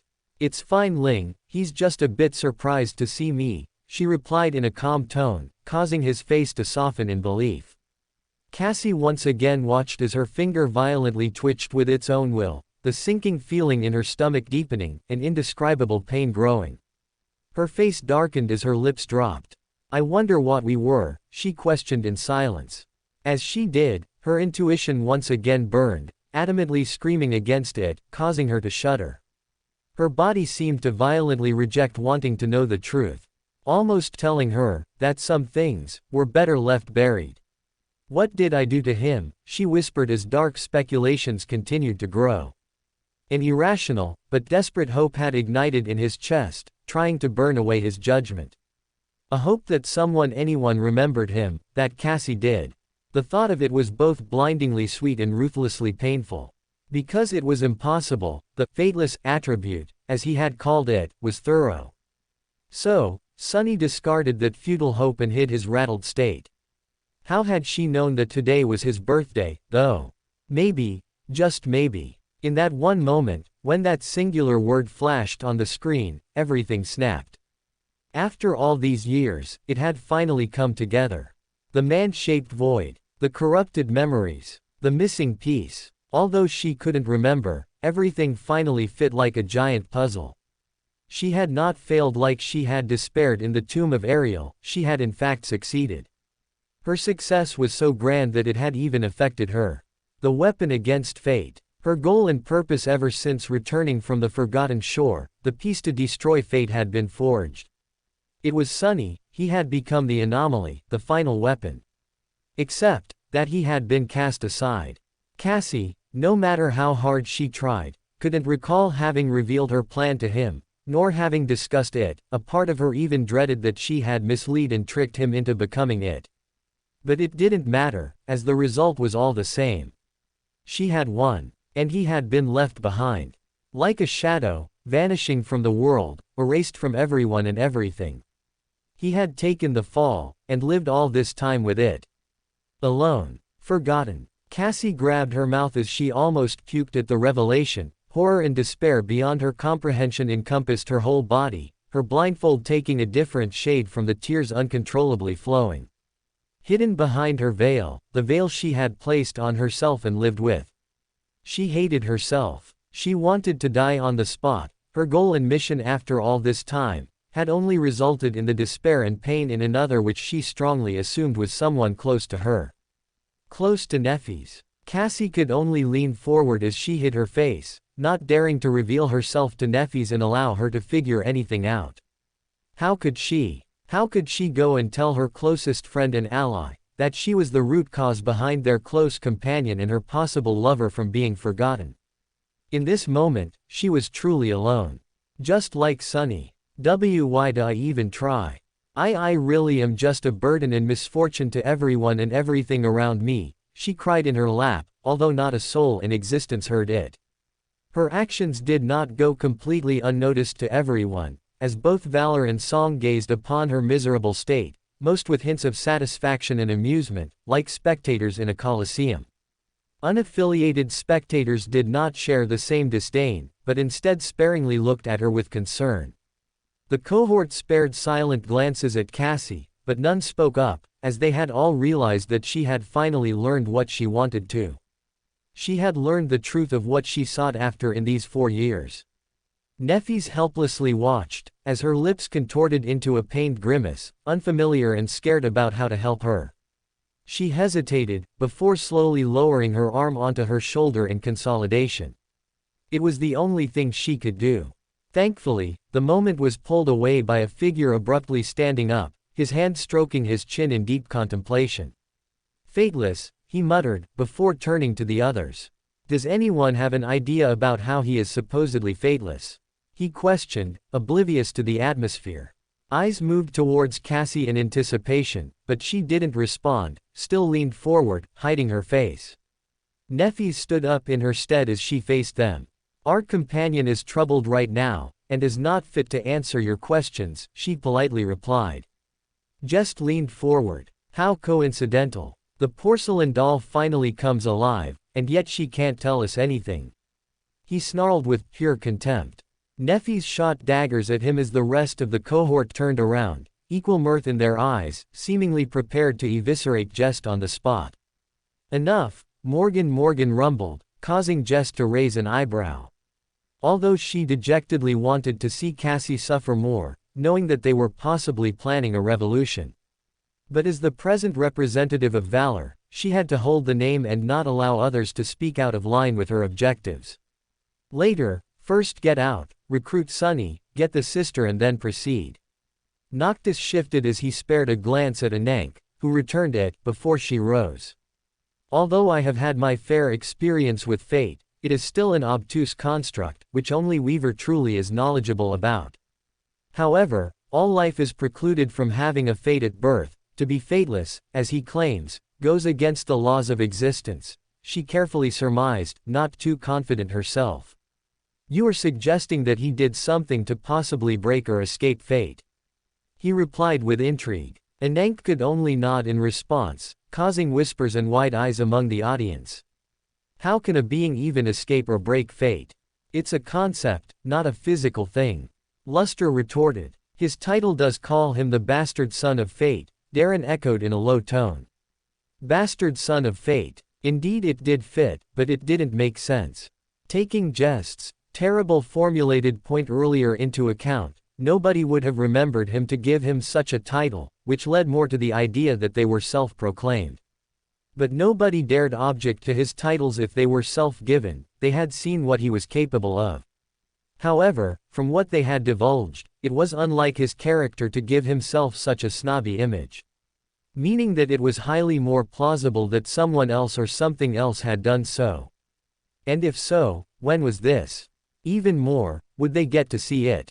This preludes to having undergone some change that happened during their third nightmare, which caused him to execute such a feat, Revel said in a low tone, once again looking at Cassie, who remained in an unreachable state. Miss Changing Star, is it possible that when your companion has calmed down, they may share what they have uncovered, and divulge it to the rest of us?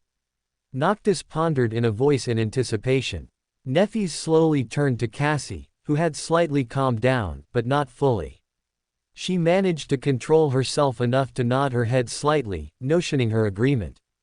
Nefis sighed in relief, as she turned back to Noctis, secretly content that she would also learn what Cassie had learned.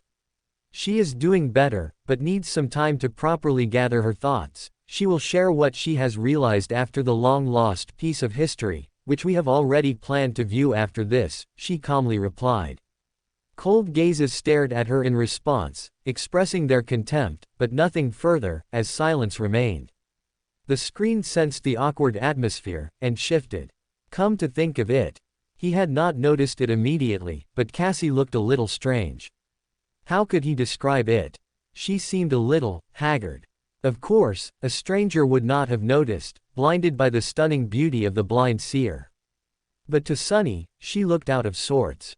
Her clothes, which had always been neat and tidy, were a little messy. Her hair was like a waterfall of pale gold, but it did not seem properly combed. There were signs of fatigue on her delicate face. Much more importantly, there was a hint of restless intensity to her which had never been there before. As if Cassie was, not quite stable, having lost her innate state of composed balance. Sunny had seen all the other members of the cohort after returning, even if from afar, but it was his first time seeing Cassie. The blind seer seemed to have changed a lot. Effie grinned as she turned to Cassie, instinctively about to tease her about the information, but she was met with Nefis's cold stare, warning her back off. Begrudgingly, she submitted, although sour, only having hoped to lighten her mood. Just stared at the screen, with a pleasant look in his eyes, deeply satisfied. Although the screen hadn't directly stated his suspicions, the implications of certain details enlightened all viewers that Cassie was unstable and hiding something. Something which he had long surmised through intuition as soon as he laid eyes on her. He turned to Morgan to give her a glance, but she was already looking at him to his delight. Just sighed, as he sunk deeper into his seat, fully satisfied. Snakes are always snakes, whether they are venomous or not, he joked to himself in satisfaction. She finally turned away and walked a few steps, as if studying the dining hall of the brilliant emporium. It's strange. I've been delivered a note asking me to find a person named Sunless and wish him a happy birthday. On a winter solstice, of all days. It happened a while ago. But, the strangest past. The sender of the note was me. And I don't remember ever writing it. Sunny remained silent, wanting her to say more. Sometimes, silence was the best way to make people talk. The faint hope in his heart had been extinguished. Cassie did not remember, however, she seemed to have known that she would not remember. And therefore, she had made arrangements for them to meet, before the third nightmare. He suddenly felt stifled. Cassie lifted her head, as she silently stared at the screen, her mood only worsening at the sight. So, she knew. Before anything had even happened, she had her suspicion, and yet she had still gone through with it. Her fists once again clenched as she strained her muscles, until she heard an audible crack. Indifferently, she looked at her hands, to see that under so much strain, almost half of her nails had cracked in half, blood now seeping between the edges. She didn't care. The pain she was feeling inside was far more real and hurtful. She reminisced about how many times she had walked past her desk and seen the note. And yet, she had paid it no serious attention, like it didn't mean anything, like something in the back of her mind. Just like Sunny. Silently, she continued to stare at the screen, her blindfold tugging at her face from the weight of all the water it had absorbed, threatening to crumble just like herself. Nefis was also silently watching her the whole time, even more pained that she didn't know what to do or how to help. As everyone else watched the scene, they silently held varying forms of remorse to what Sunny expressed. No matter how heartless and cruel they were, and what they had seen and done, It was subjectively impossible not to hold sympathy for Sunny, watching as he clambered onto the little hope he had left in his life. And yet his efforts bore no fruit. Such a development was something beyond their comprehension, and they all had some form of comrades, relatives or family to talk to and rely on. And yet he had none. Being forgotten was equivalent to death. No, if anything it was a fate worse than death. And tragically, Sunny was still alive and enduring in silence. Rain silently watched the scene as she felt tears unconsciously begin to collect in her eyes. She accepted them, full-heartedly. It was always a mystery on why her master would insist on talking to her whenever he appeared, and how he insisted on socializing. It all made sense now, and she felt helpless guilt of past events of pushing him off and trying to ignore his incoherent rants and yapping. He was lonely, and Rain was the only one he had. Her lips trembled as she wiped her now red eyes. He was so lonely, she shakingly whispered, almost about to cry as the screen shifted once again. Cassie turned her head left and right, as if looking around. I must admit, you are a fascinating man. Not only do you seem to have appeared out of nowhere, but your establishment is even built inside of an ascended devil. How inventive. He tensed. Well, it wasn't a surprise. Cassie's dormant ability allowed her a measure of insight into all living things. Marvelous Mimic was not an exception, so she would have realized its nature as soon as she approached the brilliant emporium. And yet she had stepped into the maw of an ascended devil without much worry. Was it confidence or indifference? Sunny was not sure. The heavy mood of grief was dimmed at the shocking revelation on the nature of his residence, yet the shock did not take full effect due to the other ludicrous things they had seen him do. Living in an ascended devil. At this point does he routinely drink the blood of cursed nightmare creatures? It was highly plausible. Only 3 betrayed serious signs of shock at the news, being Kim, Luster and Effie. Telly was still shell-shocked from the reveal and was incapable of pairing the concept to the placid, gentle shop owner she knew. Tyrus and Roan looked at her with sympathy, understanding her state. Effie shot up, are you serious? Not only has he been lying to my face, but I've been routinely eating pancakes in the mouth of a nightmare creature. She shouted in disbelief. Jet looked at her with a smirk. I've seen you eat worse things in worser situations, she chimed, earning her a glare. Luster had to grab as she abruptly leaned against his shoulder, threatening to pass out. He hurriedly held her shoulders as she began to come to, as Lust thought in deep consideration. At the prospect of having to find a new cafe or to leave the pancakes of the gods behind in the mouth of that nightmare creature. And currently, the pancakes were winning. Morgan narrowed her eyes as she stared at the screen, quickly sensing 2 gazes on her. She slowly turned around to find both Mordred and Song sneering at her, seemingly mocking her at her incompetence to detect such a thing in her own home. A guttural growl sounded in her throat as she could only shoot them a look of equal disdain before turning back. She had to rub her temples in thought, collecting herself to wrangle all the emotions which she rarely felt, now experiencing them rapidly all at once. He coughed. Ah, well, why not? My house might not be able to fly like your citadel, but it can walk. It's convenient. Julius smiled with content. Truly ingenious, a true intellectual he is. I cannot begin to list all the necessities and qualitative opportunities such a construct would give when traveling and living in the dream realm. He enthusiastically remarked. Darren shot him a look of intrigue. Maybe he was your student, he murmured, causing Julius to whip his head, his face visible with shock. I strongly doubt it. Such an accomplished person would most likely have a much more well-renowned and bright-minded teacher. I feel almost embarrassed at the thought. He selflessly retorted. Darren chuckled. If anything, such a student could only come from someone like you in my eyes. I see no better challenger who could accomplish such feats, he retorted, his voice full of banter. Julius kept a look of shock, as the gears in his head seemingly began to turn, a slow smile growing on his face. Indeed. Maybe indeed. I always found it strange how my course never got discontinued, although I lacked a large pool of students. Maybe he was indeed one of the few. He rambled with growing enthusiasm. He chuckled, before raising his porcelain cup, which Darren met with his own, sounding an audible clink on the second row. Windflower leaned over to look at the scene, growing confusion in her eyes. Do you know what I sense when I look at you, though? Nothing. You are like a black void, completely empty. Sunny raised an eyebrow. That is not something a man wants to hear on his birthday, Saint Cassia. She did not seem to have heard his words, continuing in the same tone. But this is perfect. This is exactly what I've been looking for. Oh, Master Sunless, you seem to be strangely well informed about my abilities, considering that you are not at all surprised to hear these things. Well, just in case, let me tell you. I used to be able to see the future. He hesitated for a while, a little startled by that statement. Used to. Cassie nodded. Yes, this ability of mine has been in complete disarray after my third nightmare. Not just mine, actually, all awakened with high affinity to fate are suffering a reduction in their ability to discern the future. Not that there are a lot of us.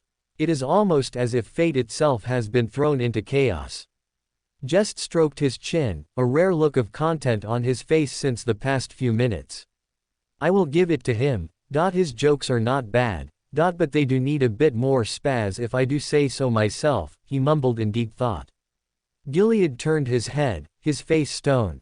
His jokes are a million times better than yours, he said flatly, causing Jest to raise his brow. Why should I take advice from someone who's never uttered a joke in their honor-filled life? Jest snorted. Gilead looked at him indifferently, before turning back to the screen, his actions causing a rare look of concern on Jest's face. No really, have you even smiled before? He contemplated with seriousness. The Blood Sisters looked at the screen, before Beastmaster let out a defeated sigh, shifting their attention to her. It seems she was right, she muttered in dejection. Seishan nodded. Indeed, his escape of some form does seem to be the cause behind the shift. Honestly, it's too good, Beastmaster whispered. Seishan looked at her with eyes of alarm. What? Beastmaster slowly turned her head, an captivating smile on her face, her eyes gleaming. He's everything and more, she mumbled. All the sisters slightly shuddered. Although everyone had their own tastes, Beastmaster was quite peculiar and selective, so it was rare for her to ever show such commitment and interest. It frightened them. Though they were not familiar with Sunny, some sent him silent prayers. Sunny forced out a smile. How terrible. She remained silent for a while, seemingly distracted. Then, she said with a subtle hint of relief. Yes, it has been rather terrible. And I've been trying to find the cause for the past 4 years, without any success. So, the message that I seem to have sent myself made me think that you might be of help. And won't just think that I am crazy. Cassie paused, then faced him and said tensely. Master Sunless, how would you react if I told you that there is a man-shaped hole in the world? With that, the screen abruptly shifted, betraying not even a sliver of time to discuss the statement. Some sighed in disappointment, while others sighed in relief of finally getting a break. Cassie watched as the colors began to shift, her gaze focused solely on the image of Sunny looking at her solemnly, his sadness now clearer than ever.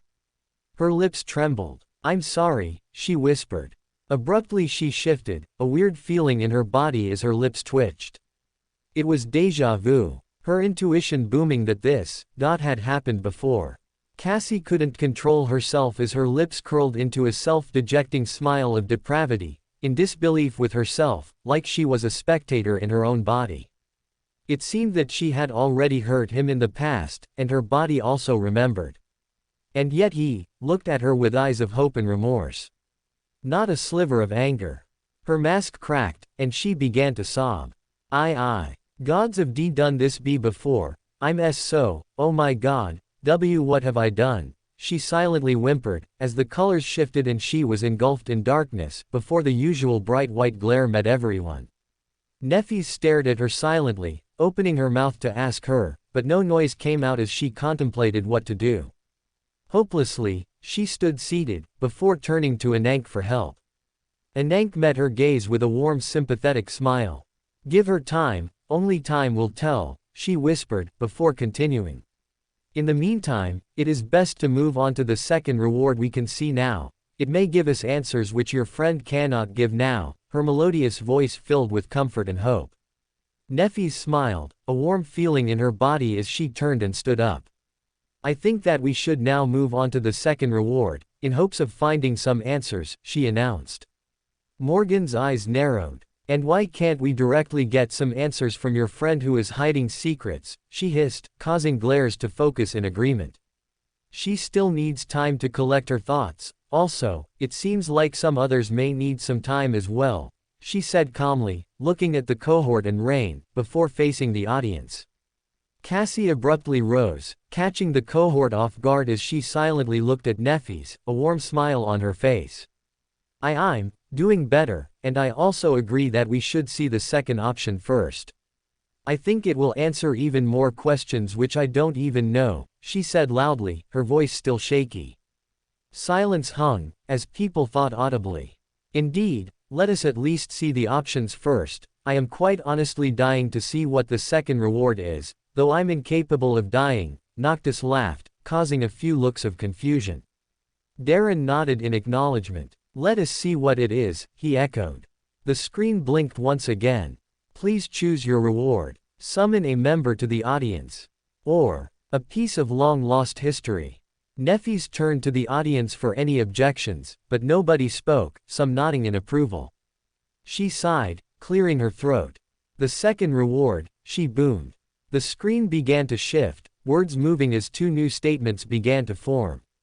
And then another. And then another. And then another. New phrases began to form on the screen as eyes widened, almost everyone rising in unison, shocked by what they were seeing. What the spell? Rain gasped. Effie grinned like a maniac. Oh, this is too good. Noctis clasped his hands. Gods, entity, whatever you are, thank you for bringing me here. He yelled in excitement. Everyone now stood up as the final words formed on the screen. There were now 7 statements. They all blinked in unison. Please select what you wish to witness. Madness incarnate. Or, a light in the void. Or, solace in defiance. Or, shadows of wrath. Or, walking the path of fate. Or, an eternal nightmare. Or, law of convergence. They had been brought here to supposedly watch a mysterious documentary, but now, it seemed like they were about to witness a whole new genre. Options, options, options. So many options, I wonder which one will be chosen, smiley face. Quite a lot of individual possibilities with their own charm. I will admit, that I want to write some more than others, but I thought it was only right to fill the fated slots of 7 options. Can contemplate in despair or anticipation to see which gets picked in the next chapter. Cheers. The 7 statements continued to blink as everyone stared silently at the screen, unsure of how to proceed. Yes, they had been inclined to see the option, but now that it was presented before them, it almost seemed like too much. Like ordering a full-course meal after gorging on appetizers. Except in this scenario, there was no refusing food. Options, options, so many options. Noctis exclaimed in excitement, unable to contain himself, he quickly turned to Solvon. She looked at him with suspicion, as he smiled. Told you so, he triumphantly whispered, as she narrowed her eyes. Indeed, this is a welcomed surprise, Julius chimed in unison. Others remained in silence, unresponding, seemingly still processing what they were being shown.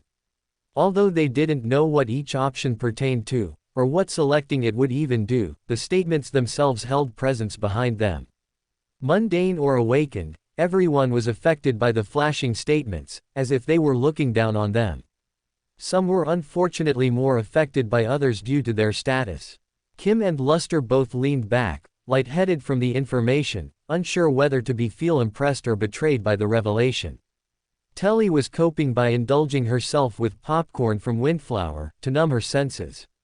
Windflower didn't seem the slightest bit perturbed by the extra pair of hands in her popcorn bucket.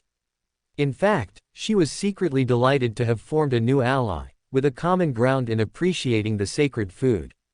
Julius didn't seem the slightest bit overwhelmed by the information, already having soaked it up like a dried-up sponge, as his eyes glistened, darting across the screen, theorizing different possibilities.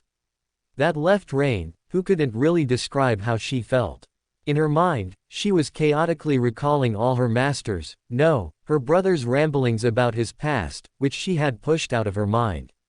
But like a student unprepared for a test, currently she was desperately trying to resurface key parts which she had deemed unimportant. No really, couldn't he be someone else's sibling? I look like a bum next to him, she grumbled in self-loathing. The cohort stared at the screen, their minds churning in unison. Madness incarnate, a light in the void, solace in defiance, shadows of wrath, walking the path of fate, an eternal nightmare and law of convergence.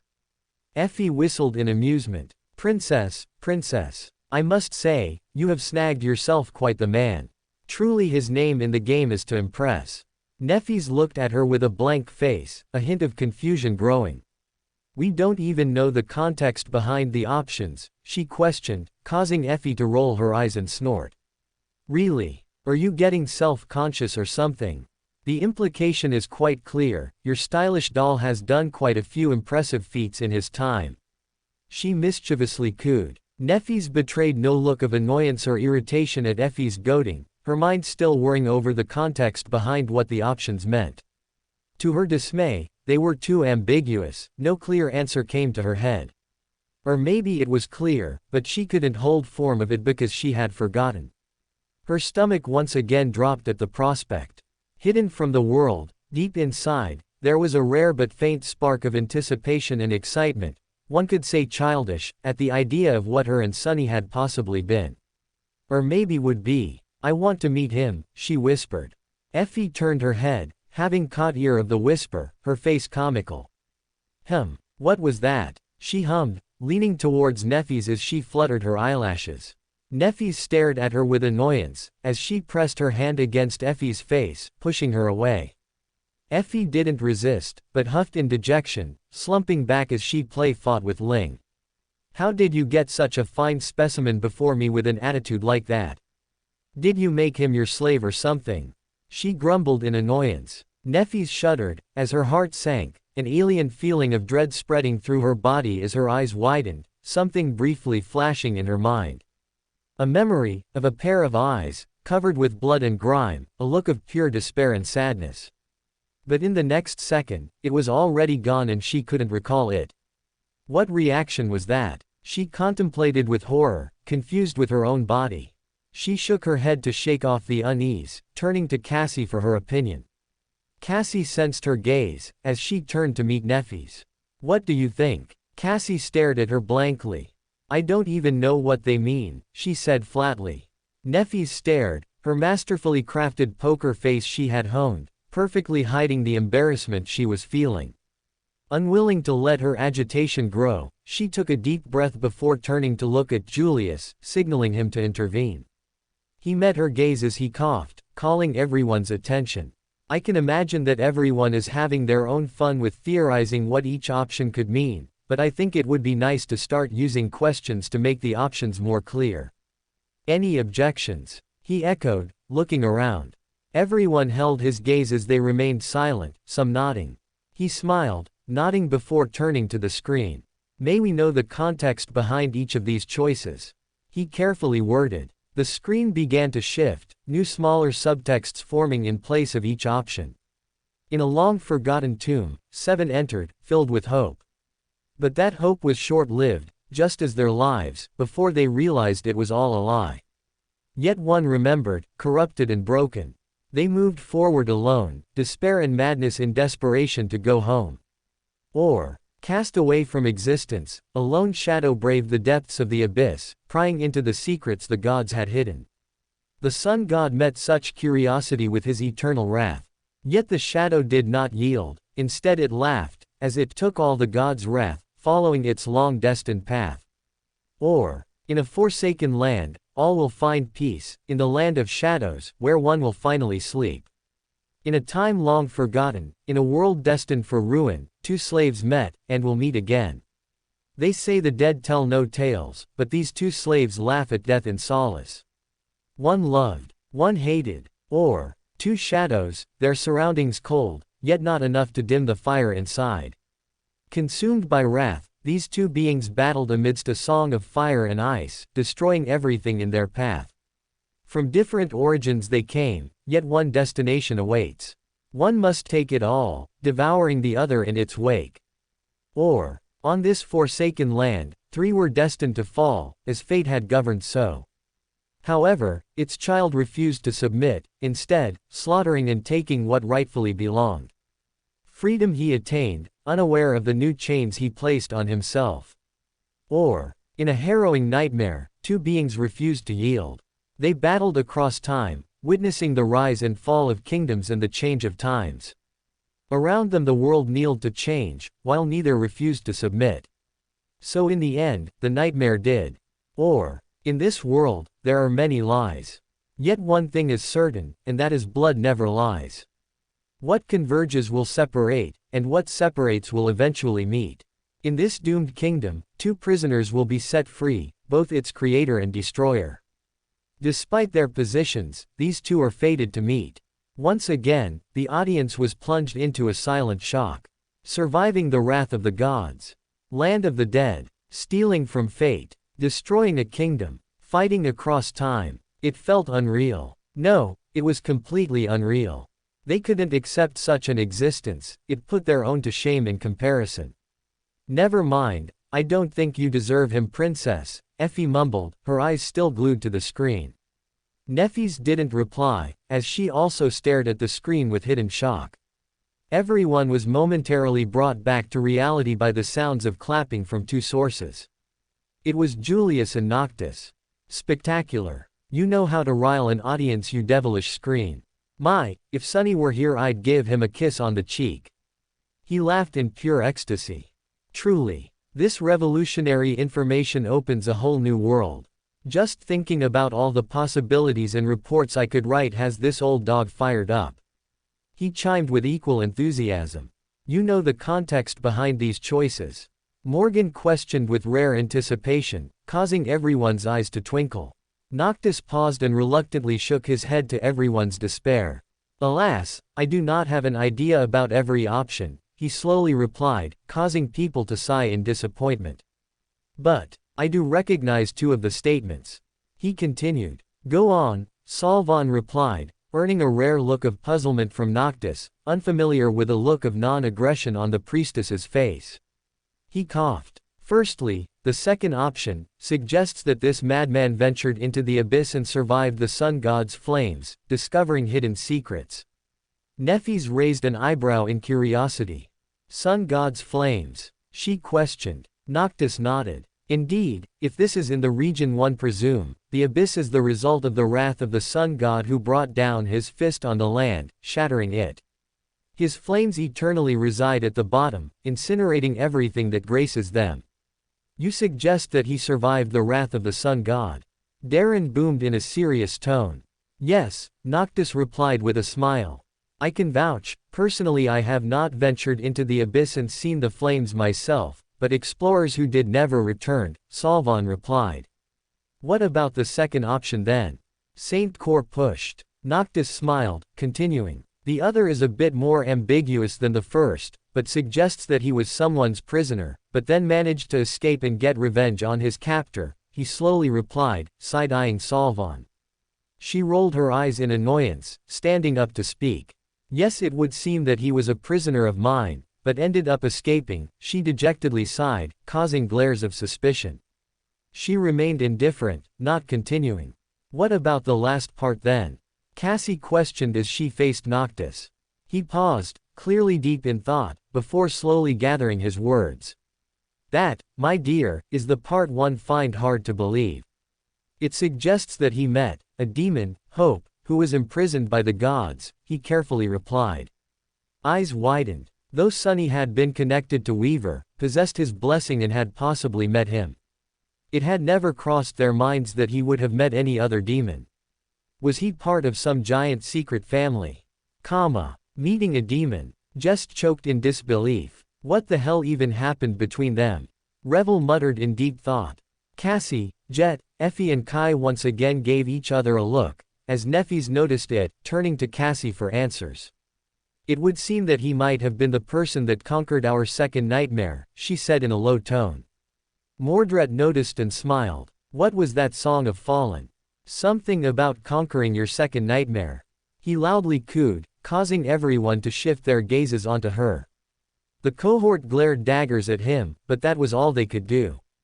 Cassie remained silent for a few seconds, before speaking up.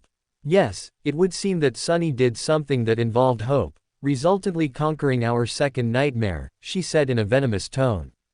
Before anyone could continue to question her, she hurriedly continued, changing the topic. But you already knew that he was involved in our second nightmare, just like you. More importantly, now that two options have been somewhat cleared up, does anyone else recognize or have any suspicions of what the other options might be? Gazes slowly moved back to the screen as thoughts began to cour, digging into the back of their minds for any clues. Some ideas were formed, but strayed very far from the truth, only some seemed viable in their minds. Kim and Luster seemed to come to a suspicion upon looking at the fourth option. The mention of cold sparked terrible memories associated with Antarctica, growing suspicion about if he might have been involved. More importantly, if he had been someone important to them. It was not hidden that everyone here played some role, and only theirs seemed to be unclear. They slowly looked at each other. You don't think, Kim shakingly whispered. Luster met her eyes with a rare look of dread on his face, scaring Kim. He solemnly nodded. The devil, the captain, he silently whispered. Ever since escaping that frozen hell, they had moved far and strived to never be remembered of what they had endured. And yet, it always came back to them, like a recurring nightmare. Their companions who never returned. The bodies they buried. But more importantly, their captain, who they never saw again, nor could remember. Tears began to well in their eyes as betrayal tugged at them.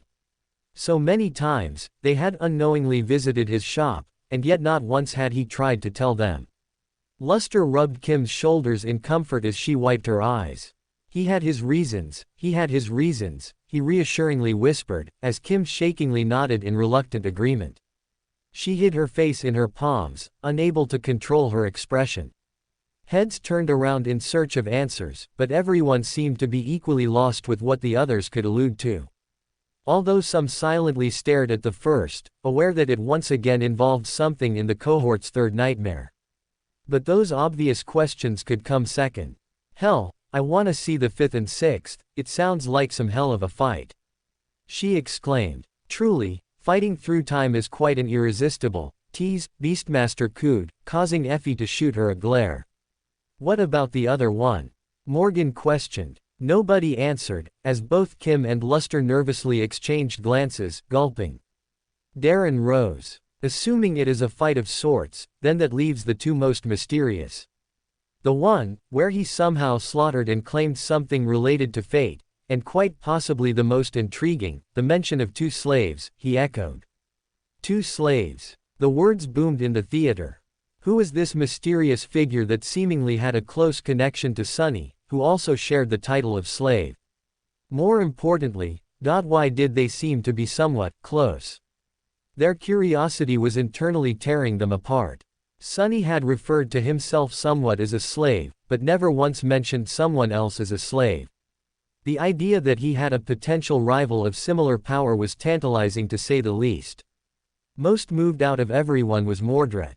His face held a look of rare happiness and anticipation, seemingly assuming that this person might be him, although he didn't understand the slave part. Mordred had no interest in making friends, yet, since he'd been brought here, the prospect that Sunny was possibly his friend in the past left him joyous.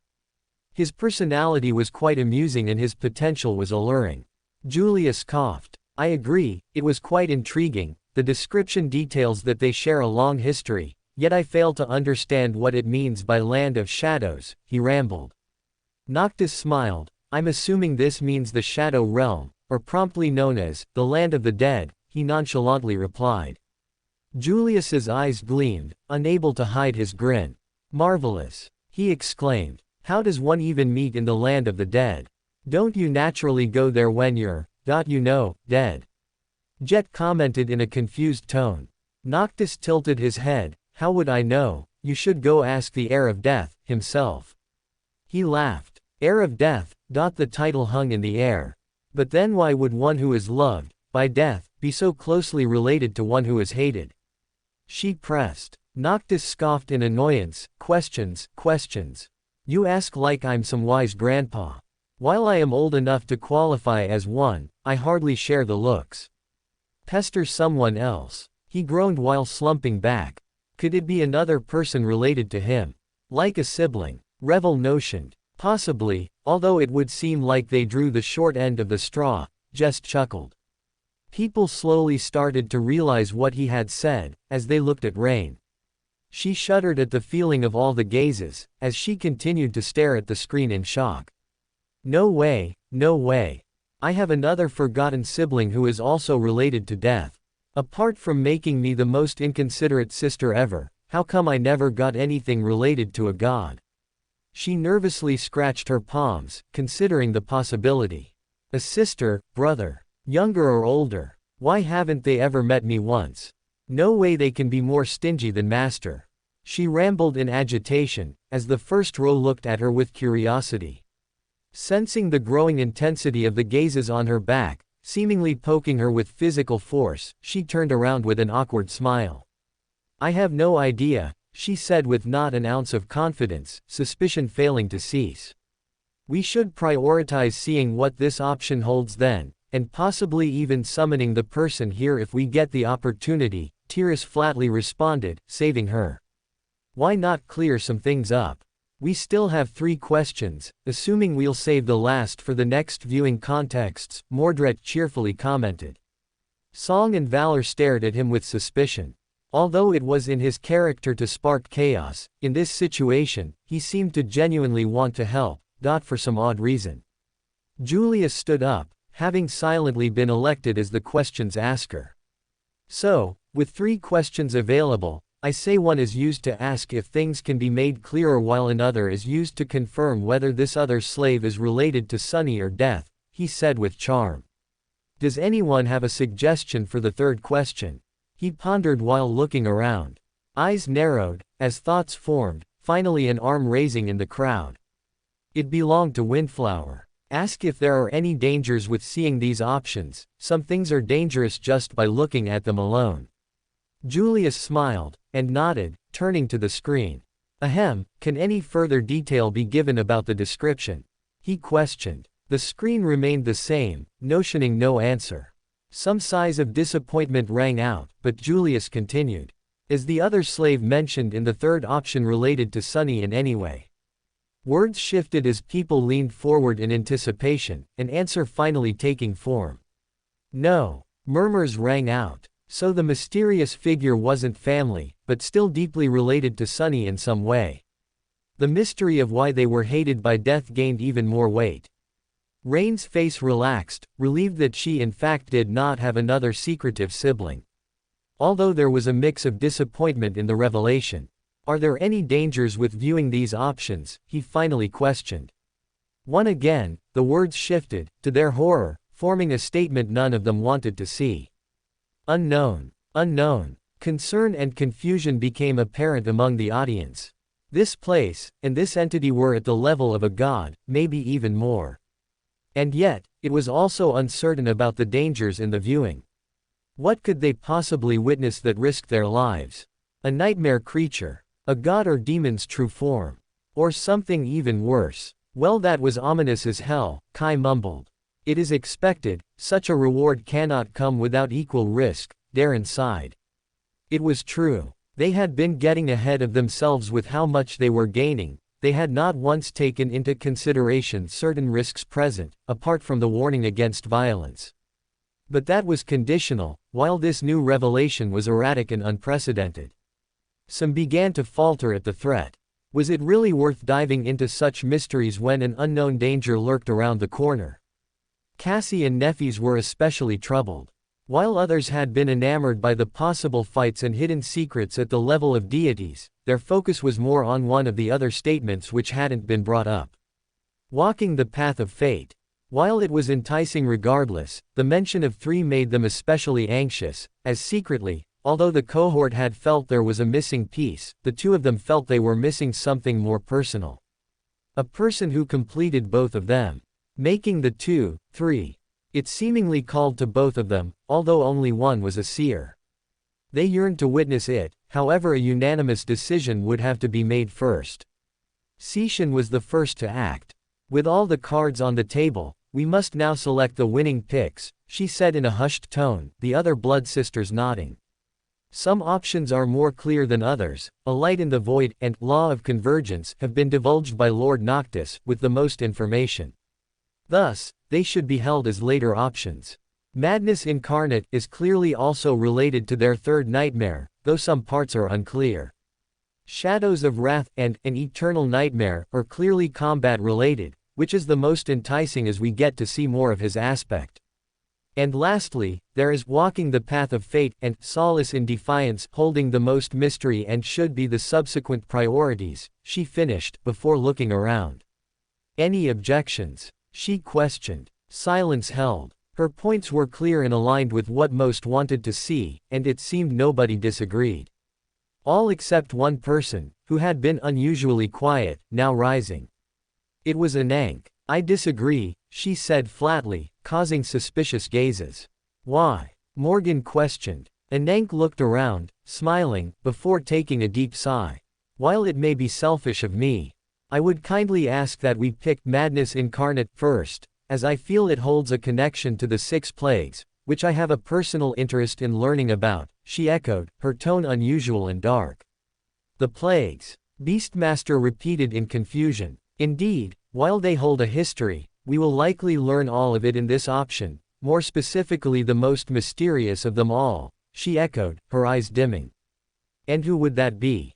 Darren pushed. Anank paused, an unusual darkness stirring in her eyes. The Prince of Madness, she echoed. That fiend is the most powerful of all of them, while holding the most mystery. He appears and disappears, seemingly in multiple places at once, laughing as he wreaks havoc wherever he walks. She paused. And I suspect that he might be Sunny, she said in a low tone. The silence became deafening. But why would he ever do that? We've seen how he is. Rain yelled in a panic protest, refusing to accept that her brother would do such things. Anank looked at her with a solemn expression. That is what I wish to learn, child. I am also in disbelief that the two are one, she murmured. It may also let us learn more about the vile thieving bird. How he survived it still shocks me, Darren muttered in agreement. Fingers twitched, as feet began to impatiently jitter. Now everyone was desperate to know. So, is it acceptable for me to ask that we choose this option?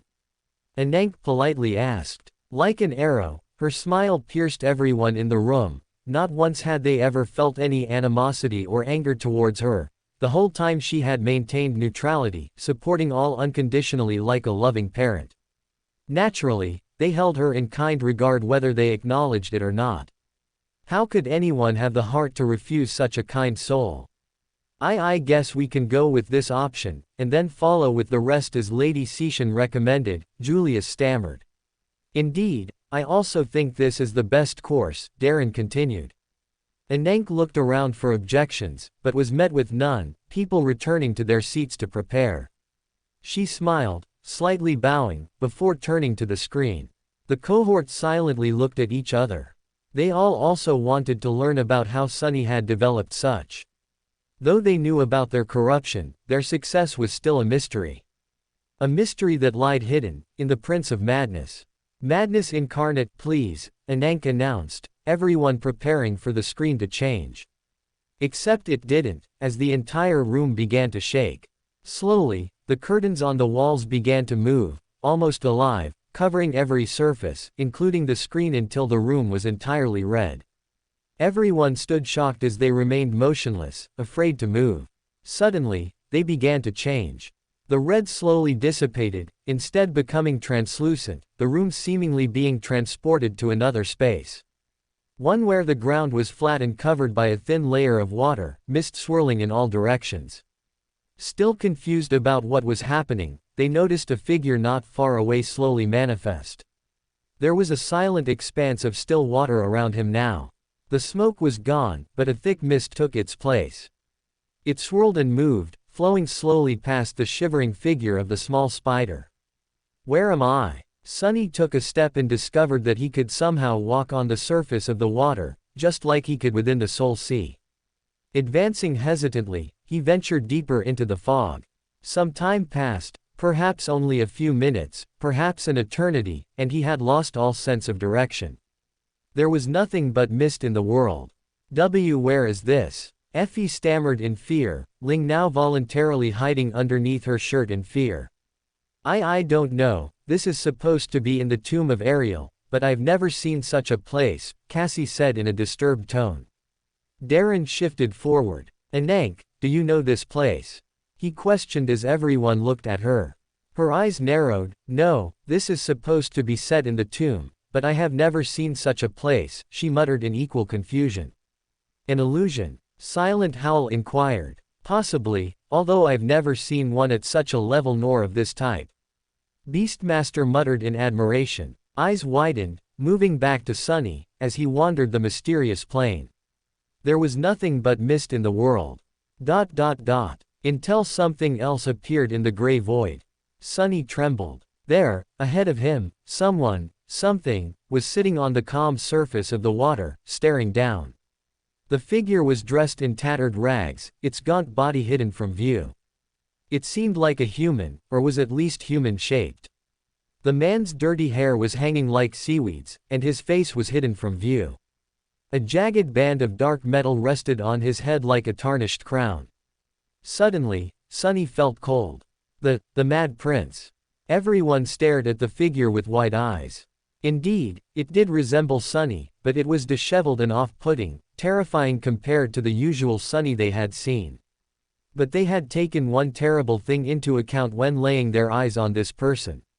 This was no human. This was a monster hiding under human flesh. Is that? Telly stammered in fear. Yes, Anank solemnly replied.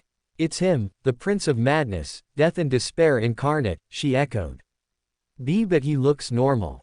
Of course less appealing and more disheveled, but regardless, he's supposed to be corrupted.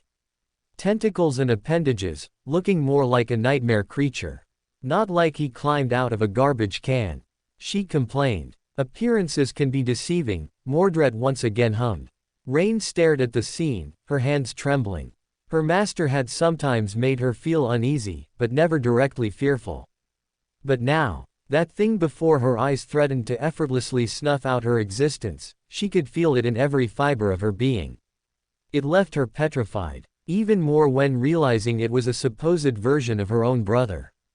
She remembered how he had joked about thousands of years old and only a few older than her at the same time. And now the impossible truth seemed to be coming to light. But she didn't want it to, it scared her. And more importantly, it made her realize how much more he had actually suffered than she could have ever imagined, physical pain permeating her soul every time it was revealed. Unknown to her, the shadow next to her chair slightly twitched. All eyes moved across the Mad Prince, trying to find anything unusual, but there was none. Nothing stood out and made him appear inhuman, although they weren't able to hold their gazes long before an uncomfortable chill overtook them. Darren was one of the few who didn't avert his gaze. Steadily locked onto one feature. His head, and the crown that lay on top. Silently he watched. Anger slowly grew on his face, possibilities of how he had taken the crown blooming. How dare he casually lay his hands on a relic that represented his culture and nobility. Such disrespect would not be tolerated. Windflower also looked at the scene with serious eyes, equal anger becoming apparent. A moment later, Sunny suddenly felt profound relief. A simple realization dispelled his fear and unease. I'm sleeping. It's a dream. Of course, it was. Sunny was not a spider. He was currently in the Temple of the Nightmare Spell, near Nephis and Anank, not in the middle of a boundless sea, lost in the mist. The corrupted titan in front of him was not real, and the danger the creature represented was not real either. Thank the gods. As Sunny thought that, he was not a spider anymore. However, he was also not himself. Instead, Sunny was tall and nebulous. He had 8 nimble arms, one of them crafted out of pristine white porcelain. His slender figure was veiled by a dark mantle, and a mask of black polished wood hid his features. A dream, Saint Kor mumbled. Though I want to deny it, this place has changed my mindset, knocked aside. A dream, they were in a dream. It sounded so casual to claim, but unfathomable to imagine. Is this why the curtains instead changed to the appearance they now saw? Why did such a change take place? Why wasn't the screen used? The more they felt they knew, the sooner they realized their ignorance.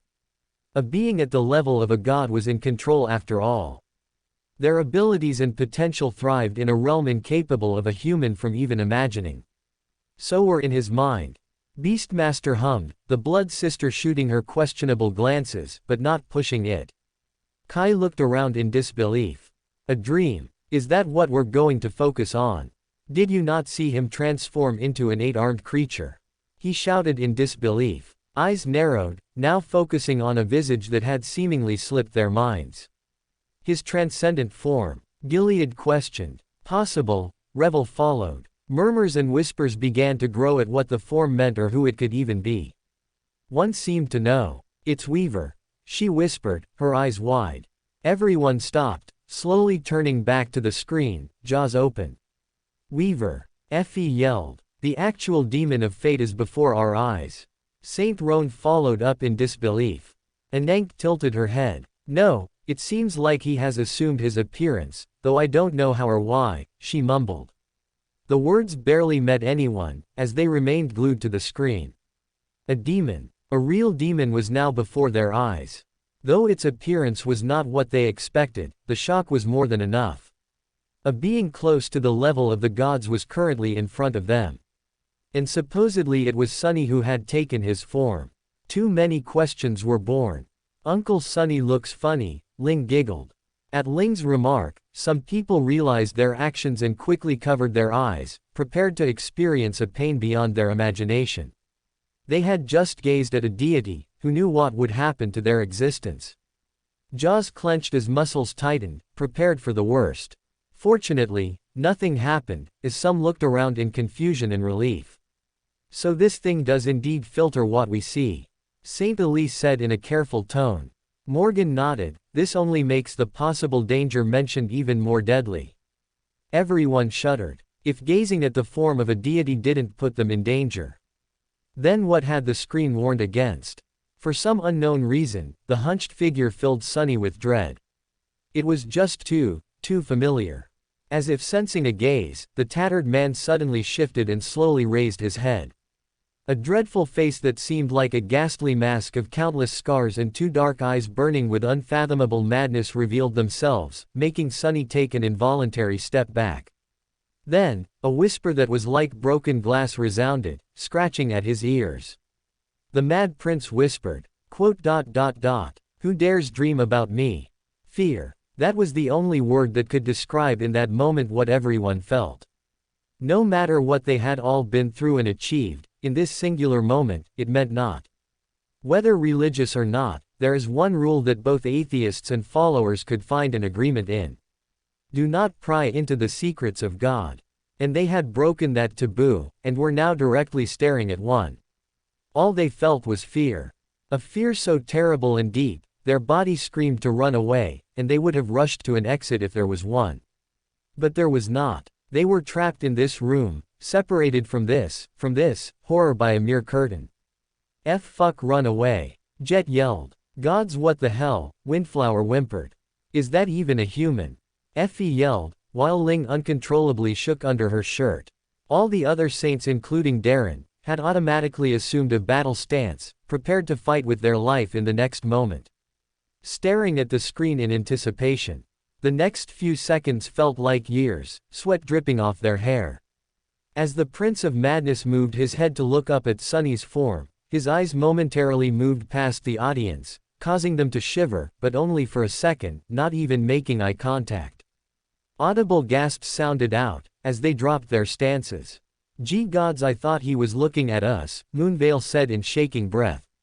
Indeed, it was as if he actually saw, as Nefis said in a flat tone, hiding her unease. Although it seems vain, we must put our trust in this place, It is our only hope against that thing, Darren echoed in a deep tone. Despair fully engulfed everyone's bodies, although some hid it better than others. While this abomination was separated from them, and likely couldn't see, interact or hurt them, it still put them on edge. Because even a Supreme was seemingly in fear of the Prince of Madness. Of the corrupted version of Sunny. Their eyes jittered, as they breathlessly watched the scene before them, too scared to even take a breath. What? He knows that this is a dream. No, that is not possible. How? The eyes of the defiled slowly gained refocus, becoming sharp and crushing. Pressed down by the unbearable weight of harrowing insanity hidden in their dark depths, Sunny took another step back and held his breath. It's a dream, it's a dream. The creature's lips, meanwhile, twisted in a wicked smile. Ah, it's you. Which one are you? The Mad Prince suddenly froze, then groaned and struck his head with a fist. I can't remember. Ah, but it is also an answer. His ugly face rippled, as if trying to assume a human expression. You're neither. You are an imposter. The creature's voice suddenly grew dark and vicious. You, murderer. An unhinged laugh escaped his lips, and then, the Mad Prince slowly rose. His tattered rags moved, shrouded in mist. As Sunny took another step back, desperately trying to wake up, the defiled took a step forward. How about it, murderer? Come closer. I'll tell you a secret. You deserve that much. There was suddenly nowhere to go. The gray mist became solid, blocking all paths to retreat. And Sunny was, indeed, curious. Curious against his will. What little semblance of sanity that remained, was shattered in that brief moment, as everyone's inner voices and concerns rang out, exploding without restraint in the theater. An imposter. What does that even mean? Murderer. Who the hell did he kill? They can't be the same person. It's like Beauty and the Beast. Secret. What kind of secret? Get out, child. Shouts and yells filled the room, mixed with the fear and curiosity of the unknown. All but few had lost restraint, now seemingly on the verge of madness. The truth and mystery behind all of it, seemingly having reached into this space. Now spreading corruption, confusion and panic. Even Darren was too stunned to intervene, acting as the usual mediator. Because for once in his life, he was also completely stunned by what he was seeing, a rare look of fear on his brave eyes as they widened. Gods, he whispered. Nobody was in their right mind to speak out, and question what the hell they were watching. It seemed it would be a while before anyone could calm down and form a thought. Their attention and shock only escalated as the scene shifted, as a new figure came into view in front of them, behind the curtain. Causing people to abruptly rise with wide eyes, almost feeling lightheaded from what they were seeing. It was another Sunny. What is he doing here? The wraith seemed uncharacteristically serious as he stared the Mad Prince down. Without turning his head, the apparition said in a voice that was neither snide nor mocking. Instead, it was grave. What are you doing, fool? Summon your horse and get out of here. Hurry. There's 3 now. Effie yelled out of breath. What the hell is even happening? Cassie whispered with a trembling breath. Everyone watched, unable to fathom a cohesive thought, as the 2 new Sunnies became a blur, before slowly dissipating from the plane. Leaving the Mad Prince alone. He stood there indifferently, looking at where they had just been. So soon, he mumbled, before he groaned, grabbing his head. Violently twitching, as he then screamed. Everyone in the theater covered their ears, their faces laced in anguish. The scream was seemingly damaging their souls directly, like thousands of nails dragging on a chalkboard, causing some spectators to stumble forward and fall down. Rain and the other weaker lot leaned over as they screamed in pain. As he continued to scream, Neffy's with a pained look on her face, noticed a change in the room. The shadows were shifting, moving erratically in chaos. As if responding to him. What? She uttered in disbelief. And then, it stopped. In the next second, the terrible wail stopped, like nothing had happened. He lowered his arms and straightened his back, his mouth moving, eerie ramblings reaching their ears to their dismay. Where, he mumbled, as everyone clenched their seats in dread.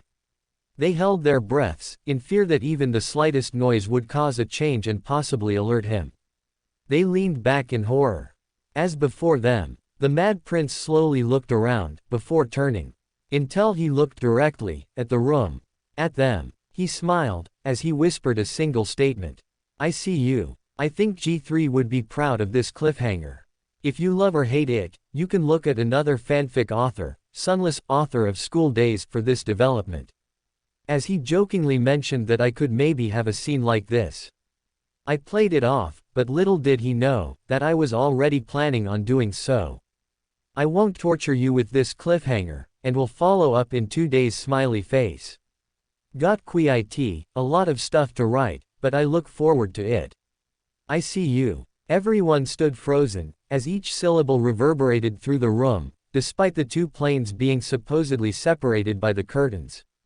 But now, the idea of them being separated from each other began to falter, as everyone held their breaths in utter dread at whatever would happen next.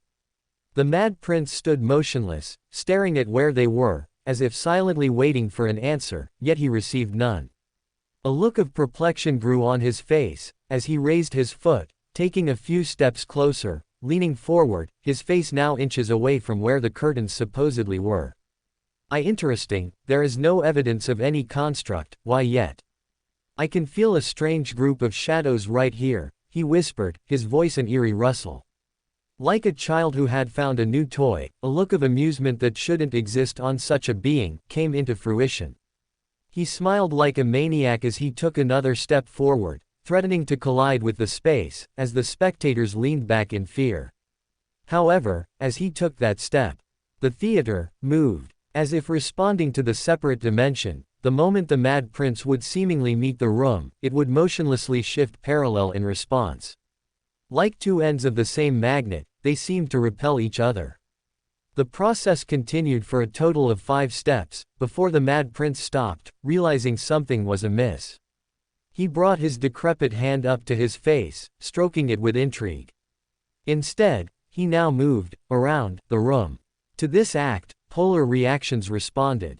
The room did not shift in response to this action, causing the Mad Prince to smile like a joyous ghoul, as he carefully navigated around the boundaries of the room, seemingly aware of the spatial difference, as his head craned up and down, somehow studying the invisible space. The spectators followed his movements with wide fear, full eyes, silent the whole time. The only one who seemed indifferent was Darren, who met it with an equally cold gaze. Though he had momentarily been shocked, he had quickly regained his composure.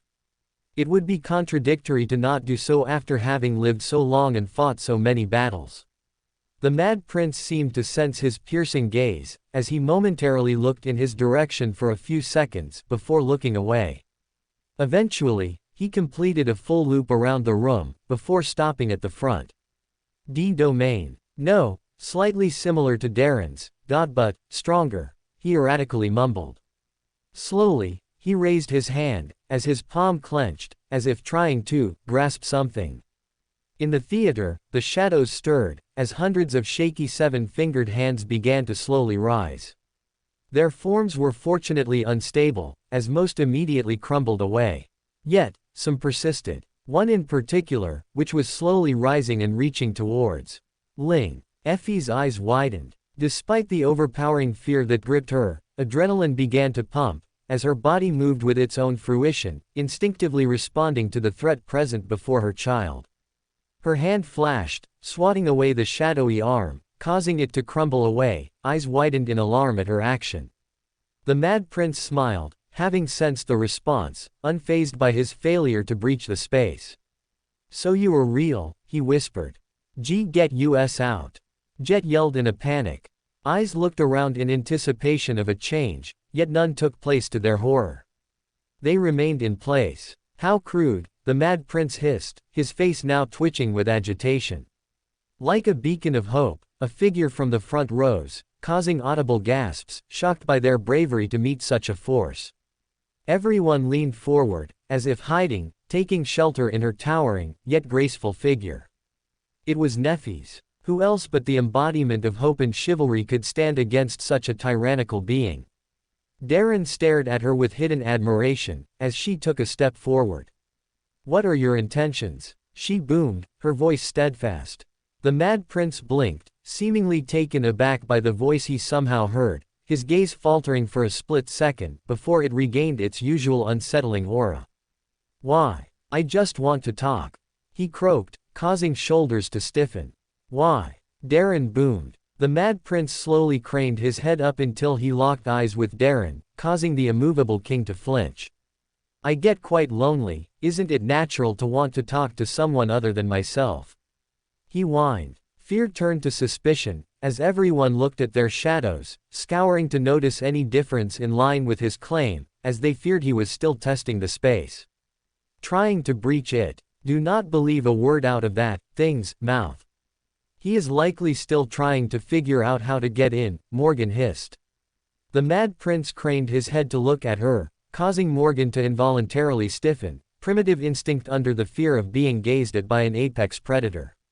He cocked his head, a chilling grin of intrigue on his face. "My, is that Morgan of Valor I hear? I'd almost forgotten what your deplorable voice sounded like," he laughed, causing Morgan to lean back. He continued to laugh for a few seconds, before abruptly stopping, as his body began to ripple. To their horror, his figure momentarily became a haze, as 7 more rose from behind him. All of them were dreadfully identical, and held the same feeling. They stared at the everyone for a few seconds, before moving on their own, walking clockwork around the room, like a pack, sizing up their prey and the cage that hid them, from the beast outside. Helpless, everyone held their breaths, silently praying that the integrity of the room wouldn't falter. To their hope, eventually the vessels clicked their tongues in unison, before merging back into one homogeneous being, before he plopped onto the ground in a carefree manner. "It seems you were right, I cannot enter that space, truly your wit is just as sharp as your loveless body." He sadistically laughed, causing Morgan's lips to twitch, rage growing in her eyes. "Why should we ever believe a word out of your mouth?" Tiras said flatly. The Mad Prince smiled, seemingly recalling something at the words, a smile of nostalgia briefly flashing on his face. "Why would you not? After all, I'm the most honest person in 2 worlds." He laughed, rolling on his side. Noctis watched the scene with wavering feelings, as his lips quivered. One part of him instinctively wanted to join in on the banter, while another chastised him at the mere thought. Most honest in 2 worlds. At the remark, the fear the cohort all felt briefly quelled, as once again, the pained feeling of longing and nostalgia burned in their bodies. They didn't know how to feel.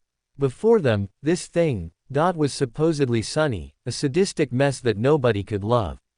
And yet, they felt it. They felt a spark of softness and somewhat pain, to the sight of him in such a state. Eyes moved, as they all met each other's gazes, a mixture of confusion and remorse. More than ever they wanted to learn how their companion, and friend they'd forgotten had come to such a state. Their attention was drawn back as his laughing quieted. "Tell you what, how about I share a little secret to express my honesty?" He cooed, smiling, a smile of pure sinister. Realizing what he was about to do, hands shot up their ears as people pressed with all their might to block any noise out. The Mad Prince's mouth moved. Yet no noise came out. In response, the room slightly shook, but that was all. Looks of confusion held his gaze, as they lowered their palms. Meanwhile, the Mad Prince was casually sitting and watching them, seemingly waiting for something to happen, as a look of confusion and curiosity began to grow on his face. It seemed the room had intervened, filtering out the wicked words of corruption that escaped his lips. Strange, most people would have turned into a pile of flesh or an amalgamation of tentacles and other deformities the moment they learned the truth, he murmured. He sighed in disappointment. "Well, all the fun's gone now, guess we really can only talk," he dejectedly muttered. Rain stared in utter confusion. "What?" she emotionlessly asked, oblivious to the danger that had just transpired. She turned her head to Anank for an explanation. "There are lots of dangers in this world in many shapes and sizes, dear, but often the greatest danger is knowledge. With great knowledge comes realization and despair at the vastness of our ignorance. In existence some knowledge alone is so dangerous, that mere mortals like us cannot handle it, and thus become corrupted, she whispered. Rain's eyes widened at the realization, but her attention shifted as the thing seemed to now be looking in her direction to her horror. Rain, it whispered. She shuddered, somehow holding its gaze, as it stared at her. A person is said to be one, but mind and body are not unison. Instinctively, she wanted to avert her eyes and cower, running away, and yet she, herself, didn't want to run. She wanted to look at him, despite what was threatening on the surface. As she knew, the person she hoped was still alive, underneath, hidden inside. Awkwardly she smiled. Ooh, why yeah, it's me. The Mad Prince stared at her, as his face softened, something that didn't seem like he should be able to do.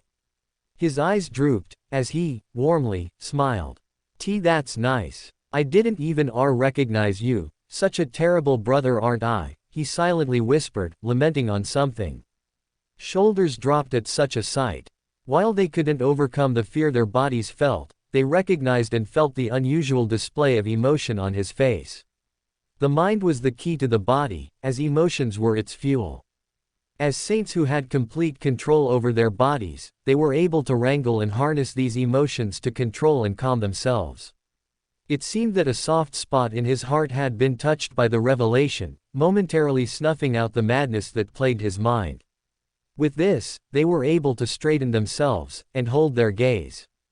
The Mad Prince continued to smile as he looked at her, before sweeping over the rest of the crowd. Valor, Song, Noctis, Salvon, Julius, Kim, Luster, Darren, Windflower, Ananake, Effie, Kai, Jet, Cassie, and Nephies, he whispered, before pausing. How can you see us and hear us? Saint Kor echoed. The Mad Prince paused, seemingly trying to understand himself. I can perceive your shadows, although they are strangely filtered. How does that make any sense? Telly shakenly stammered, unused to the bizarre nature of some aspects. However, he didn't answer the question, nor did he even look in her direction, supposedly deeming her a gnat unfit for his attention. Strange, I don't know or recognize some, he muttered, his gaze moving over Telly and Ling. Effie was shook, as her mouth stammered. Why you know Ling? She muttered in fear. The Mad Prince looked at her, a look of amusement on his face. How could I not? I was there when he was born, every time he was born, though I've never seen him grow up, he muttered. Effie looked at him with suspicion. How? What little sanity that had surfaced seemed to once again submerge in that moment, as on the Mad Prince's face, a demented look took over, like two beings in one. How? I have fragmented glimpses of him, mostly with his dismembered limbs, back when I was still trying to learn how to ascend. Such a peculiar existence, he cackled. Effie's face became indescribably dark, pulling Ling close to her body with so much force, she might have crushed a normal child. Stay back, fiend, she yelled, causing the Mad Prince to tilt his head. I can't even enter this space, but maybe in the next loop I can, he echoed. Suspicion rose, as curiosity took the better of them all.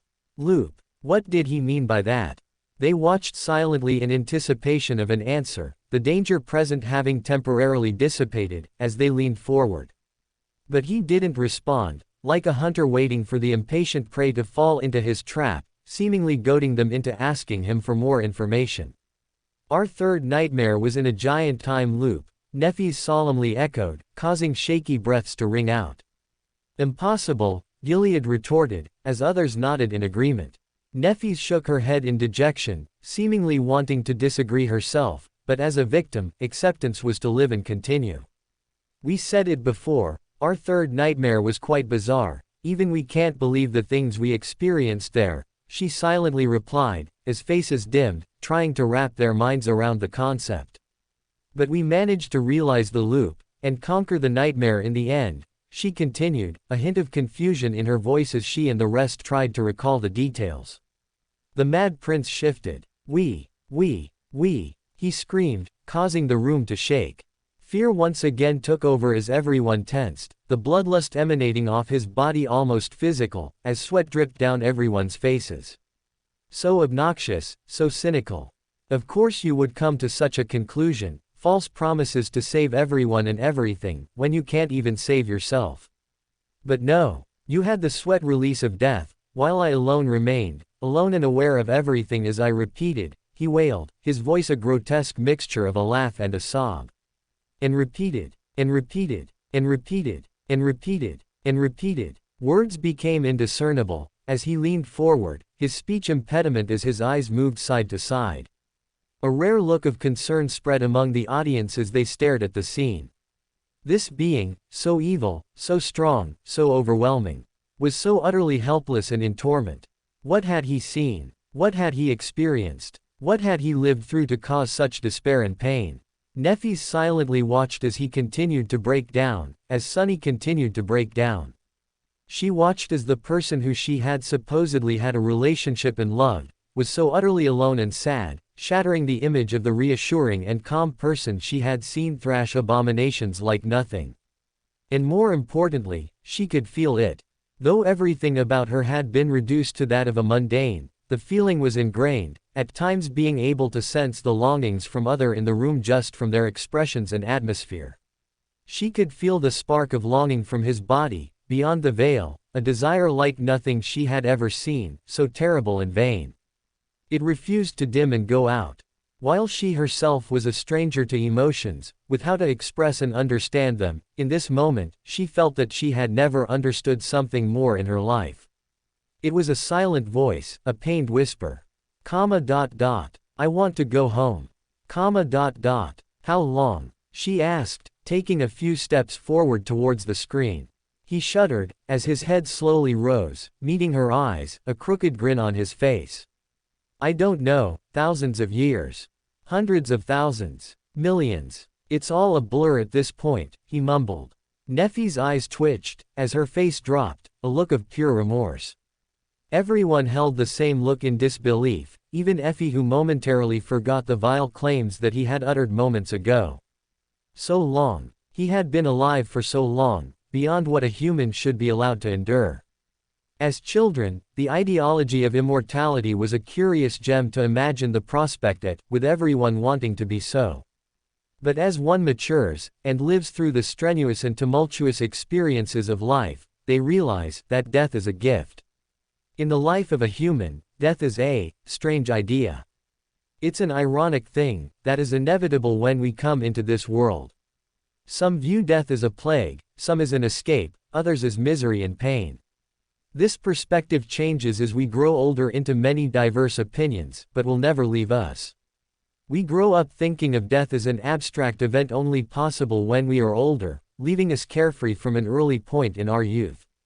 But as we grow older, we realize the infinitesimal possibilities that may lead to our death, subconsciously making us fearful our entire lives. And so we live with caution, varying depending on the person, but when we reach the end, we will truly realize the irony of waiting for a moment that has been by our side like a friend, in the shadows. As an awakened, this concept is further brought to light.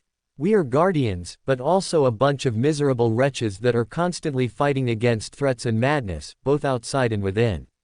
We can fight to live, we can fight for love, we can live for whatever reason we hold dear to our hearts. It all matters. Because in the end, it has value, since it will leave our lives just as our existences will leave this reality in time. And yet, he was forsaken from such grace. The irony that one so closely connected to death, was so helpless in their own prowess. Cast away, unable to experience the fleeting value of anything. How could anyone come to love and care for something, when it had no meaning? When they would just experience it again, without end. Again, and again. Like a dream that wouldn't end. Everyone silently stared at the person before them, at this puppet, who was supposedly closely connected to fate and yet was such a victim to it. Faces wrinkled, as tears began to well in the eyes of some. Rain was one of those people. Staring blankly at this version of the brother before her, as tears uncontrollably cascaded down her face. All the times he had been with her, smiling, joking, laughing. Like none of this had ever happened to him. Well, technically I am thousands of years old and 3 at the same time. The carefree statement burned in her mind as she remembered his face, smiling at her. Walking through the snow, sharing meals, comforting her, guiding her, giving her hope. Her lips trembled. How can you be so happy after going through so much?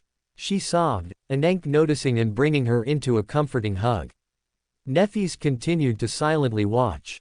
Why? What made you go so far? Her voice reverberated as she looked at him, her face betraying emotion. He returned the look, silently staring. I can't remember, he stammered, a slight chuckle escaping his lips. There's something inside me, and I don't know what it is. What I've seen and experienced, nobody else has, and sometimes, it frightens me. I think I'm losing my mind, or maybe I've already lost it, he whispered, tilting his head down. Nefis watched silently as she opened her mouth to reply, but in that moment, he shifted and looked back up at her. But then, when I'm all alone, and about to lose it all, I hear a voice. I can't tell who it belongs to, nor can I remember. But it never goes away, murmured. Nefis leaned forward, a small smile on her lips. And what does it say? She whispered. He shuddered, as his arms tightened, his lips quivering, a single tear falling from his face. Silently, he remained motionless, before slowly looking up, with a weak smile. It tells me that I lack conviction, he shakingly whispered. The words hung in the air as he seemingly tried to remember who had said them to him, before he shook his head, and donned his usual unsettling aura. But it doesn't matter anyway, it seems that in the end it worked out and we escaped. Who knows, maybe I finally got to open that cafe that I've always been dreaming about. He laughed, slowly standing up. Nobody replied as they silently listened, realizing the development. Nobody had the heart to tell him that he had been forgotten, as they sheepishly averted their gazes. It seemed Nefis was the one to be bearer of bad news. No, she solemnly replied. The mad prince twitched. No, he repeated, his tone filled with suspicion. Did I at least open the memory boutique that I always wanted? Nefis's gaze wavered as she bit her lip, unsure of how or whether to reveal what had happened. Both out of guilt and fear with how he would react.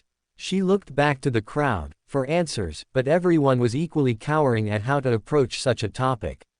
She sighed, taking a deep breath before turning back to face him. Yes, she replied. His lips curled as he opened his mouth to reply, but Nefis quickly cut him off. But something seems to have gone wrong, and you have been forgotten by everyone and everything, she said in a low, careful tone, pausing. Even me. Everyone clenched their seats as they held their breaths, terrified and prepared for how he would react, convinced that he would tear through the barrier and slaughter them at the revelation. Seconds were years, as they stared in horrifying anticipation. But to their confusion, he didn't react, remaining motionless, seemingly still digesting the information. Silently, he sat in thought, before his lips finally whispered. I see. Quote. I'm finally free. The smirk soon grew on his face. Be careful what you wish for, he murmured. He shook his head, as he looked at the others, his gaze moving to look at Cassie, who flinched at his eyes. It seems that your plan worked. I'm glad that you got what you wanted, he croaked. Cassie's face twitched as her lips trembled, aware of what he was referring to. How could even such a depraved, maddened and corrupted version of Sunny still look at her with such eyes? It was wrong. It wasn't fair. She deserved to be yelled at. She deserved to be hurt. She deserved to be tormented. She wanted and felt the need to meet such a reaction, she deserved so. And yet, he didn't look at her with hate. Only sympathy. Maybe it was the selfless kindness that was the real torture. Knowing she could never repay or meet it with equal love and value. So unfair, she shakingly whispered. He continued to look at her before sighing, turning back to the rest. I am grateful for this information, and am willing to answer some questions since you've answered some of mine, seeing that this place seems to be leaving, he replied. Eyes narrowed in confusion, as people turned to look around, eyes widening.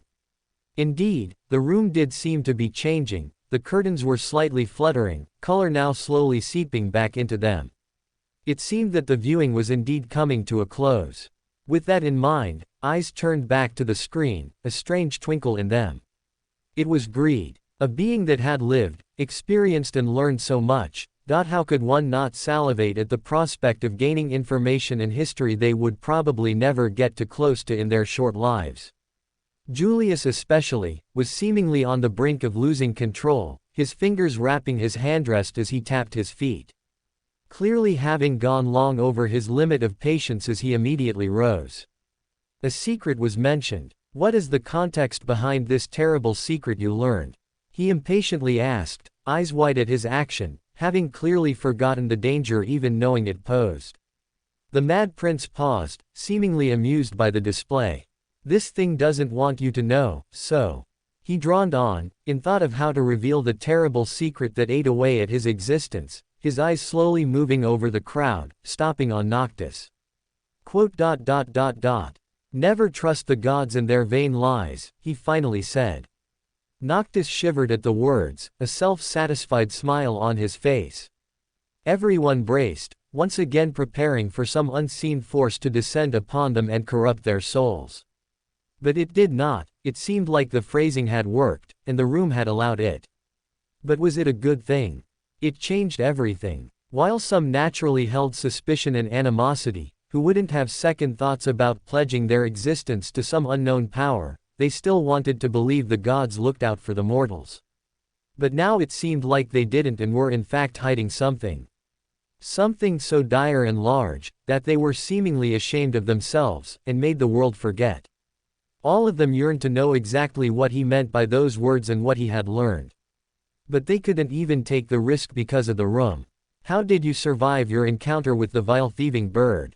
Darren boomed, his eyes serious. Everyone held their breath, as they leaned forward, eyes glinting at the idea of what epic battle they would hear. But the Mad Prince simply blinked and laughed. How would I know? I've never killed the damn thing. It's too damn scary. He laughed. Though I do wish I could have killed it once. Vile thieving chicken sounds really good, he murmured in deep thought. Darren stared at him in disbelief, but didn't continue, deeming that even if he did get an answer it would be the half-truth or a terrible joke. Lowering himself back into his seat. The colors continued to spread, now having turned the curtains in place of the walls completely back to red, as the remaining color snaked towards the front, where the Mad Prince sat. Anank rose, sparking curious looks. I cannot forgive you. Though you were a victim of torment and corruption, that does not excuse your actions for the pain and misery you caused to the people of Estuary. You wretch, she said in a venomous tone, a rare look of rage on her face which made everyone feel discomfort. It was sad to see the usual loving and smiling Anank in such a state. And she was right. The Mad Prince looked at her, as his eyes moved up to look at an invisible sun. He smiled, as if reminiscing about the past, and everything he had gone through. Since the moment he stepped into the tomb. The moment he realized, and began fighting. In my heart, I believe that though I am a sinner, I have been saved, and I believe there is something beyond this dream, and this nightmare, and this world around me. Something more that is waiting. I have long danced with death, as the world I knew burned around me. I survived because the fire inside burned brighter than the fire around me. The fire that had kept me alive, was love. My love, your love, he echoed, slowly looking at where Nephi stood. Anank stared at him silently, no emotion present on her face, as she seemingly looked at the color of his soul. You are not the one to judge whether you have been forgiven, she echoed. He donned a comical smile. Well, then I hope the other me has been killing a lot of big bad nightmare creatures outside, he laughed. Though Ananki's face didn't reveal any forgiveness and understanding, she seemed to have accepted something, as she slowly lowered herself into her seat. Everyone did the same as they watched the color continue closing in where the screen stood. Only one person remained standing at the front. Nephi stood still, the image now barely the size of a porthole, with only his face visible. They silently stared at each other, separated by the veil now becoming tangible color. It was an unspoken conversation. Words could never hope to express what they felt when they looked at each other in this moment. Maybe it was for the better, any words would lose value to what they felt. But it couldn't just end like this. As he looked at her through the shrinking porthole, his face twitching as he seemed to think about what to say. An apology. A cry for help. All his anger and frustration. His mouth repeatedly opened and closed, until finally he stopped, having come to some understanding. He looked in her eyes as he smiled. It was a happy smile, an exaggerated smile, a ridiculous smile. I'm glad that I get to live in a world with you, he whispered, as Nefis looked at him with pity. But it's not you, she replied. He shuddered, realizing how things were, but not being able to do anything. Once again powerless, at the mercy of something else. It's fine, I'm not losing too much, just myself, being allowed to exist is more than enough for me, he whispered. He leaned to the side, peering over her shoulder into the crowd, looking at Rain. He stared at her for a few seconds, his gaze complicated. Goodbye Rain, he whispered, as the colors surged, and the room returned to normal. The reward had ended. As the shadowy visages before him finally faded away, he stood in silence, staring at where they had just been. Raising his arm, he clawed at the space in front of him, only to touch nothing. So, this was how it was. He had succeeded. After all these years of suffering and enduring solitude, it seemed like his efforts were not for naught. Someone did get a happy ending. Except that someone was not him. He was free, but only a version of him, while he himself was still condemned in the tomb. Could it have gone differently? If he had pleaded for them to save him and take him away, could they have maybe done something? Could the mysterious place have used some powers to pull him out? He almost cried at the thought of the lost opportunity. It seemed like the history book on the shelf was doomed to repeat itself.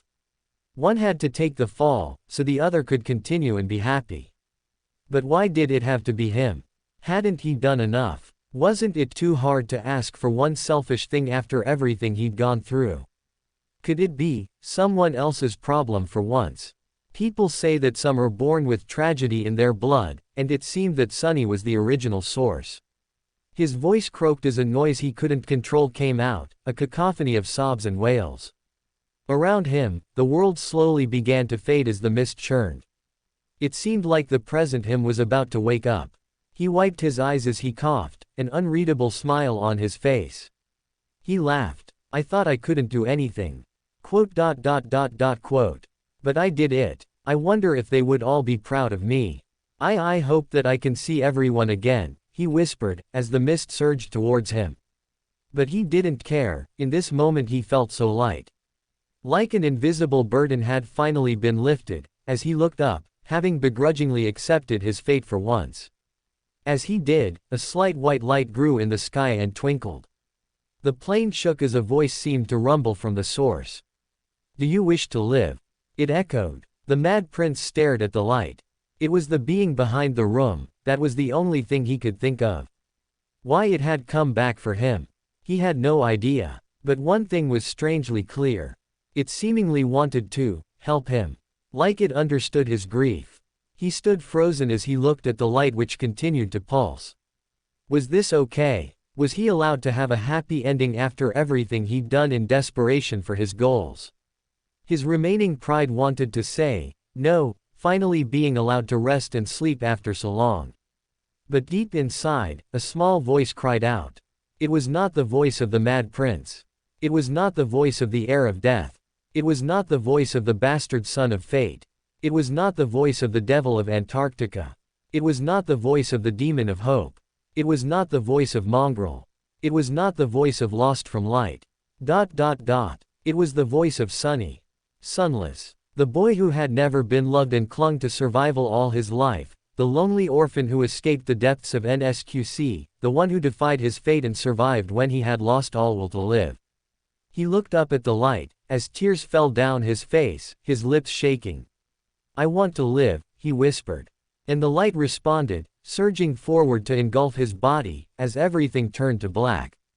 In the theater everyone was currently conversing over what they had just seen and discussed. Whispers and murmurs rang out. The only one who wasn't participating was Rain, who leaned over. She stared silently at the floor as she replayed the final image she had seen before they had been brought back, the troubled smile he had as he looked at her before disappearing, as she continued to wipe her eyes. As she did, her eyes caught glimpse of something, a slight movement, as she looked down at her shadow, which she could have sworn just twitched. It stared back at her, making her feel uneasy. Rain was used to the idea of someone living in her shadow, but now it looked strange. It felt cold and unfamiliar. She held her breath as she watched it with her full attention. Her face brightened, as to her delight it moved, opening and closing its palm as it looked around, seemingly confused on where it was. "Brother," she silently whispered, her tone full of hope. The shadow looked at her, as if thinking about something, before it slowly raised its arm and waved at her. How many references is too many references? Because there are over 47 in this chapter lol. Some more known than others, but they definitely helped. I honestly like this chapter, had me wiping my eyes at times when I had to write parts winking face. Things will just keep getting better and better shocked face. For more thrilling fanfiction stories like this, check out my channel Fanfic Audiobook. Dive into epic adventures, mysterious realms, and legendary journeys brought to life through immersive storytelling. Don't forget to like, share, and subscribe for more amazing audiobooks.